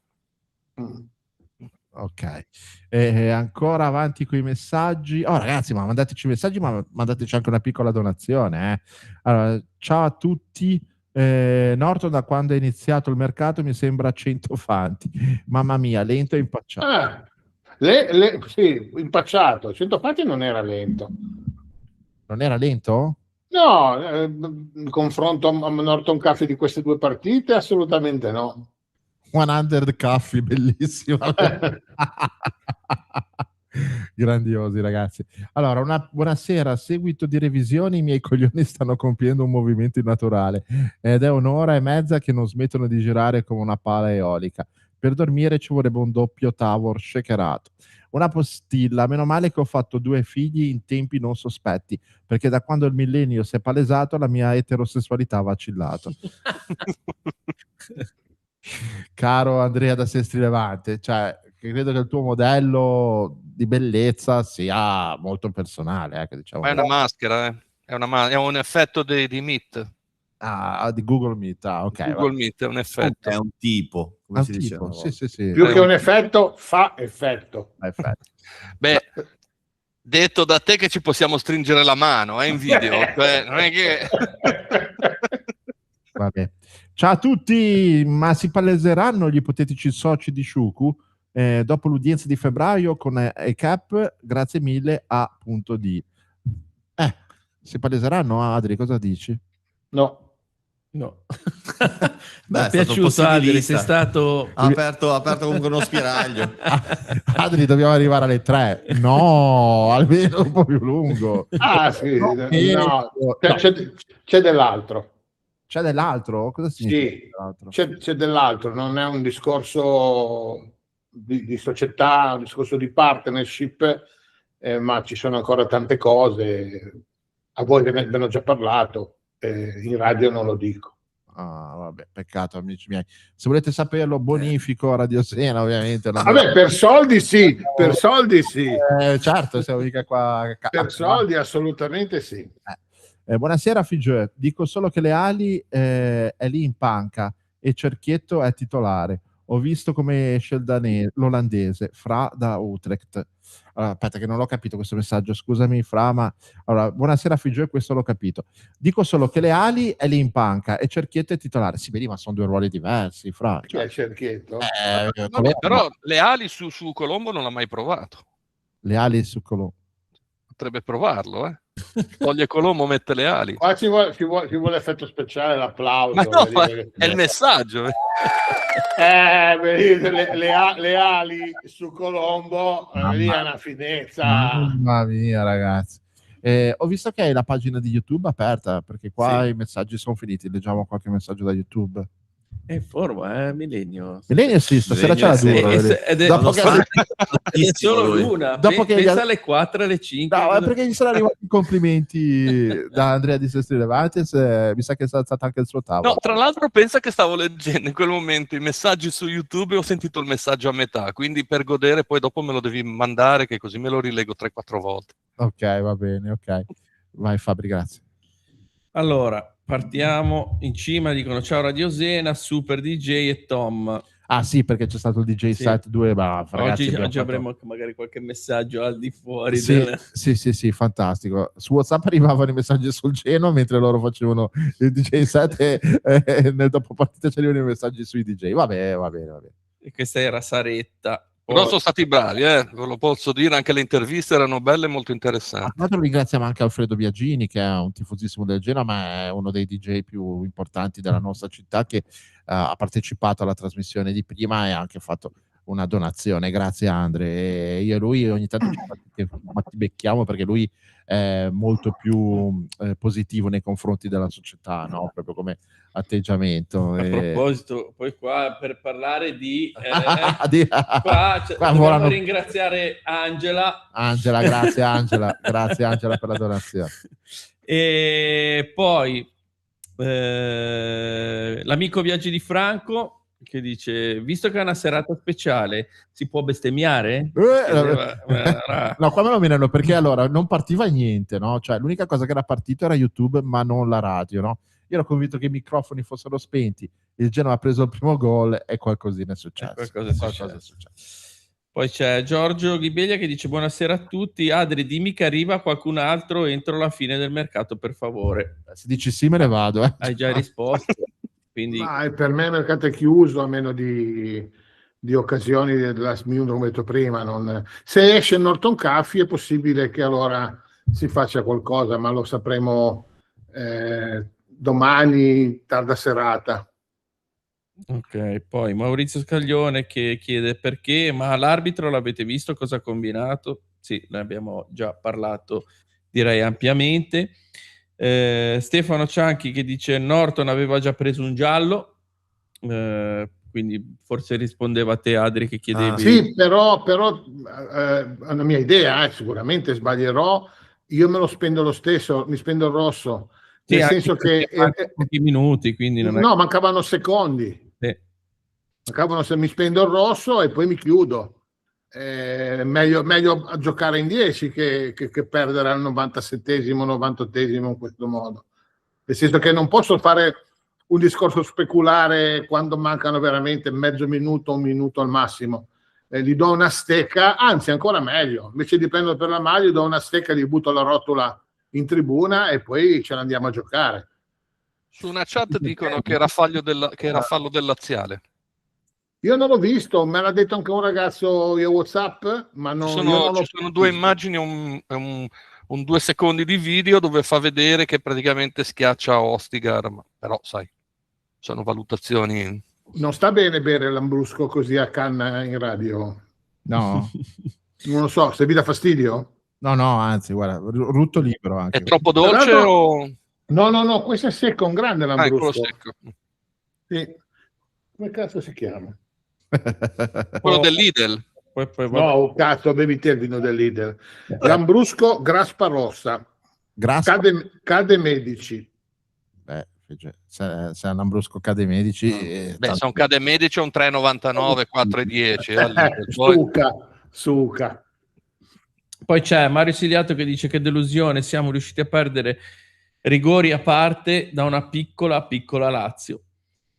Io però ragazzi, fammi rispondere a questa frase. Io, ma l'amico, gli faccio coraggio, non prenderla così. Secondo me si sono viste anche cose interessanti che potranno svilupparsi meglio nelle prossime partite. Non abbiamo perso per una casualità.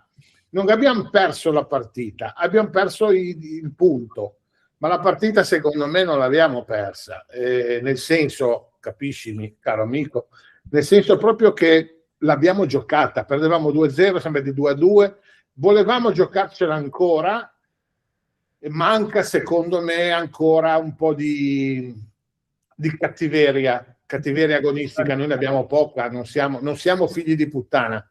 Nello sport professionistico bisogna essere delle merde, quindi cresceremo. Ho visto delle cose positive, quindi non la vedo bicchiere mezzo pieno, secco proprio. Di Lambrusco, tra l'altro. È Lambrusco, certo. Graspa rossa. Poi c'è Bruno Egiziano che risponde probabilmente al Giorgio che prima ti chiedeva conferme sulla chiusura del mercato o meno, e dice: Belin Giorgio, hai ancora Baldanzi e il nuovo da inserire, cosa vuoi ancora? Oggi arbitro scandaloso, primo rigore, grande reazione e voglia di recuperare eccezionale. Sempre Mario, buonasera a tutti. Adriano, novità di mercato, difensore, attaccante, grazie, già risposto. Davide Zena, buonasera a tutti, ci manca uno come il vecchio Nicola Caccia che negli ultimi minuti ci fa salire e prende dei falli. Poi c'è Mai Entropia, ma Martin stasera tassa spagnola, l'abbiamo pagata tutta. Gianfranco, secondo me non sta tanto che passa a 4 dietro così fa il 4-3-1-2. Sempre Gianfranco dice: su Martin hanno esercitato il prolungamento che avevamo come opzione. Lo dicono tanti, però se non è ufficiale. E io non ho letto nessun comunicato, mi sbaglierò, ripeto, ci manca altro, ma per me è stato un mese un po' complicato, quindi qualcosa mi può essere sfuggito sicuramente. Beh, ma lì comunicati stampa sono quelli, non è che poi ne abbiamo fatto. Non l'ho visto, non ho letto Martin scadenza 2027. Io sapevo ad esempio che il Genoa aveva un'opzione che poteva esercitare nell'ultimo anno per allungare il contratto di ancora un anno. Da quello che avevo capito l'avevano esercitata nei tempi corretti, quindi lui teoricamente dovrebbe finire questo campionato e ha ancora un anno di contratto, motivo per cui spero a sto punto, visto che non credo vorrà rinnovare, che lo diano via quest'estate, almeno per farci qualche cosina, perché sennò sarebbe veramente assurdo. No, ma va via sicuro, va via sicuro. Poi, sempre Viaggi di Franco dice: episodi, ragazzi, stasera come tante altre volte, nel bene e nel male, si tratta di episodi, siamo questi. Il settore giovanile del Genoa serve solo per far cassa e non per rinforzare la squadra, non è un progetto sportivo, ma finanziario. Poi Federico Testa dice: serve comprare un terzino se parte Norton 2. L'ultimo messaggio di Maurizio Cartagenova dice: giusto Viaggi, ma poi la cosa curiosa è che per tanti sembra che vadano in tasca a loro i soldi. Non ho capito questo. Giusto Viaggi. Giusto Viaggi. Vabbè, giusto Viaggi che risponde. Ma poi la cosa curiosa è che per tanti sembra che vadano in tasca a loro i soldi. Non è chiaro questo. Sì. Vabbè, andiamo oltre. Forse si riferiva ai viaggi di No, Lopez. quelli che magari No, secondo me è bravo Andrea, dillo te. meno 25 milioni, cioè che fanno, parlano di soldi come se andassero a loro i soldi. Sì. Io invece avevo capito che praticamente si vendono ogni tanto qualche giovane per coprire le spese societarie. Cosa del genere, penso. Allora, che non ce li mettono per in ora tasca. li stanno comprando. Bisogna considerare che uno può essere d'accordo, può non essere d'accordo sulla, per esempio, la cessione di Venturino, che comunque Gasperini ha fatto già entrare, quindi però se arriveranno 7 milioni, sono 7 milioni puliti. più il premio di valorizzazione. Quindi Norton Caffi l'hai pagato 2 spiccioli, lo vendi a 20. Ne abbiamo altri 3 o 4 primavera che ne valgono già 4 o 5. Nuredini, la punta, sono arrivate offerte da 3, 5, 7. Quindi voglio dire... Anche lo stesso Jeff Eckator, che comunque... Jeff Eckator ne vale più di 10, ad esempio. Quindi ben venga, cioè noi ci dobbiamo mantenere così, perché poi quando lo fanno, lo sapete io cosa penso di Blasquez, cosa penso di Ricciardella, non fatemelo dire sempre, non parlo di voi ragazzi, parlo dei Tu nostri sai loro cosa ascoltatori. pensano di te? Me ne batto il culo, io non ci vado allo stadio, finché ci sono loro io non ci vado più allo stadio. Ma a prescindere, io sono comune che cerca di ragionare, cioè quando lo fa l'Atalanta sono dei geni, no? Hanno venduto, hai visto, hanno venduto Retegui, 70 milioni, ok, però sono rimasti senza centravanti per quasi 3 mesi. Hanno preso il centravanti del Lecce a 20. Quando lo fa l'Udinese, bottega cara, sono fantastici, hanno venduto tutti i più forti, guarda un po' che bravi che sono. E lì lo fa il Genoa, sono delle merde. Cioè il discorso è che bisogna essere un po' equilibrati. Se vendono Eckator a 15, Norton Caffi a 20 e arrivano 7 di Venturino, e lì sono soldi tutti puliti, perché sono tutti ragazzi. 2 arrivano dal vivaio, quindi hai anche un premio, e Norton ci guadagni 18 milioni. No. Hai detto niente, lo facciamo noi, è gente che butta dalla finestra un capitale calciatore della Madonna, lo fa l'Atalanta e l'Udinese, che sono le 2 squadre, il Napoli ha venduto sempre più forti, però sono dei geni del mercato. Può avere senso se c'è anche una crescita sportiva, no? Perché certo. l'Atalanta e il Bologna erano come noi adesso anni fa, e poi piano piano, ma ci vuole tempo, Andrea, lo sai meglio di me. Allora sì, è così che si fa. Ciccamelo. Ragazzi, stasera ve lo dico. Allora, ciao, sono Daniela. Proprio per quello che avete commentato sinora, trovo che l'inizio dell'intervento di Fabrizio, ossia che il Genoa abbia buttato via la partita, non si possa sentire. Il primo rigore è un furto e quindi già ti mette il campo in salita. Rispetto a voi io sono ottimista verso la società. Un abbraccio a tutti. Post scriptum, bravo Adriano, ci vuole equilibrio se appunto vuoi diventare come Atalanta, Udinese, Bologna, eccetera.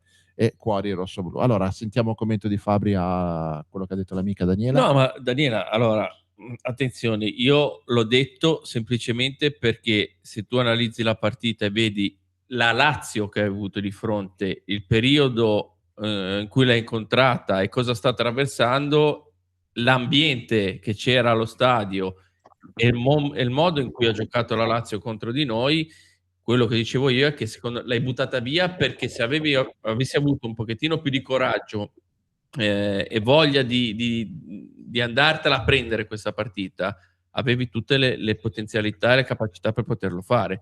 Secondo me nel primo tempo siamo stati molto remissivi. Io sinceramente mi stavo addormentando perché al di là delle 2 occasioni che ha avuto il Genoa, ma poi probabilmente anche come dice Adri è stata anche studiata così la partita, ma a mio parere una squadra con una maggiore convinzione dei propri mezzi, cosa che secondo me è un po' difetto di questa squadra qua, non avere poi veramente ancora nella testa la potenzialità delle proprie capacità, l'andava a vincere una partita, poteva andarla a vincere una partita. Forse è stata un po' più fredda, forse sì. Fredda, sì, non perché abbiamo giocato male o perché abbiamo microfono, fatto o forse perché abbiamo fatto una brutta partita. Assolutamente no, è proprio il contrario, cioè dico, dal momento in cui c'è questo tipo di Lazio davanti, che probabilmente non ti capiterà più nei prossimi anni, perché di vedere queste grandi squadre in queste condizioni qua, potevi vincerla. Ecco, quello. Allora, fatemi ringraziare Andrea Di Marco che deve andare, grazie ancora per essere stato Grazie a con tutti, perché alle 5 c'ho la sveglia che mi suona per il millennio. E ti dà un sacco di botte. Oh, vengo giù, lo abbraccio. Mi raccomando, sottoscrivete. Si dice sottoscrivete? No, È un bonificate, termine che era bonificate. sottoscrivete l'unità. quando mi ricordo- Sottoscriviamo Radio Zena. Grazie mille Andre, sei un Ciao a amico. tutti. Ciao Andre. Ciao Andre. Allora, salutiamo Andrea, Ciao. è tutto libero, la strada la conosci, noi finiamo la diretta per uscire, per entrare un casino, per uscire basta aprire la porta normalmente. Grazie ancora Andrea, un abbraccio forte, grazie.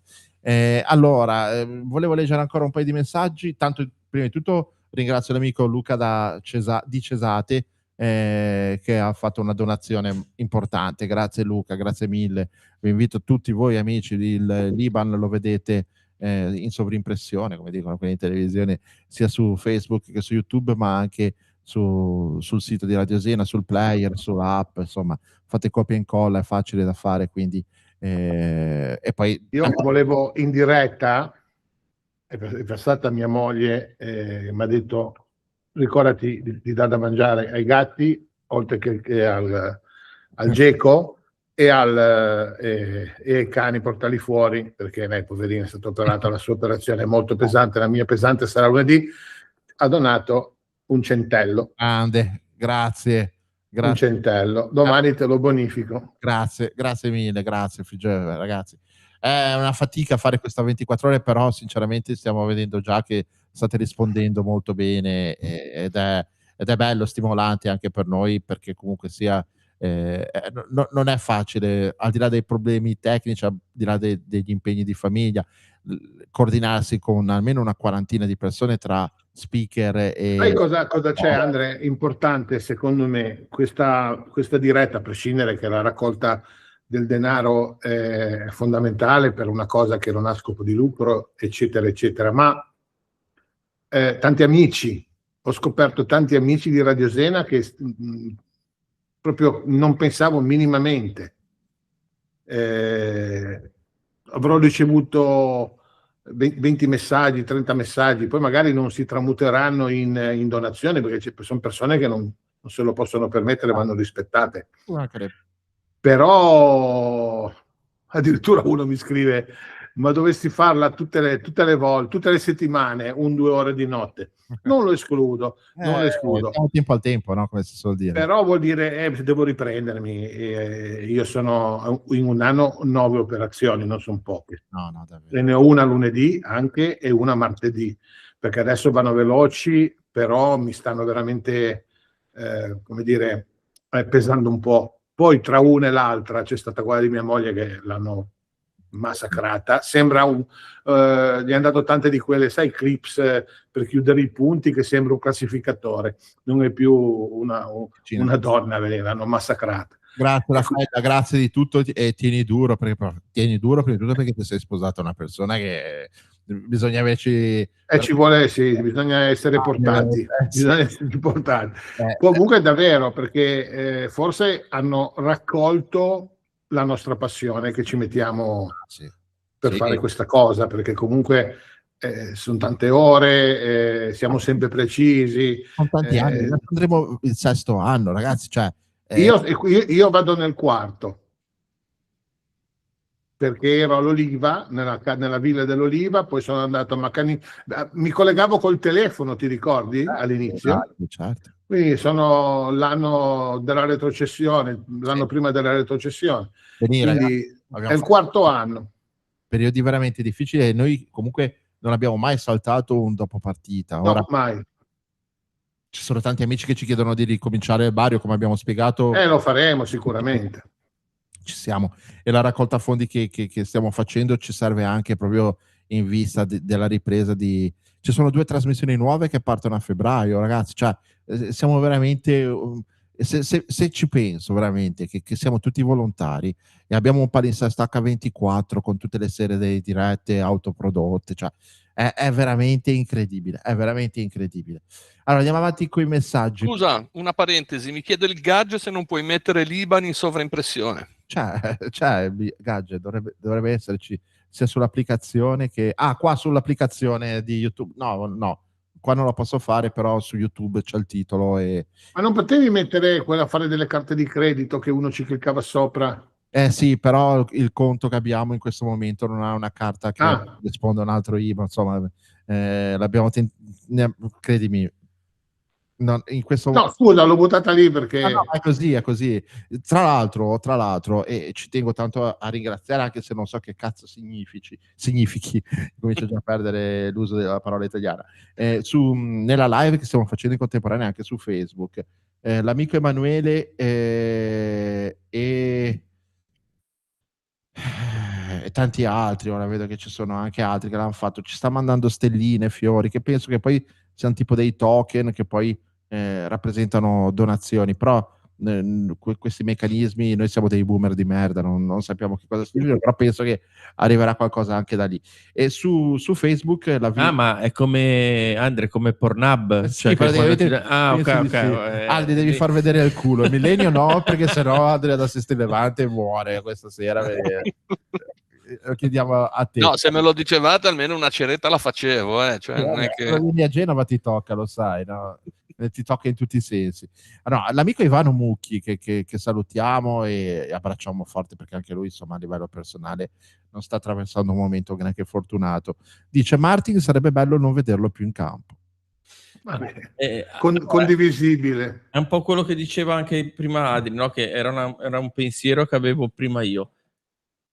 Secondo me lo sviluppo del gioco del Genoa, per quello che vorrebbe De Rossi, rimane monco, perché abbiamo due quinti che in questo momento qua non rendono per quello che dovrebbero rendere, perché se noi avessimo veramente due quinti che fanno le due fasi nel modo corretto, noi siamo monchi da metà campo in su con questi due quinti qua, e a volte anche dietro, perché oggi Martin è stato deleterio anche dietro, ci ha fatto prendere poi il secondo gol, Norton Caffey non ne parliamo, però abbiamo proprio due quinti che fanno fatica poi a fare la fase offensiva, e secondo me è anche lì poi uno dei grossi problemi della manovra del gioco di De Rossi, perché quando giochi comunque con due quinti, col 3-5-2, sono due interpreti fondamentali di quel modulo lì. Se non sanno interpretare bene quel tipo di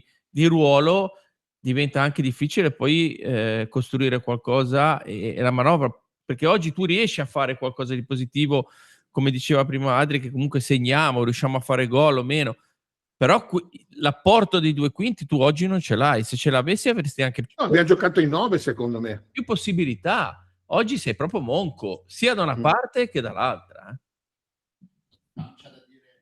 Ok, forse è ritornata la voce. Ok, c'è da dire però che Martin, da quando è arrivato al Genoa, è sempre stato molto importante sulle palle native, e dobbiamo tenere in considerazione che abbiamo un calciatore da Genoa che è un fuoriclasse quando ha la palla tra i piedi ferma, ed è...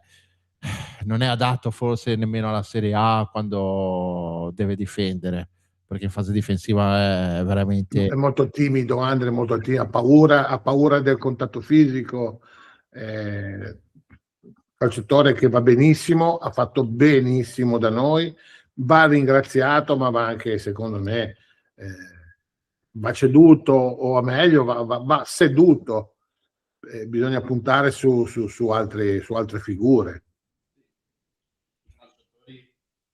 Caratteristiche. Va bene, ok. Poi dobbiamo fare anche pizza cipolla. Sì, dobbiamo, pizza sì. Tra poco finiscono le 2 ore di trasmissione, quindi poi dobbiamo passare anche 2 messaggi degli amici che, anzi, se voi avete un'attività, volete darci una mano, anche lì ne siamo felici di poter trasmettere i vostri messaggi qua in radio. Allora, dai Adri, dici qualcosa sulla società, che è questa che... Marco si chiama. Dici qualcosa sulla società?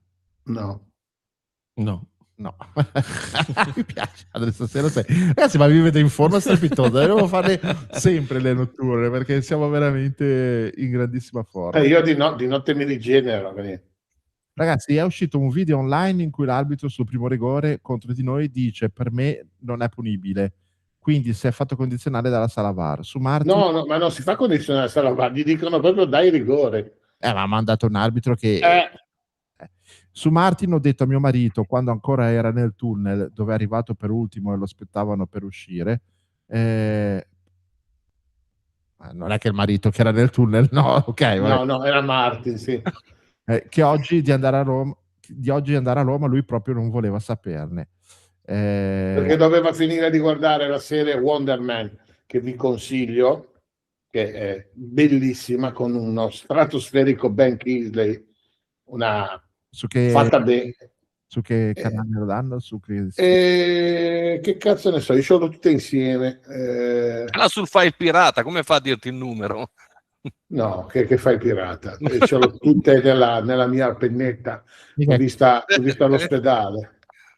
Paramount. Comunque Wonder Man. Io consiglio Landman su Paramount, che è qualcosa di incredibile. Sì, è finita, no? Sì, è finita la seconda stagione. È finito anche il millennio che è crollato. No, ecco, è ritornato. Torna Mattia Diavoli. Allora, facciamo ancora focaccia con la cipolla. Tanto siamo pochi. Sì. Focaccia con la cipolla e pizza. Ma come mai Ivano non c'è? Amico mio, cos'è che può tenere un uomo lontano dal calcio, secondo te? Figa. No, l'alcol e la droga, che figa, non non lo so, Ivano mi sembra più da figa che da alcol e droga. Anche per me. Allora, Fabri, tuo premio focaccia con la cipolla. Allora, focaccia con la cipolla oggi oggi è dura, perché però ti direi, mi verrebbe da dire Malinowski, ma non mi è piaciuto, cioè al di là del rigore fatto e del corner battuto, non ho visto un Malinowski strepitoso, ecco, sotto quell'aspetto lì. Quindi focaccia con le cipolle oggi mi sento di darla a difficilissimo stasera, veramente dura, perché non è stato, però ad esempio, ecco, la do a Messias, perché mi è piaciuto come è entrato. È entrato molto bene. È entrato cattivo. Il gol anche col Bologna l'ha aiutato un po' anche a livello di entusiasmo, sbloccarsi anche un po' mentalmente, quindi lo do a lui. Anche se Vitinha ha fatto comunque di nuovo una gran bella partita, però oggi voglio premiare Messias.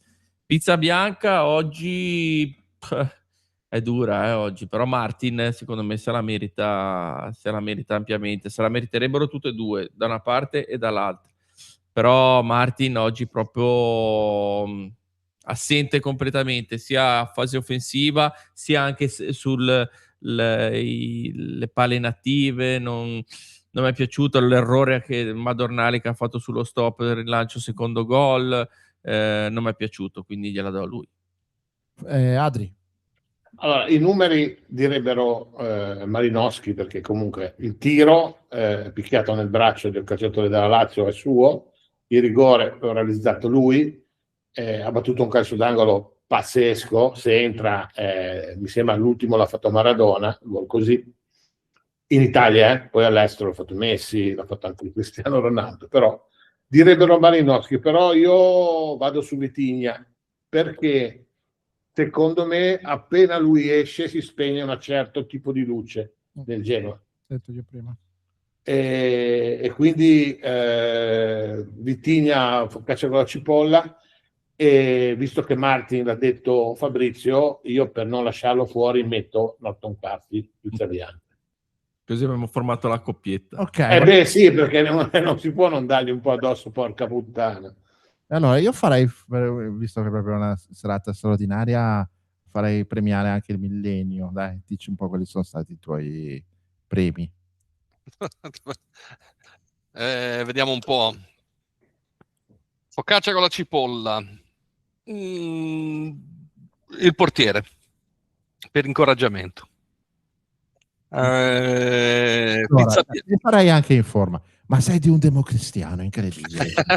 Una roba veramente allucinante. Mi hai chiesto una cosa, te la dico. Ma manca a scuola lo fanno più questo. Cioè, di incoraggiamento a chi? Cioè, Al portiere, a me è sempre piaciuto il ruolo del portiere. Ragazzi, venne gli spogliatoi, oh raga, lo dice in olandese, il millennio mi ha detto...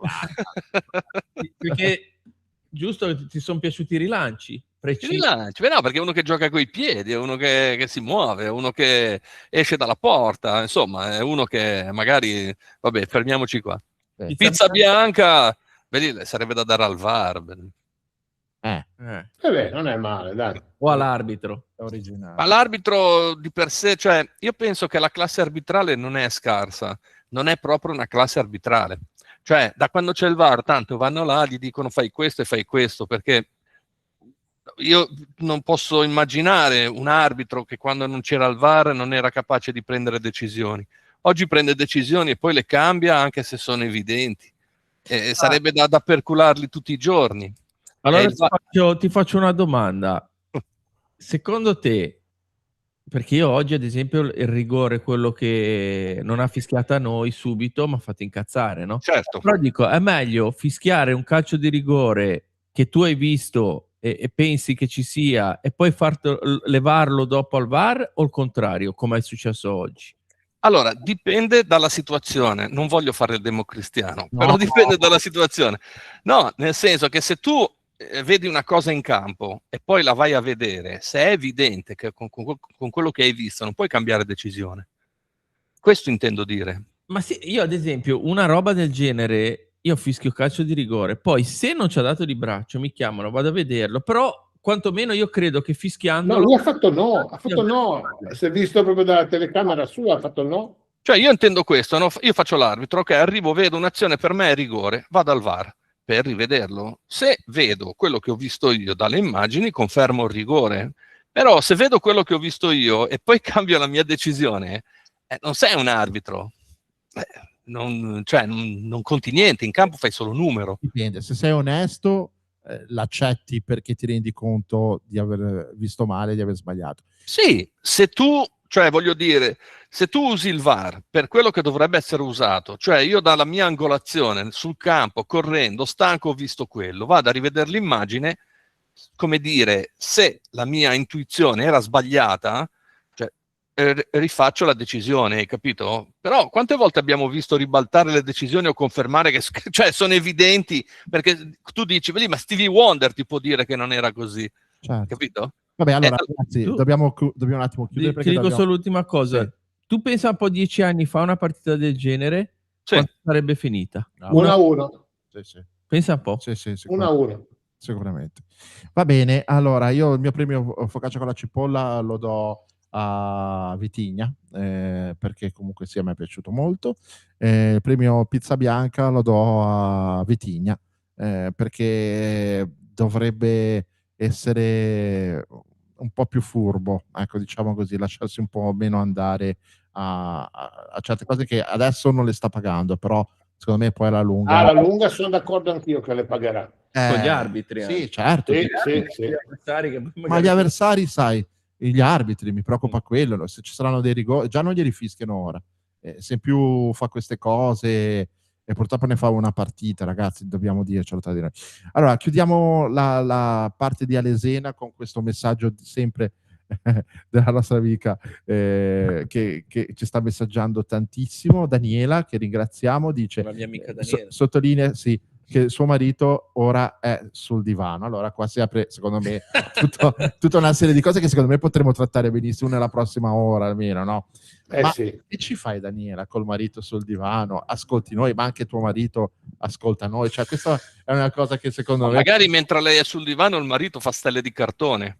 Umberto Tozzi, non c'entra niente. Ragazzi, era veramente super millennio. Il marito era ed è sul divano. Era ed è sul divano. Ok, allora mandiamo in onda 2 messaggi, facciamo un leggero switch anche qua di programmazione tecnica. Ci risentiamo tra poco per Adri by Night. Con Alesena ci sentiamo. Ma che sigla metti per me? La pubblicità. No, vedete, senza sigla, dai. Vedete. No, ce l'ho, sì. Allora, ne approfittiamo, tanto andiamo un attimo anche, io devo andare in bagno anche perché qua è bello fare le... Anch'io. Io. Quindi dopo la pubblicità sentiamo 2 canzoni. Tra l'altro la prima canzone che sentiamo, che secondo me dovrebbe essere quella la sigla questa sera, è l'ultima Scappa la pipì. di Pippo No, Franco. no, il discorso serio, scusami. Scusami. No, figurati. È l'ultima canzone di Bruce Springsteen che ha fatto Street of Minneapolis, che prende spunto dal titolo Street of Philadelphia di tanti anni fa, per raccontare a suo modo e nel modo che piace a tutti noi quello che sta accadendo negli ultimi giorni a Philadelphia, per cui sicuramente questo Minneapolis. a Minneapolis, quindi questo sarà sicuramente il disco ora che sentiremo 4 volte al giorno tutti i giorni in determinati orari, ma poi questo lo vediamo. Dopo i brevi stacchetti ce la sentiamo stravolentieri. A frappè.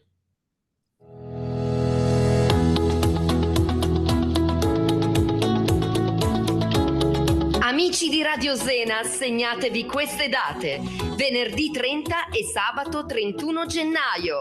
Dalle 21 di venerdì alle 21 di sabato si svolgerà la prima 24 ore live di Radio Zena, un evento organizzato per la raccolta fondi straordinaria necessaria per coprire le spese dell'associazione Radio Zena ETS. Sostieni Radio Zena, spargi la parola, ascolta e aiuta la tua radio.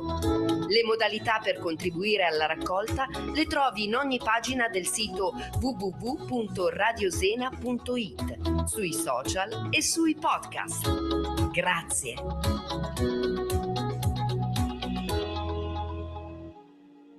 Nulla è più come prima. Entra nell'era del benessere quantico di Cueva della Luz. Un'esperienza di benessere nuova, rapida, totale, che aiuta a scaricare lo stress, allentare le tensioni e dare nuova salute al corpo, migliorando umore, concentrazione, sistema immunitario ed efficacia delle terapie. Un trattamento Luxury No Touch, dove fotostimolazione, suono e meditazioni hanno un effetto anti-aging sul sistema nervoso, qualità del sonno e difese immunitarie in modo naturale. Fai brillare la tua anima. Prenota ora il tuo primo trattamento gratuito a Genova e scopri un nuovo modo di stare bene, dentro e fuori. Chiama subito 348 251 7659. Progetti Home Thinking. Via alla Porta degli Archi 22R.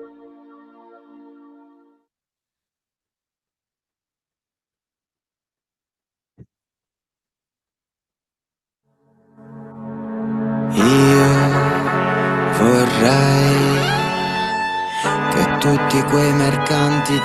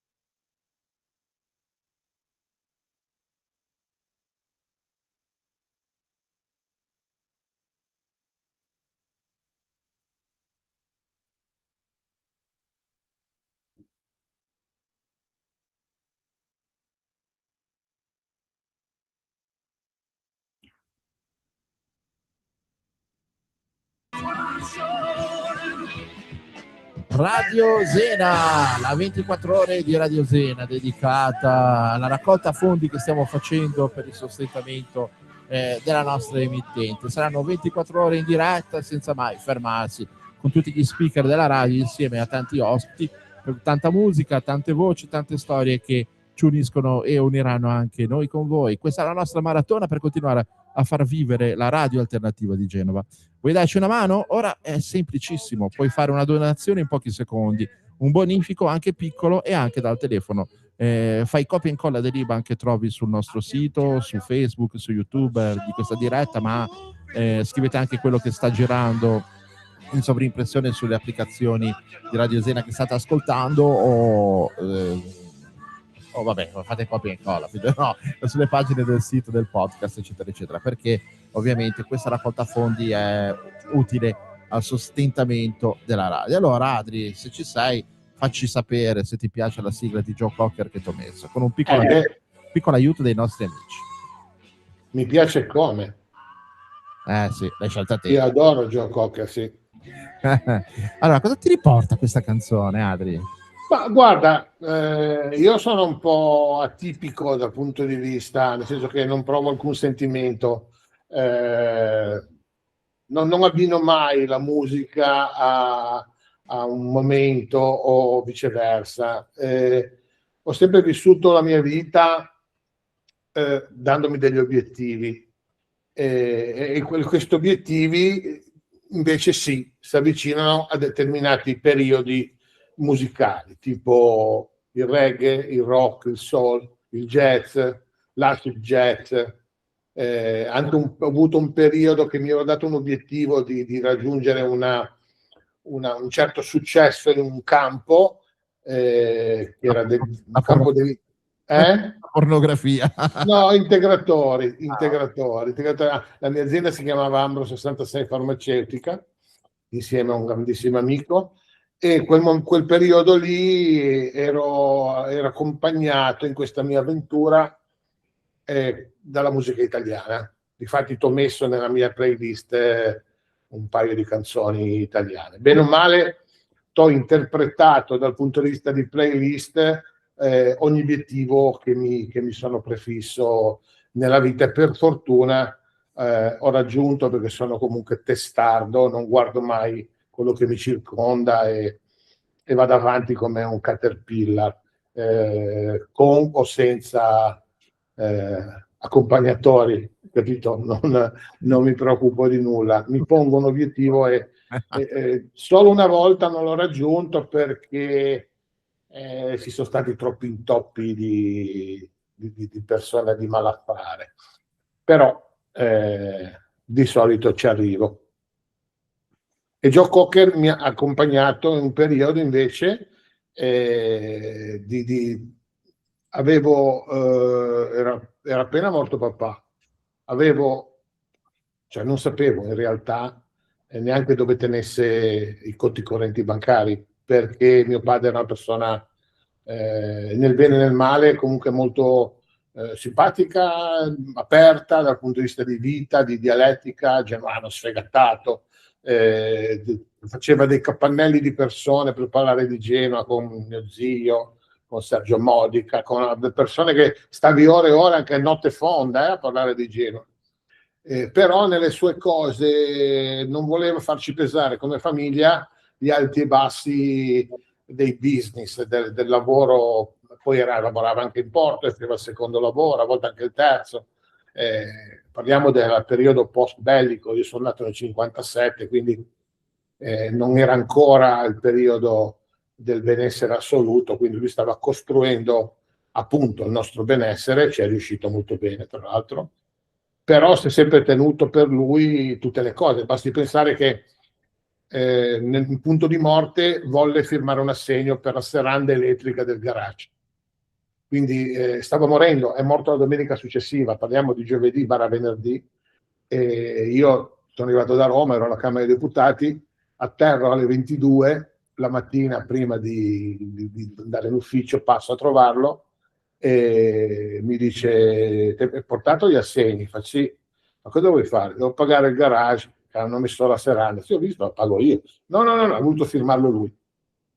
E quindi per spiegarti che persona, e io non so, a parte la Carige, che avevo il conto con lui, ho fatto i salti mortali per cercare dove aveva i conti, ho parlato con lui, era molto amico del presidente della Passadore, e quindi sono andato a parlare con lui, mi ha detto sì, qui c'è un conto, c'è dei titoli, poi secondo me c'è neanche uno là, poi i dipendenti, non sapevo proprio cosa farmene, non era il mio lavoro. E poi l'ho fatto diventare mio perché mi sembrava molto giusto non lasciare andare a carte 48 una cosa che aveva costruito lui per quasi 30 anni. Quindi mi sono riboccato le maniche, giocavo ancora quel periodo, e lavoravo anche in più, andavo alle 4 del mattino nel magazzino a fare le bollette, a imparare le varie pezzature dei gamberi, le differenze tra congelazione, surgelazione, congelato a bordo, abbattitore. Io il pesce lo mangiavo e basta, fino a quando papà è morto. E poi niente, piano piano, e poi abbiamo, grazie allo studio UCMAR, abbiamo trasformato questa azienda in tante piccole aziende e siamo riusciti comunque a cedere bene o male tutto. Ma tu torneresti qua a vivere a Genova? No, io non amo Genova, io sono innamorato di Napoli, parliamo dell'Italia.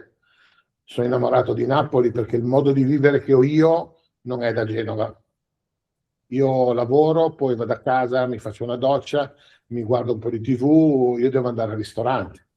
E però io da casa esco alle 21, alle 21:30. Dove cazzo mangi a Genova? Per fare l'esempio del cibo, vai in Riviera a Genova, non è come andare in costiera a Napoli, c'è una vita differente. A me piace il divertimento, mi piacciono i locali, io sono uno che vive di notte. A me il giorno mi serve per lavorare, però a me piace stare fuori fino alle 2, alle 3, alle 4 del mattino, poi dormo 3 ore, sono in piedi, non ho problemi. Mi piace tanto Roma, ci sono stato 5 anni quasi quando ero alla Camera dei Deputati, ma preferisco come modo di vivere, preferisco Napoli. Io mi trovo bene, a parte che ho trovato la mia seconda compagna proprio a Napoli, vivo bene lì, mi trovo, sono accoglienti, sono aperti, non devi per forza metterci un mese per fare una pseudo amicizia da bar, la diffidenza, Ligure, è terribile. Io non mi vedo, non ho mai amato Genova. Io della Liguria ho amato tantissimo Paraggi perché andavo al Carillon, il gestore era un amico e passavo delle notti a giocare a scopone con i turisti milanesi, ho conosciuto, io ho un'età che chiaramente morirò presto, ma comunque ho avuto la fortuna di conoscere personaggi che voi ve lo scordate, Brigitte Bardot, Gigi Rizzi, attori d'Alain Delon, Depardieu, cioè ci veniva la crema, e poi quando eri dentro non c'era la diversificazione, io sono io, tu sei tu. Era un posto piccolo, era un posto alla mano, un posto non certo economico, io potevo spendere, quindi chiaramente non ai loro livelli, ma mi potevo permettere qualcosina in più di altri, e cercavo sempre diciamo che era molto affascinante il periodo in cui ho vissuto io, perché, essendo del 57, io ho vissuto interamente gli anni dal 72, 73, 74 in poi, sino al 90, ho dato veramente il bianco. Certo. Allora, Andrea, senti, io direi di mettere un'altra canzone, e poi magari anche se puoi leggere il messaggio che ti ho mandato, perché scusa. Figurati, è importante. Io metterei Peter Gabriel, Don't Give Up con Kate Bush, perché secondo me questa non è una canzone, è un capolavoro assurdo, è una roba veramente meravigliosa. Anche questa scelta qua, se la vuoi motivare, se c'è un senso. Ma la motivo dopo. Ok, ce l'ascoltiamo. Don't Give Up, Peter Gabriel, e quella meravigliosa interprete, artista a 360 gradi, che era Kate Bush.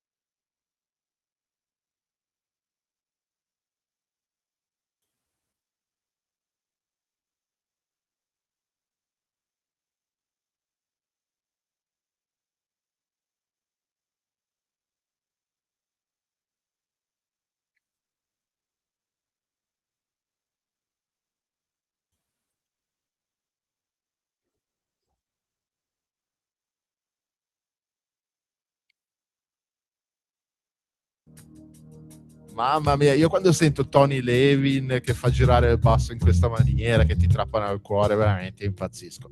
Non mollare, questo era il significato di questa canzone, non arrenderti mai. Adri, anche questo diciamo che è una...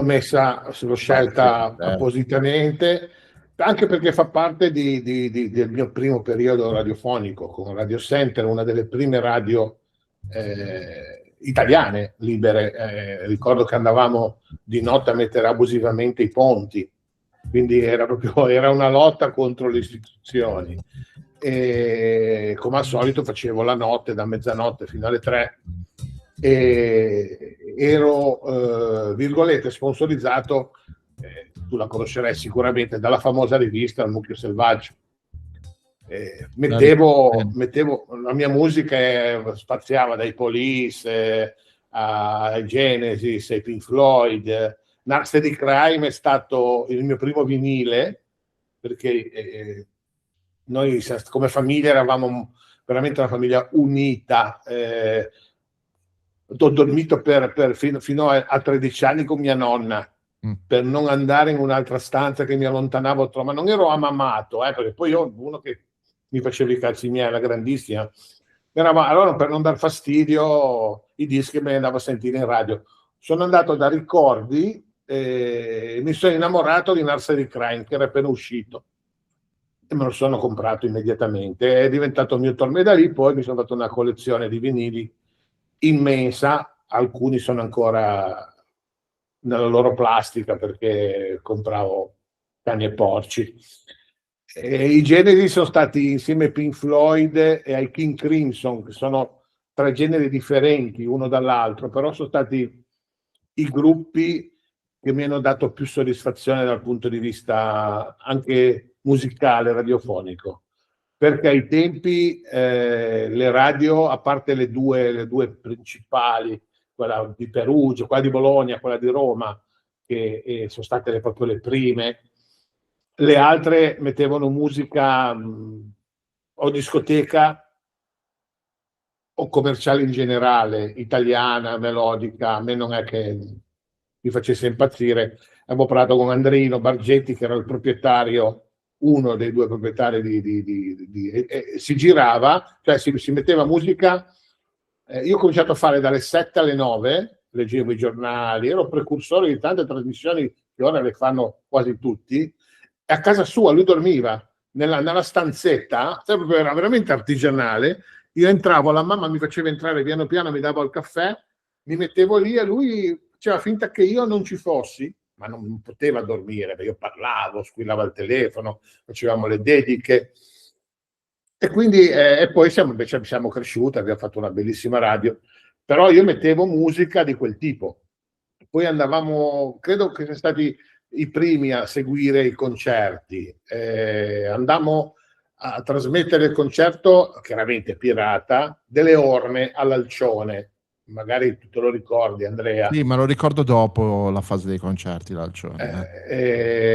Quindi proprio è stato un periodo meraviglioso, e ho voluto mettere lui perché questo pezzo, perché poi rappresenta anche il momento attuale. Io Adri, ho un ricordo passando. ricordo diverso dell'Alcione, però.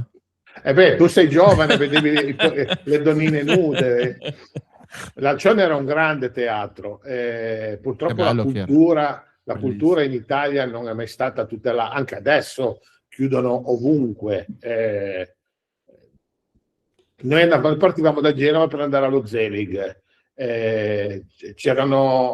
Facevano gli spettacoli, forse ancora Andrea Di Marco lo potrebbe confermare, anche se lui è molto giovane, ma essendo in quel mondo lì chiaramente ne avrà sentito parlare. Facevano le scenografie con i cartoni trovati nella spazzatura. Al derby, poi il derby chiuse perché comunque si faceva di tutto lì dentro, ma io ho visto le principali, Abbatantuono, Boldi, Salvi, di tutto, di Falletti, ragazzi che andavano lì a cercare di sbarcare lunario e di portare avanti le loro passioni. Tutti chiusi, non c'è più nulla, si predilige, ma anche le discoteche non ce ne sono più, sono dei casermoni immensi nelle periferie che non sono vere discoteche, sono luoghi strani, freddi. La discoteca bellissima era la Soffitta, giusto per dare un'indicazione della tipologia a me preferita, una via di mezzo fra la discoteca e il club. Adesso è impossibile. Anche i night, che noi chiamavamo all'epoca tabaret, non esistono più. C'erano donne bellissime, ti bevevi una bottiglia di champagne, stavi con gli amici. Ormai io non so voi cosa facciate a Genova quando uscite, ma io... ci sono i vicoli, non è che c'è rimasto più tanto. Sì, ma è un modo, secondo me, io tutto rispetto, io adoro il centro storico di Genova, è un po' come il centro storico di Napoli, leggermente diverso come conformazione, ma più o meno tipologia simile. A differenza che da noi a Genova ci sono molti extracomunitari, parlandone bene, intendo proprio per tipologia. A Napoli è vissuto quasi completamente da napoletani. Quindi sono due concezioni di vivere il centro storico diversamente. Ma perché, allora, nel fuori onda dicevamo che il Millennio stasera sembra veramente cacca, ma poi adesso si è alzato, vedi, e vedi sullo sfondo un paesaggio che sembra, non ti dico il Golfo di Napoli, ma... ho cambiato lo sfondo perché praticamente sono andato a trovare Adriano. Ecco. No, ma noi qua con le palme non ce l'abbiamo. A parte che è un anno bastardo, perché piove dal 12 di dicembre. Difatti è tutto verde. Io ho il giardino che sembra di essere in Amazzonia. Sì. Perché è raro, proprio. Rarissimo, ma sui 10 anni che sono qua non ho mai visto un clima così. È freddo anche. Comunque, Adri, riprendendo quello che dicevi te, secondo me il problema grosso, vero, non è tanto quanto possiamo fare io, Andre, quando usciamo alla sera, dove andiamo o meno. Il problema generazionale oggi, secondo me, è cosa fanno i nostri figli. Cioè, Questo è un altro grandissimo problema. Io benedico un calcio che ho preso nei coglioni, perché dopo quel calcio lì non una varicocele non ho potuto fare più figli, perché probabilmente adesso sarei molto preoccupato. Ho due nipotine piccole, la più grande ha 11 anni, che sono le figlie di Alice, che è la mia prima e unicogenita, e già loro, mia figlia è molto propensa a essere una buona madre presente. Il padre, nonostante ex calciatore della Sampdoria, è un bravissimo ragazzo, veramente un bravo ragazzo, un lavoratore, un appassionato di calcio, sta prendendo tutti i diploma possibili e immaginabili come allenatore, ne capisce parecchio, ha solo un difetto, giocava nel Doria, però ce l'abbiamo in tanti quel difetto lì. Il discorso è che lei ci sta molto dietro, ma non so fino a che punto poi alla fine. Sai, ora 11 anni, 7, ti danno retta, poi dopo diventa un problema. I ragazzini di 14 anni hanno tutti il coltello, tutti, quasi tutti, ora non voglio generalizzare. Non c'è più li chiamano maranza, sono sempre esistiti, soltanto che ai miei tempi noi eravamo di più di loro, eliminavamo. Io ricordo un grandissimo bandito che era della mia compagnia, io ero molto amico, Angelino Karate, che girava col Mitra, l'ultimo periodo girava col Mitra. Se si fosse permesso un maranza di venire da noi con il coltello, datemi l'orologio, vedi, lo trovavano a pezzi nel bidone della spazzatura. Cioè, il discorso è che ora non c'è più una contrapposizione. Ora loro fanno perché gli viene permesso di fare. Se fossero andati in piazza Adriatico, dove abitavo via delle Gavette, quindi i miei amici erano lì, giocavano a pallone lì, c'era la banda 12 ottobre, arrivano, ci buttavano sotto le panchine e partivano le raffiche di Mitra. Questo è il periodo, la banda armata delle Brigate Rosse, non era un bel periodo. Non ci andavi a cercare di spaventare uno col coltellino, capisci? Perché ti pigliavi tante di quelle botte che ti buttavano giù veramente dal Corso Italia. Adesso fanno il bello e il cattivo tempo. A scuola, nelle compagnie, ti pigliano il motorino, ti rubano il giubbotto. Ma anche perché oggi le compagnie vere e proprie non esistono neanche quasi. Non esistono più perché poi questa corsa al lusso, non potendolo permettere, perché vedi, se uno è ricco si può comprare tutti i cazzi che vuole, ma questa corsa alla roba di marca, che se non hai l'outfit con le scarpe da 200 euro, il pantalone da 180, non parlo di grosse cose, c'è dei bambini che hanno 1500 euro di roba addosso, il papà lavora all'età sidera. Però Adri, scusa, cioè, ora io ho vissuto la mia adolescenza negli anni 80, che non erano anni facili, l'unica cosa, cioè erano anni un po' simili a questi, nel senso che poi alla fine c'era la guerra fredda, c'erano c'era più tante criminalità, paure. c'era più criminalità, però certo. c'era anche un modo di vivere che era più sociale, no? Cioè nel senso che poi alla fine assolutamente condividevi non soltanto i divertimenti, ma anche le problematiche, c'era uno spirito di gruppo che poi è quello che ha fatto nascere i gruppi ultra nel campo del pallone, ma posso anche dire l'attività politica e sindacale in altri settori della società, l'associazionismo. Assolutamente d'accordo con te. Io ho abitato a Molassana per quasi 30 anni. Si sono creati dei gruppi incredibili con cui io sono in rapporti ancora adesso. Però quello che volevo dirti io, Adri, è che comunque era anche quella una società molto violenta. Cioè adesso... Scusami Andre, no, ti faccio finire, però forse non mi sono spiegato bene io. Era molto violenta, ma era una violenza che non andava a toccare se tu ti facevi i cazzi tuoi. No, non è vero. Secondo me no. Almeno no, secondo me no. Cioè, almeno l'esperienza che io ho vissuto nello stesso quartiere dove hai vissuto te, cioè, io ricordo che era morto un ragazzo per strada perché aveva tirato una palla di neve. C'era un ragazzo che aveva di buona famiglia, tra l'altro, una persona che però era nevicata a Genova, si stavano tirando delle palle di neve e ne ha tirato una alla persona sbagliata nel momento sbagliato. Questo andava in giro col coltello, perché negli anni 80 sì che c'erano tante persone che giravano col coltello, e gli ha tirato una coltellata e questo ragazzo è morto a 20 anni, cose di questo genere. Io poi non ricordo coltellate a scuola, però mi ricordo che c'erano le scuole professionali a Genova che erano delle fucine di delinquenza pazzesche. E poi per chiudere il discorso, ricordo il terrorismo, era un terrorismo nostro, era un terrorismo politico. Negli anni 90 ancora sono andati, c'erano gli scontri tra fascisti e comunisti nei centri sociali. Ancora oggi vediamo cosa succede, anche se in maniera un po' minore, quando aprono una sede di Casa Pound, no? Le reazioni che ci sono. Cioè, questi elementi per me erano anche presenti nel passato. Ora siamo in un momento storico in cui qualsiasi notizia viene già pubblicata tra un po' prima ancora che accada, no? Quindi ha un'eco completamente diversa. E questo fa sì che tutte le persone si credono informate o in dovere di dover fare commenti. Questo è vero, questo sono d'accordo con te.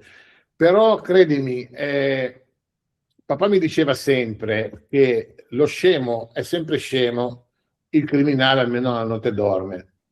Bellissimo. Per farmi capire che se devi proprio frequentare qualcosa che non funziona, non frequentare lo scemo, frequenta il bandito. E io ne ho frequentati tanti, ma tanti. Poi sai, io a mezzanotte, l'una entravo nei night club. Ai miei tempi nei night club non ci andava l'impiegato di banca, il padre di famiglia, erano tutti di loro. Gente che festeggiavano che erano usciti dopo 22 anni con champagne, ti chiamavano. Io andavo, nel senso che il rispetto è fondamentale. C'era più, come dire, venivi più rispettato se rispettavi, ti facevi i fatti tuoi, non avevi problematiche, tenevi la bocca chiusa su tutto. Io mi divertivo proprio. Era proprio un periodo che chiaramente dovevi prestare molta attenzione. Una volta c'era una ragazza russa e a me piaceva molto, lei mi ha fatto capire che piacevo a lei. È venuto subito un amico e mi dice: guarda, questa è la fidanzata di... già è successo un problema, figurati. Io mi allontanavo immediatamente, cioè è mollata una preda, ce n'era un'altra, hai capito? Non era così fondamentale. E poi successe all'Orchidea che questo sparò a uno che si era intestardito e gliela portare via. Era proprio un discorso era malavita, non erano banditelli o stronzetti, era proprio malavita. E la malavita non è poi così male. Minchia, capisci? Johnny che fa la mafia. Cioè, La malavita non è Ha dei poi così valori la male. malavita. Ah, certo, questo lo Cazzo, cioè guarda, io vi cito un passaggio. Io quando sono andato a abitare a Napoli, la famiglia di mia moglie ha un'azienda molto molto importante, un fatturato importante, è arrivata la camorra. Mio suocero, che è un uomo veramente da 84 anni adesso, ma è uno che ha sempre avuto il pelo, è andato da solo in questa casa e gli ha detto: io non vi do niente, non vi denuncio, non vi do niente, mollatemi, mi dovete sparare in petto. Loro non gli hanno sparato in petto, gli hanno sparato nel cancello e hanno messo la bomba nel negozio. Lui si è rifatto... bravi, eh? Sono stati molto bravi. Lui si è ristrutturato il negozio, ha rifatto tutto, non ha fatto nessuna denuncia, carabinieri, finanza, è venuta la DIA da Roma, i RIS. Io ho detto: no, non lo so, non mi ha chiesto niente a nessuno, fine dell'avventura. Non è più successo niente. Cioè, il concetto è che il bandito è bandito, non dovrebbe esistere, bisognerebbe vivere tutti in pace, stare tranquilli, però il mondo è questo. Se pensi che oggi i banditi governano degli stati. Ma di fatti, quindi voglio dire, se tu riesci sempre comportandoti bene, sempre non facendo mai nulla. Io se penso di passare col rosso mi arriva la multa, solo se penso. Figurati di mettersi a fare qualcosa di non legale. Sempre stando nella legalità più assoluta, io mi siedo tranquillamente al tavolo del bandito. Io vi racconto ancora un aneddoto, poi se vuoi mettere la musica. Era una fiera del pomodoro a Las Vegas. Una fiera, una tipo convention di produttori, tavoli rotondi, ti siedi dove cazzo c'è il tuo nome. A fianco a me, davanti, oltre un posto, poi un altro, c'era il braccio destro di John Gotti che si occupava di pomodori. Avevano il racket dei pomodori per tutta Las Vegas, Reno, per tutto il Nevada. Io parlavo come dire, come se fossero amici di vecchia data. Prendo un calcio nella caviglia, perché avevo bevuto un pochettino, stavo andando un po' fuori dal seminato sui prezzi. Loro mi dicevano: devi fare X centesimi di dollaro in più perché bisogna darli là. E io non capivo e dicevo: ma io non li faccio, non aumento i prezzi. Ho preso un calcio nella caviglia e una gomitata che ho tenuto i lividi per 3 settimane. Quando andiamo nella hall, mi dice questo qui che mi portava, che ha fatto gli accrediti, tutto, era un simil broker, e mi dice: guarda, domani mattina non ci vai a casa. E mi ha spiegato. Quando sono ritornato dopo il caffè, dopo lo champagne, dopo lo spettacolo, ho fatto il prezzo che hanno voluto loro. Mi se ne frega, è così, tanto soccombo, e ne ho venduto tanto e mi hanno dato tanti soldi in più, perché stanno bene loro, ma hanno fatto stare bene anche a me. Tanto non è che posso mettermi contro quella roba lì, capito? No, certo. Però sono delinquenti pesanti che non vengono a cagare il cazzo a me, a te, anzi è più facile che se gli pesti un piede, cioè non c'hanno il coltello in tasca, capisci? Gli pesti un piede, ti chiedono scusa loro, basta non avere problemi. Quindi quel periodo non è stato facile, ma era molto pesante. Io forse anche te, ma per esempio io sono più vecchio di te. Io avevo una Fiat 500 blu regalata da mio papà, nuovissima, la 500L, ero sempre fermo. E poi chiedo perché, mi hanno perquisito il pastore tedesco una volta, avevo un cucciolone appena preso, e il carabiniere ha visto che era la terza volta che mi fermavano in Corso Italia, andavamo lì dal Sereno più o meno, no? E mi ferma, ma dice no, perché stiamo cercando una 500 blu. Cioè, era proprio, mi ci fermavano col mitra in bocca, te lo ricorderai il periodo delle Brigate Rosse, no? No, certo, ovvio.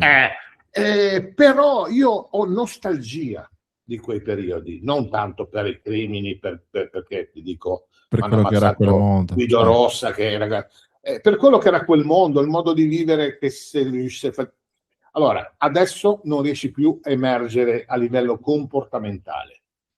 Adesso è tutto piatto.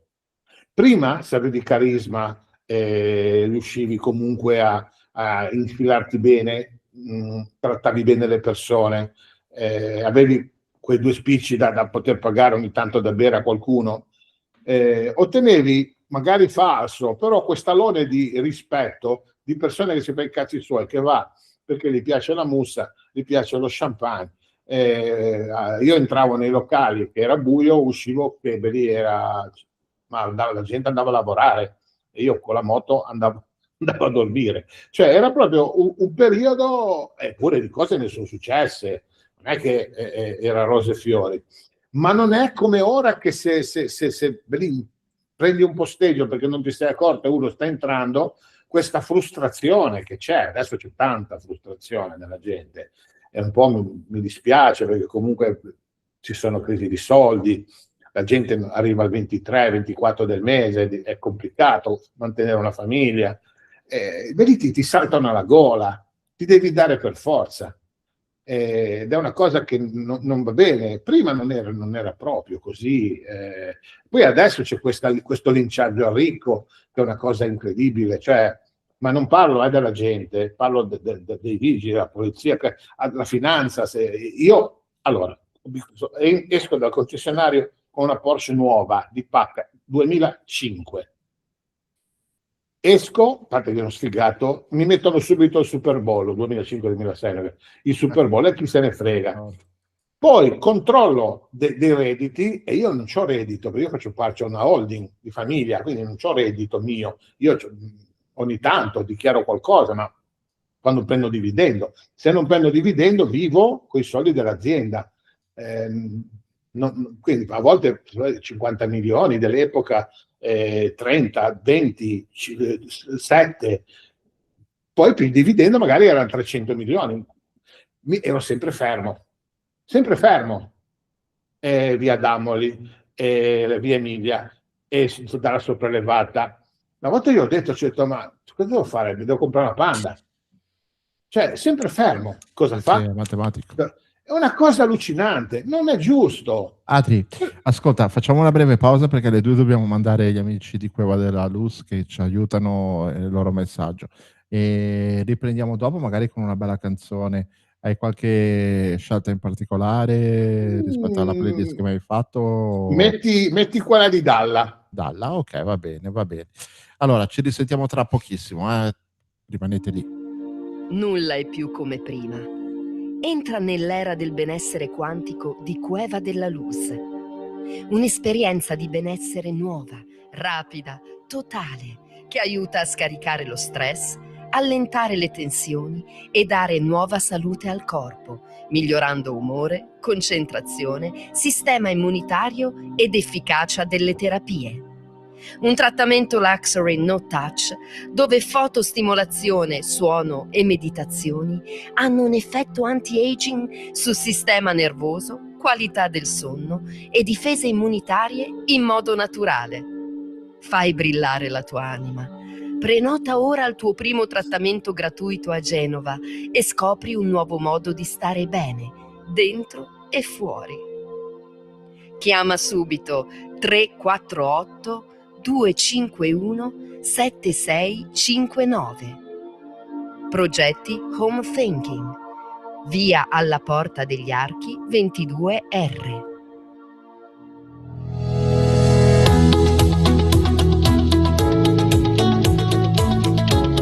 Amici di Radio Zena, segnatevi queste date: venerdì 30 e sabato 31 gennaio.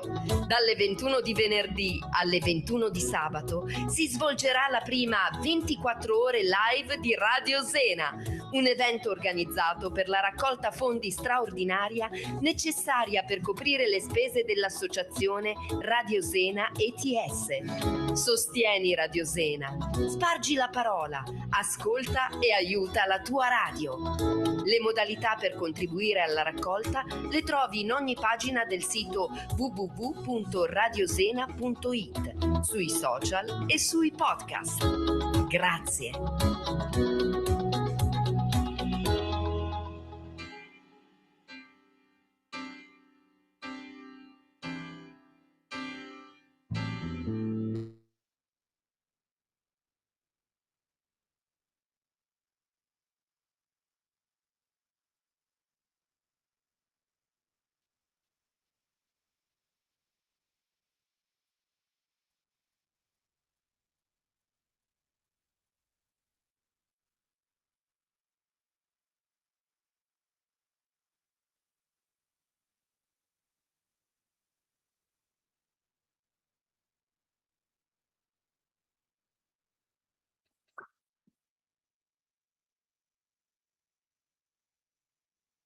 Non è giusto, Adri.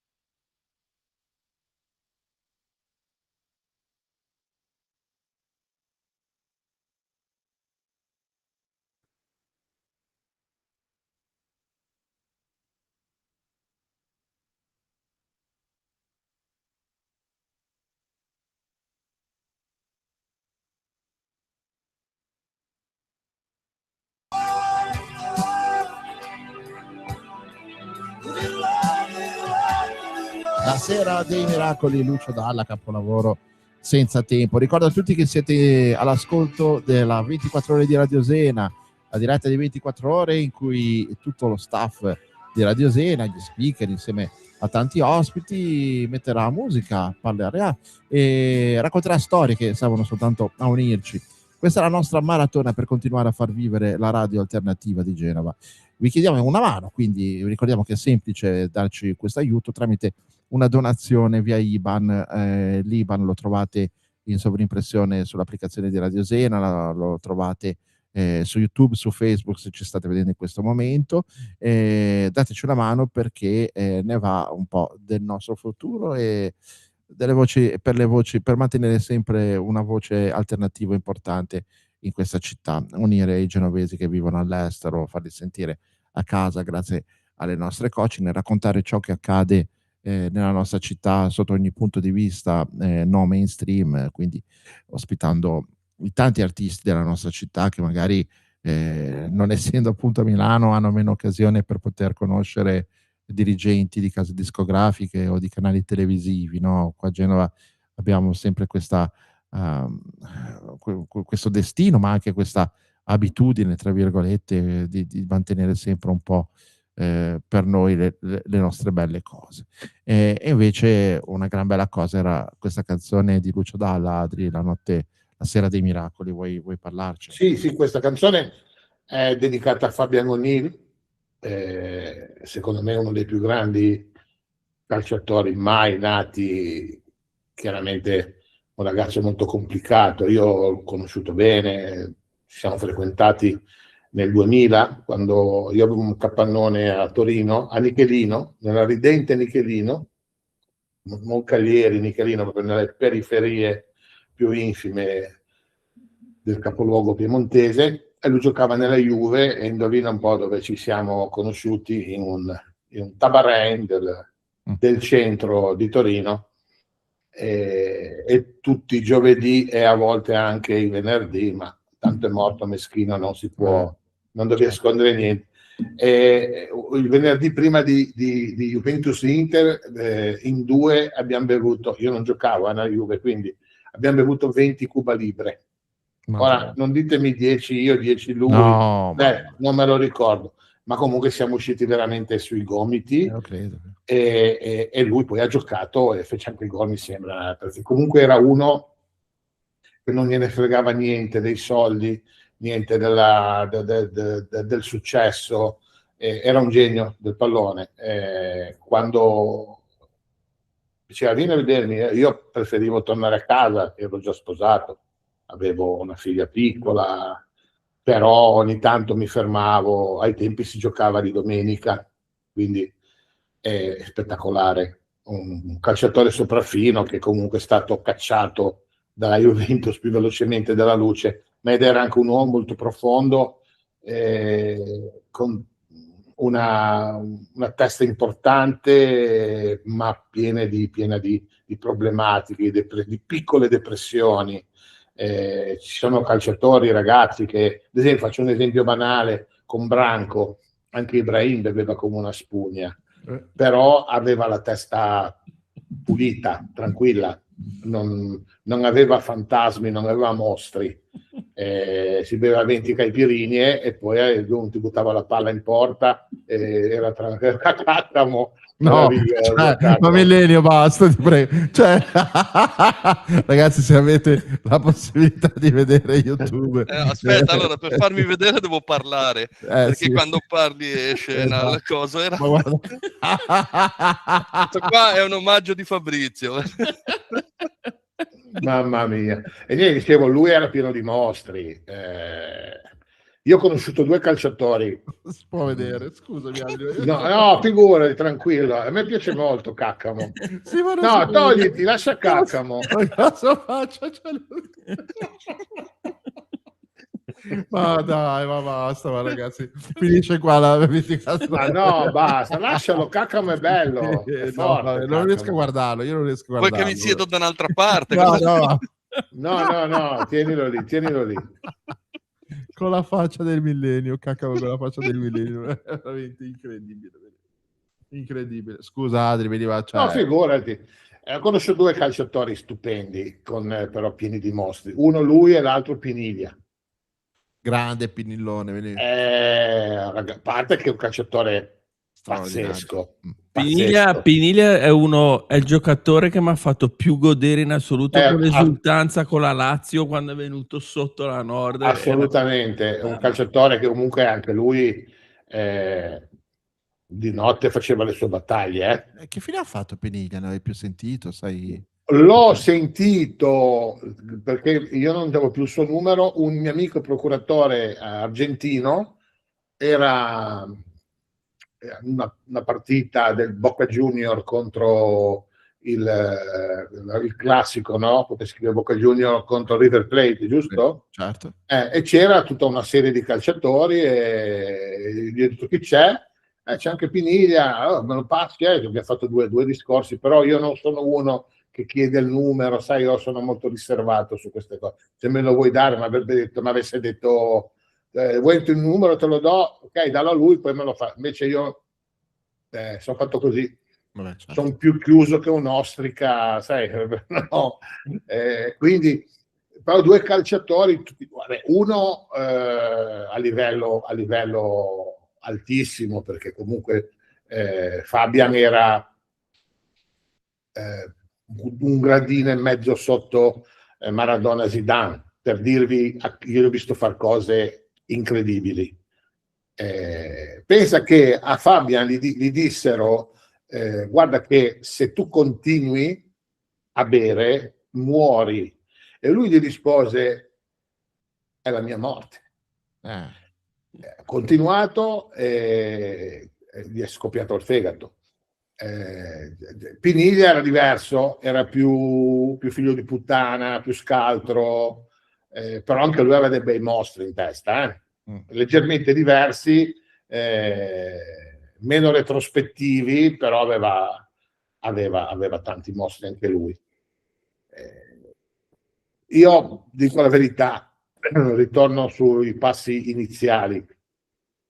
Venisse uno mi dicesse guarda, non hai strofinato la lampada, mi sono strofinato da solo, esprimi un desiderio, io non esprimerei quello di tornare a 18-19 anni, perché mi sono vissuto talmente bene, mi sono talmente tanto divertito, che sono molto curioso di vedere come andrà l'avvicinarmi alla morte. È molto affascinante per me il percorso della vecchiaia. Diciamo che mi attizza molto, perché vedo che nonostante quest'anno, ripeto, è stato drammatico, poi il rigetto della protesi è stato 1 su 100.000, mi ha detto, ed è successo a me. Considera che io sto parlando con voi, mi hanno tolto 6 denti e messo 6 microcateteri, quindi puoi immaginare che divertimento parlare. No, vabbè. Adri, però non so, io tu penso che sia l'emblema, no, del desiderio di libertà che tutti noi abbiamo, no? Lo Sì, esprimi ogni volta. assolutamente. Io mi farei ammazzare per mantenere la libertà mia e quella degli altri. Io, ecco, Non, l'unica cosa che temo della vecchiaia è che ti mancherà la libertà, nel senso che il corpo, magari, o certe volte anche la mente, non ti consente di essere libero come lo eri quando non eri vecchio. questo è vero, e io mi ammazzerò. Cioè, finché potrò fare quello che sto facendo adesso, con qualche dolore in più, io faccio anche surf, vado per terra, nel senso che non cavalco le onde, cado nelle onde, però lo faccio. Faccio cose, adesso voglio scrivere un corso di paracadutismo. Quando non potrò più, quando la mia mente non sarà più lucida, perché il corpo comunque, anche se ha i dolori e la mente è lucida, io amo leggere libri, amo studiare, quindi sto aprendo una nuova azienda, non ho problematiche, ma il giorno che la mia mente, mi accorgo che la mente non segue, Non ti metti più il paracadute. non mi metto il paracadute, mi spiaccico come una merda, come una zanzara nel crusco, nel lunotto della macchina, perché comunque io credo che decidere come vivere e decidere anche come finire sia il nostro diritto. Concordo. Sia nostro diritto, perché io non devo vedere intorno a me persone che si accanniscono per farmi fare 5 giorni in più, come ha fatto mio papà, che l'hanno massacrato, non c'aveva più un buco, un posto del corpo dove fargli un buco, per fargli una flebo, lo dovevano lasciare andare, fargli una morfina perché pativa come una bestia, dargli la morfina più potente possibile immaginabile, faceva un bel viaggetto e non si sarebbe risvegliato. E invece la notte fra sabato e domenica è scoppiato, c'era sangue ovunque nella stanza. Cioè non si può far morire una persona così, non c'è dignità, ma non tanto per la persona che muore, per i parenti, per mia mamma, per mia zia, che erano bianche come dei cenci, l'ho prese tutte e due al volo. Cioè devono darci l'opportunità, abbiamo scelto come vivere, dobbiamo scegliere anche come morire. Chiaro, non a macchia d'olio, che uno dice ok, mi sono rotto il cazzo, ho dei debiti, mi sparo. No, intendo malattia, mettere dei paletti precisi. Ma no. sai che in Italia abbiamo un grosso problema. Che È il Vaticano, però il Vaticano mi ha rotto i coglioni, cioè, solo a te. Nel senso che devono parlare solo di come risolvere la pedofilia. Ecco. No, quella la nascondono. Ecco, capito? Cioè, che cazzo gliene frega loro? Come quella che uno che si è sposato in chiesa, io non sono cattolico, mi sono fatto anche sbattezzare perché il battesimo non l'ho deciso io, l'ha deciso mia mamma che era invece cattolicissima, e io appena ho avuto il senso dell'ordine mentale mi sono fatto sbattezzare. Quindi pensa un po' se sono ateo. Quindi non capisco perché uno che si è sposato in chiesa non possa sposarsi di nuovo perché magari fa piacere alla donna. Che senso ha? Per cosa devi pagare? Che peccato hai fatto? Ti sei separato, devi stare sempre con la stessa donna a farla stare come malissimo perché non ci stai più bene, litigare, momenti bruttissimi, ma che senso ha? Che senso a Raffaella, che lei è cattolica, non l'ha voluta confessare perché convive con uno sposato, ex sposato, io non sono più sposato, sono divorziato ufficialmente, non l'hanno voluta confessare, piangeva, ci è rimasta male, l'hanno trattato come una zoccola. Sì, il sistema, certo. Ma non è giusto. No, vabbè, ma cos'è giusto? In una chiesa, cos'è giusto? Niente. Di quei tempi si è macchiata di orrori incredibili. Ma Ancora guarda, oggi. me volevano denunciarmi una volta perché parlavano c'era uno che parlava con un prete di extraterrestri, pigliavano per il culo Zanfretta, ve lo ricordate? Quello che ha visto gli UFO a Bargagli. Che fa esistere l'UFO scemo è il prete, ha detto una cazzata, ha detto scusami, non ti conosco, però vedi, tu credi in uno che non esiste, ci può credere anche Zanfretta. Vedi, è diventato matto. Credi a uno che non hai mai visto, che te te l'hanno detto, vedi, neanche, capito? Te l'hanno raccontato, te l'hanno scritto su qualche libro. Saresti da scomunica, perché conosco tua mamma, e te fa scomunica, a me che cazzo me ne frega. Cioè, c'è un'ipocrisia, ma l'Italia comunque è la patria dell'ipocrisia, No, non veniamo qua, ti prego, perché poi... No, mi taccio, perché è pesante. Ci vuole tutta la notte, vedi. Vabbè, ma non solo l'Italia, forse No, non solo l'Italia, però credimi, l'Italia, sai che l'Italia ha inventato tutto, la verità. Genova, Napoli, hanno inventato quasi tutto, i jeans, il lotto, il cibo, e anche l'ipocrisia. Noi accendiamo a nozze. Poi questa statistica, che adesso non la trovo più, ma se la trovo te la giro, a livello di social siamo uno dei popoli più aggressivi. Gli americani sono i primi, poi credo che ci siamo noi francesi e poi noi. Non ultima i papà e la mamma di Carlo Magno che ha ammazzato la moglie, si sono dovuti impiccare per sfuggire alle cattiverie delle persone. Pazzesco, mamma mia. Non esiste. A parte il fatto che secondo me debolezza e momenti particolari, io li mando a fare in culo, non me l'ho mica uccisa io, quindi... Però, sai, non tutti hanno le palle da uscire da queste situazioni. Si sono dovuti impiccare, si sono impiccati insieme, con 2 sgabelli, hanno pianificato tutto, sono stato a salutare l'altro figlio. È terribile, pensi che devi morire male, gli scrivevano, fate schifo. Ma come cazzo è possibile? Allucinante. Ma com'è possibile? Com'è possibile? Allucinante.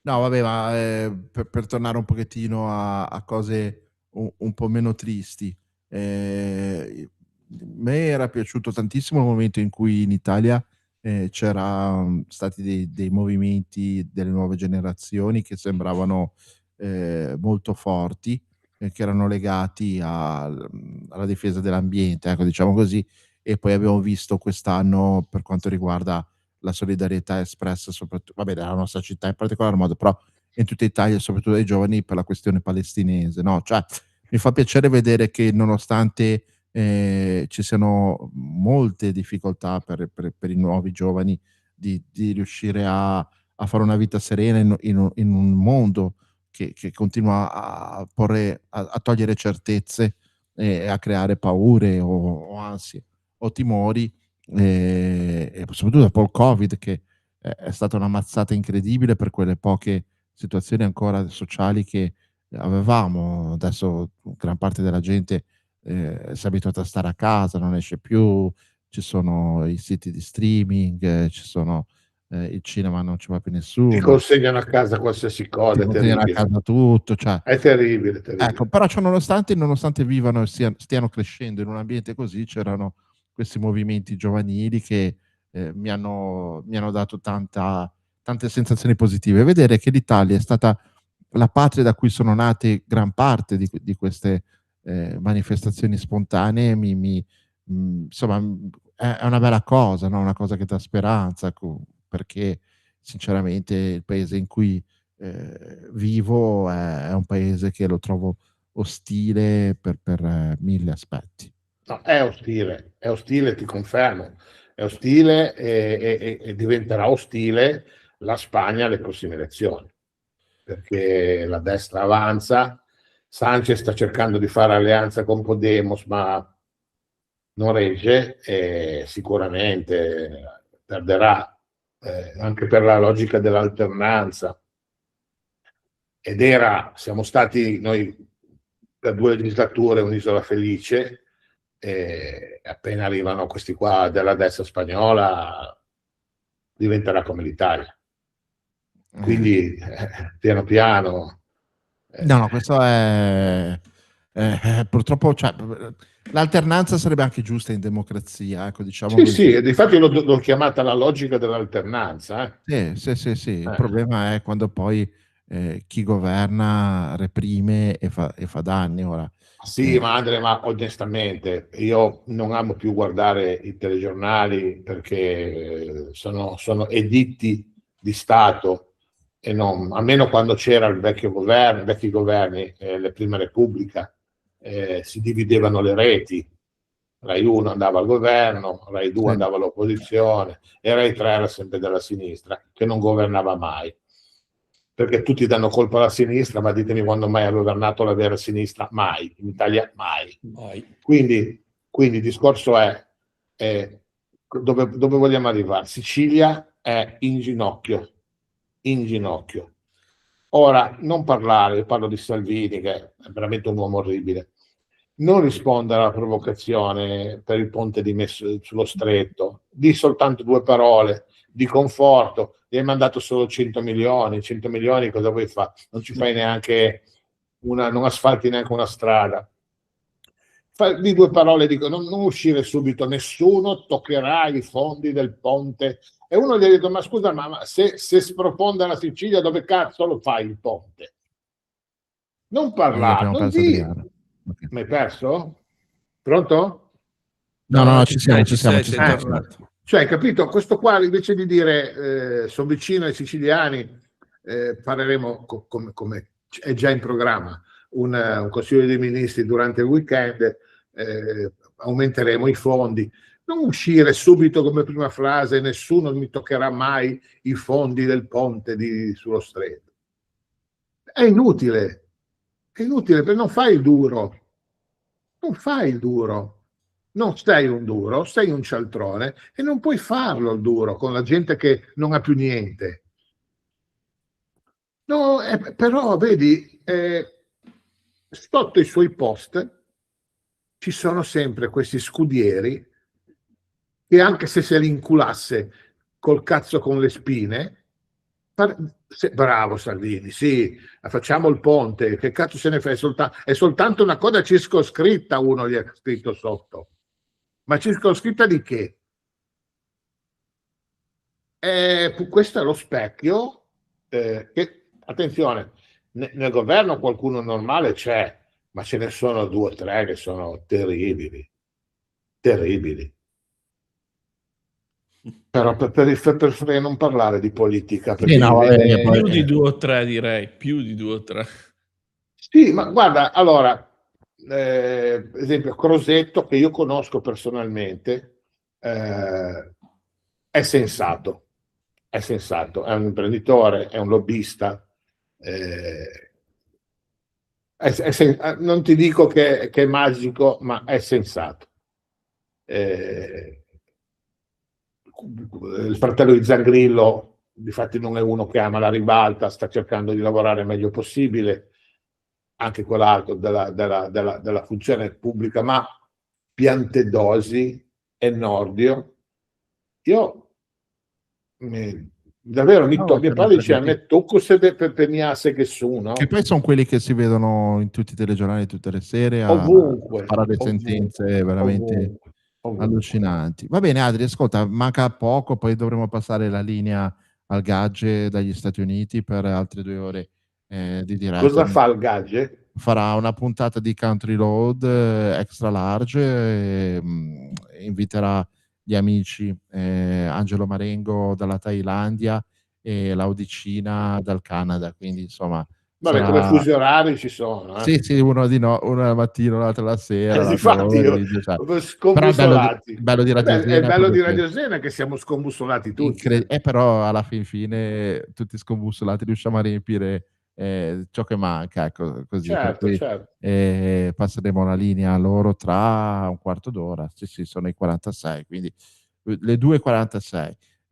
Ricordiamo a tutti che questa è la 24 ore di Radio Zena, 24 ore, lo ricorderò, sempre utile a raccogliere fondi per quanto riguarda, perché ci servono per sostenere le spese dell'associazione Radio Zena ETS, che è un'associazione senza scopo di lucro, ecco, è l'associazione che ci consente di andare avanti, ci hanno aiutato tanti amici. Già questa sera noi abbiamo ricevuto degli screenshot dei bonifici, ovviamente non li vediamo se non solo quelli immediati, vediamo, però ecco, un grazie veramente enorme, è bello pensare di essere riusciti in questi anni a creare un senso di comunità, proprio per dare un senso alle parole che abbiamo detto questa sera, soprattutto nella chiacchierata con te Adri, no? Questa difficoltà che c'è in questo momento di condividere, se non giusto le gioie sportive o quelle musicali, ma condividere anche un modo di vedere la vita, il mondo e anche la comunicazione, che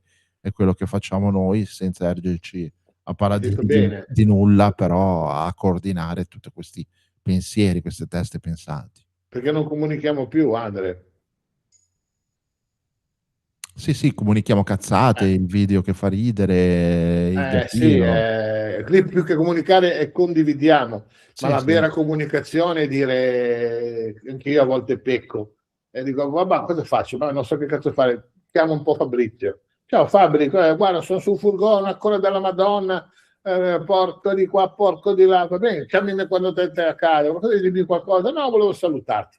Cioè, queste cose non le facciamo più perché siamo pieni di casini da risolvere, telefonare di qua, telefonare da, che poi dici ok, mi siedo sul divano e non riesci più. Io mi ricordo che facevo delle telefonate di ore a sparare minchiate con i miei amici. Beh, io ogni tanto chiamo, dai. No, sì, ma guarda che, voglio dire, se sono qua vuol dire che c'è certo. Motivo c'è, se no non sarà. Io non è che mi voglio apparire, dire, io sono su Radio 6, batto il bellino, ho 70 anni, vengo, faccio quello che devo fare, mi prendo un impegno, lo porto in fondo perché mi piacete voi.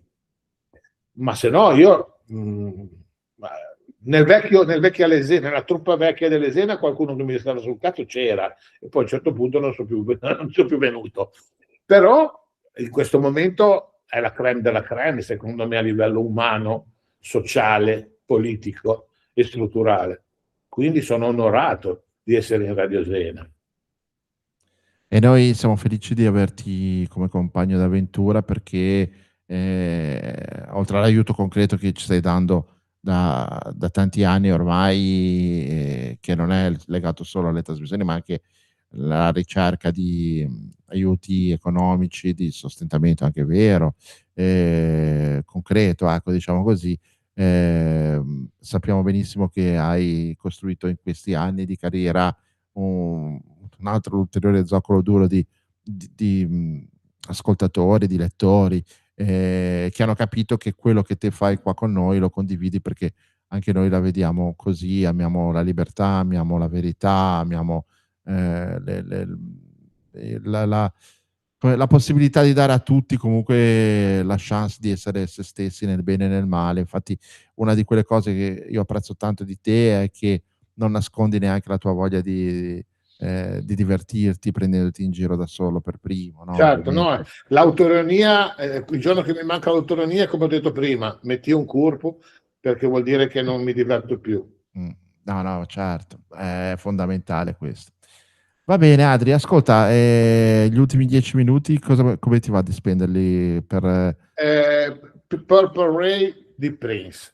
Purple Rain di Prince? E noi ce l'ascoltiamo, dura tanto, magari la spumiamo a metà così poi Sì, metà, poi vi ci dico a cosa è salutiamo. abbinato. Ok, va bene. Prince, Purple Rain, la notte di Radio Sena.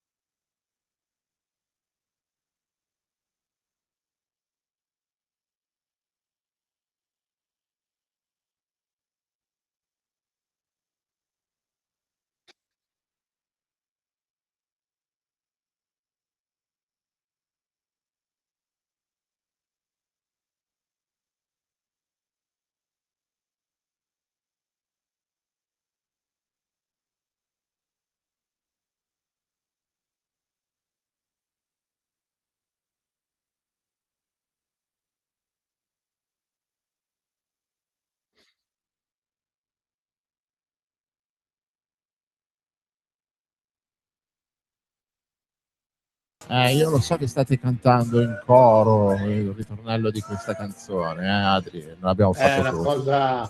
una cosa meravigliosa. Che cazzaccio, mamma mia.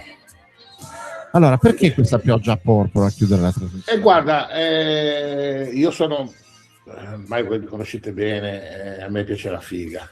Ma va. Una cosa che proprio... Sei come Tasso Boldi, tutto. sei come Boldi. Ma guarda, non so se come Boldi, ma poi qualcosina anche in più. Mi sono giocato frutto e capitale, ma non mi sono mai innamorato. Ho avuto, dico sempre, forse l'ho già detto anche nella trasmissione che abbiamo fatto l'anno scorso, Sei come sei, però non sono entrato nel particolare. Io mi sono innamorato 3 volte in 70 anni. La mia ex moglie con cui ho avuto Alice, Raffaella con cui sto vivendo, perché sono donne completamente diverse, ma sono fantastiche sotto un miliardo di punti di vista, non sono spaccacoglioni, erano tranquille, sono tranquille, gli piace vivere, ma non sono noiose, che sempre fuori. Vengo chiamato all'ambasciata ungherese per una festa, un amico mi dice guarda vieni, cambiano il console, cambiano l'ambasciatore, non il console, ti faccio un accredito, vieni, figurati. Ungheria, l'adoro. Arrivo e vedo la Madonna, la vice console, addetta consolare, che poi sarebbe vice console, una 28-29 anni, ma Michelle Pfeiffer leggermente più bella, per farvi un esempio. Una figa da paura. Da paura. Io ho detto, fa figurati, me la lavoro ai fianchi, poi un po' perché siamo andati lunghi e un po' perché poi mancavano le macchine per andare nei vari hotel. Io avevo un BMW appena preso, cabrio, e il mio amico mi dice, portiamo noi, ma lui l'ha detto in senso proprio, entriamo nel nostro hotel a Milano e scende anche lei. Pensavo che fosse la sua fidanzata. E invece ci mettiamo al tavolo del bar, a mezzanotte e un quarto, e ci mettiamo a bere qualcosina. Fino a un certo punto lui scompare e io sono stato un anno con questa qua. Poi era terribile, viaggiava sempre, dovevo prendere aerei per andare a raggiungere a Parigi, qua in Canada, e mi sono rotto i coglioni. Ma è stato un anno travolgente, che io giuro vorrei regalarlo a chiunque piaccia la figa, perché è stata una cosa che... E Prince, per Porrei, era la canzone filo conduttore di questa, possiamo definirla massimo avventura, perché un annetto, considerato che lei era sempre in viaggio, però un'avventura fantastica, che è stata la terza in ordine, l'ultima, però comunque che ho amato veramente tanto, veramente tanto. Perché io non sono di facile innamoramento, anzi, mi annoiano un po' poi le cose, se non provo sentimento non riesco a fare nulla. Queste 3 donne sono state stupende, anche con Raffaella c'è per Porré, c'è anche una canzone del Pino Daniele, e anche con il periodo più bello con la mia prima moglie c'è sempre per Porré, quindi è un po' un filo conduttore dei miei 3 amori. Dopo il fil rouge abbiamo il fil purple. Va bene Adri, allora senti, sono le 2:58, abbiamo giusto 2 minuti per ringraziare tutti gli ascoltatori che ci hanno seguito finora, se siete al lavoro stanotte o se soffrite di insonnia, se vivete in paesi dove il fuso orario non è come quello del centro d'Europa, continuate ad ascoltare alle 3 i Gadgets e alle 5 quel matto di Millennio con la sua banda di Uova Soda, e poi alle 7 Fabio Gimori, che alle 7:30 c'è il primo live che faremo qua con tanti musicisti e artisti, poi dall'1 ci sarò io con Simona Cappelli, gli ospiti avremo Vladi dei Trilli che viene a trovarci, domani mattina ci sarà Denei, Carlo Denei, nomi molto importanti, e alle 16 ci sarà il meteorologo ignorante che risponderà alle domande dei fans. Chiuderemo poi alle 19 con Alessio Mamoliti, che con lui faremo una bel finale di trasmissione a base di musica reggae. Adri, grazie mille, grazie Grazie a voi. Millennio, sei pronto? Sì, sono pronto. Adesso mi sdraio un'ora, poi 1 litro di caffè e poi via. Fabri, Io devo fare la minestra di cavolo nero, se vado lungo mi collego anch'io. Bene. Fabri, Vieni. grazie mille. Grazie a voi, ciao Adri. Ciao ragazzi. A fra poco. Ciao a tutti. Millenio. Ciao, ciao, ci vediamo alla prossima.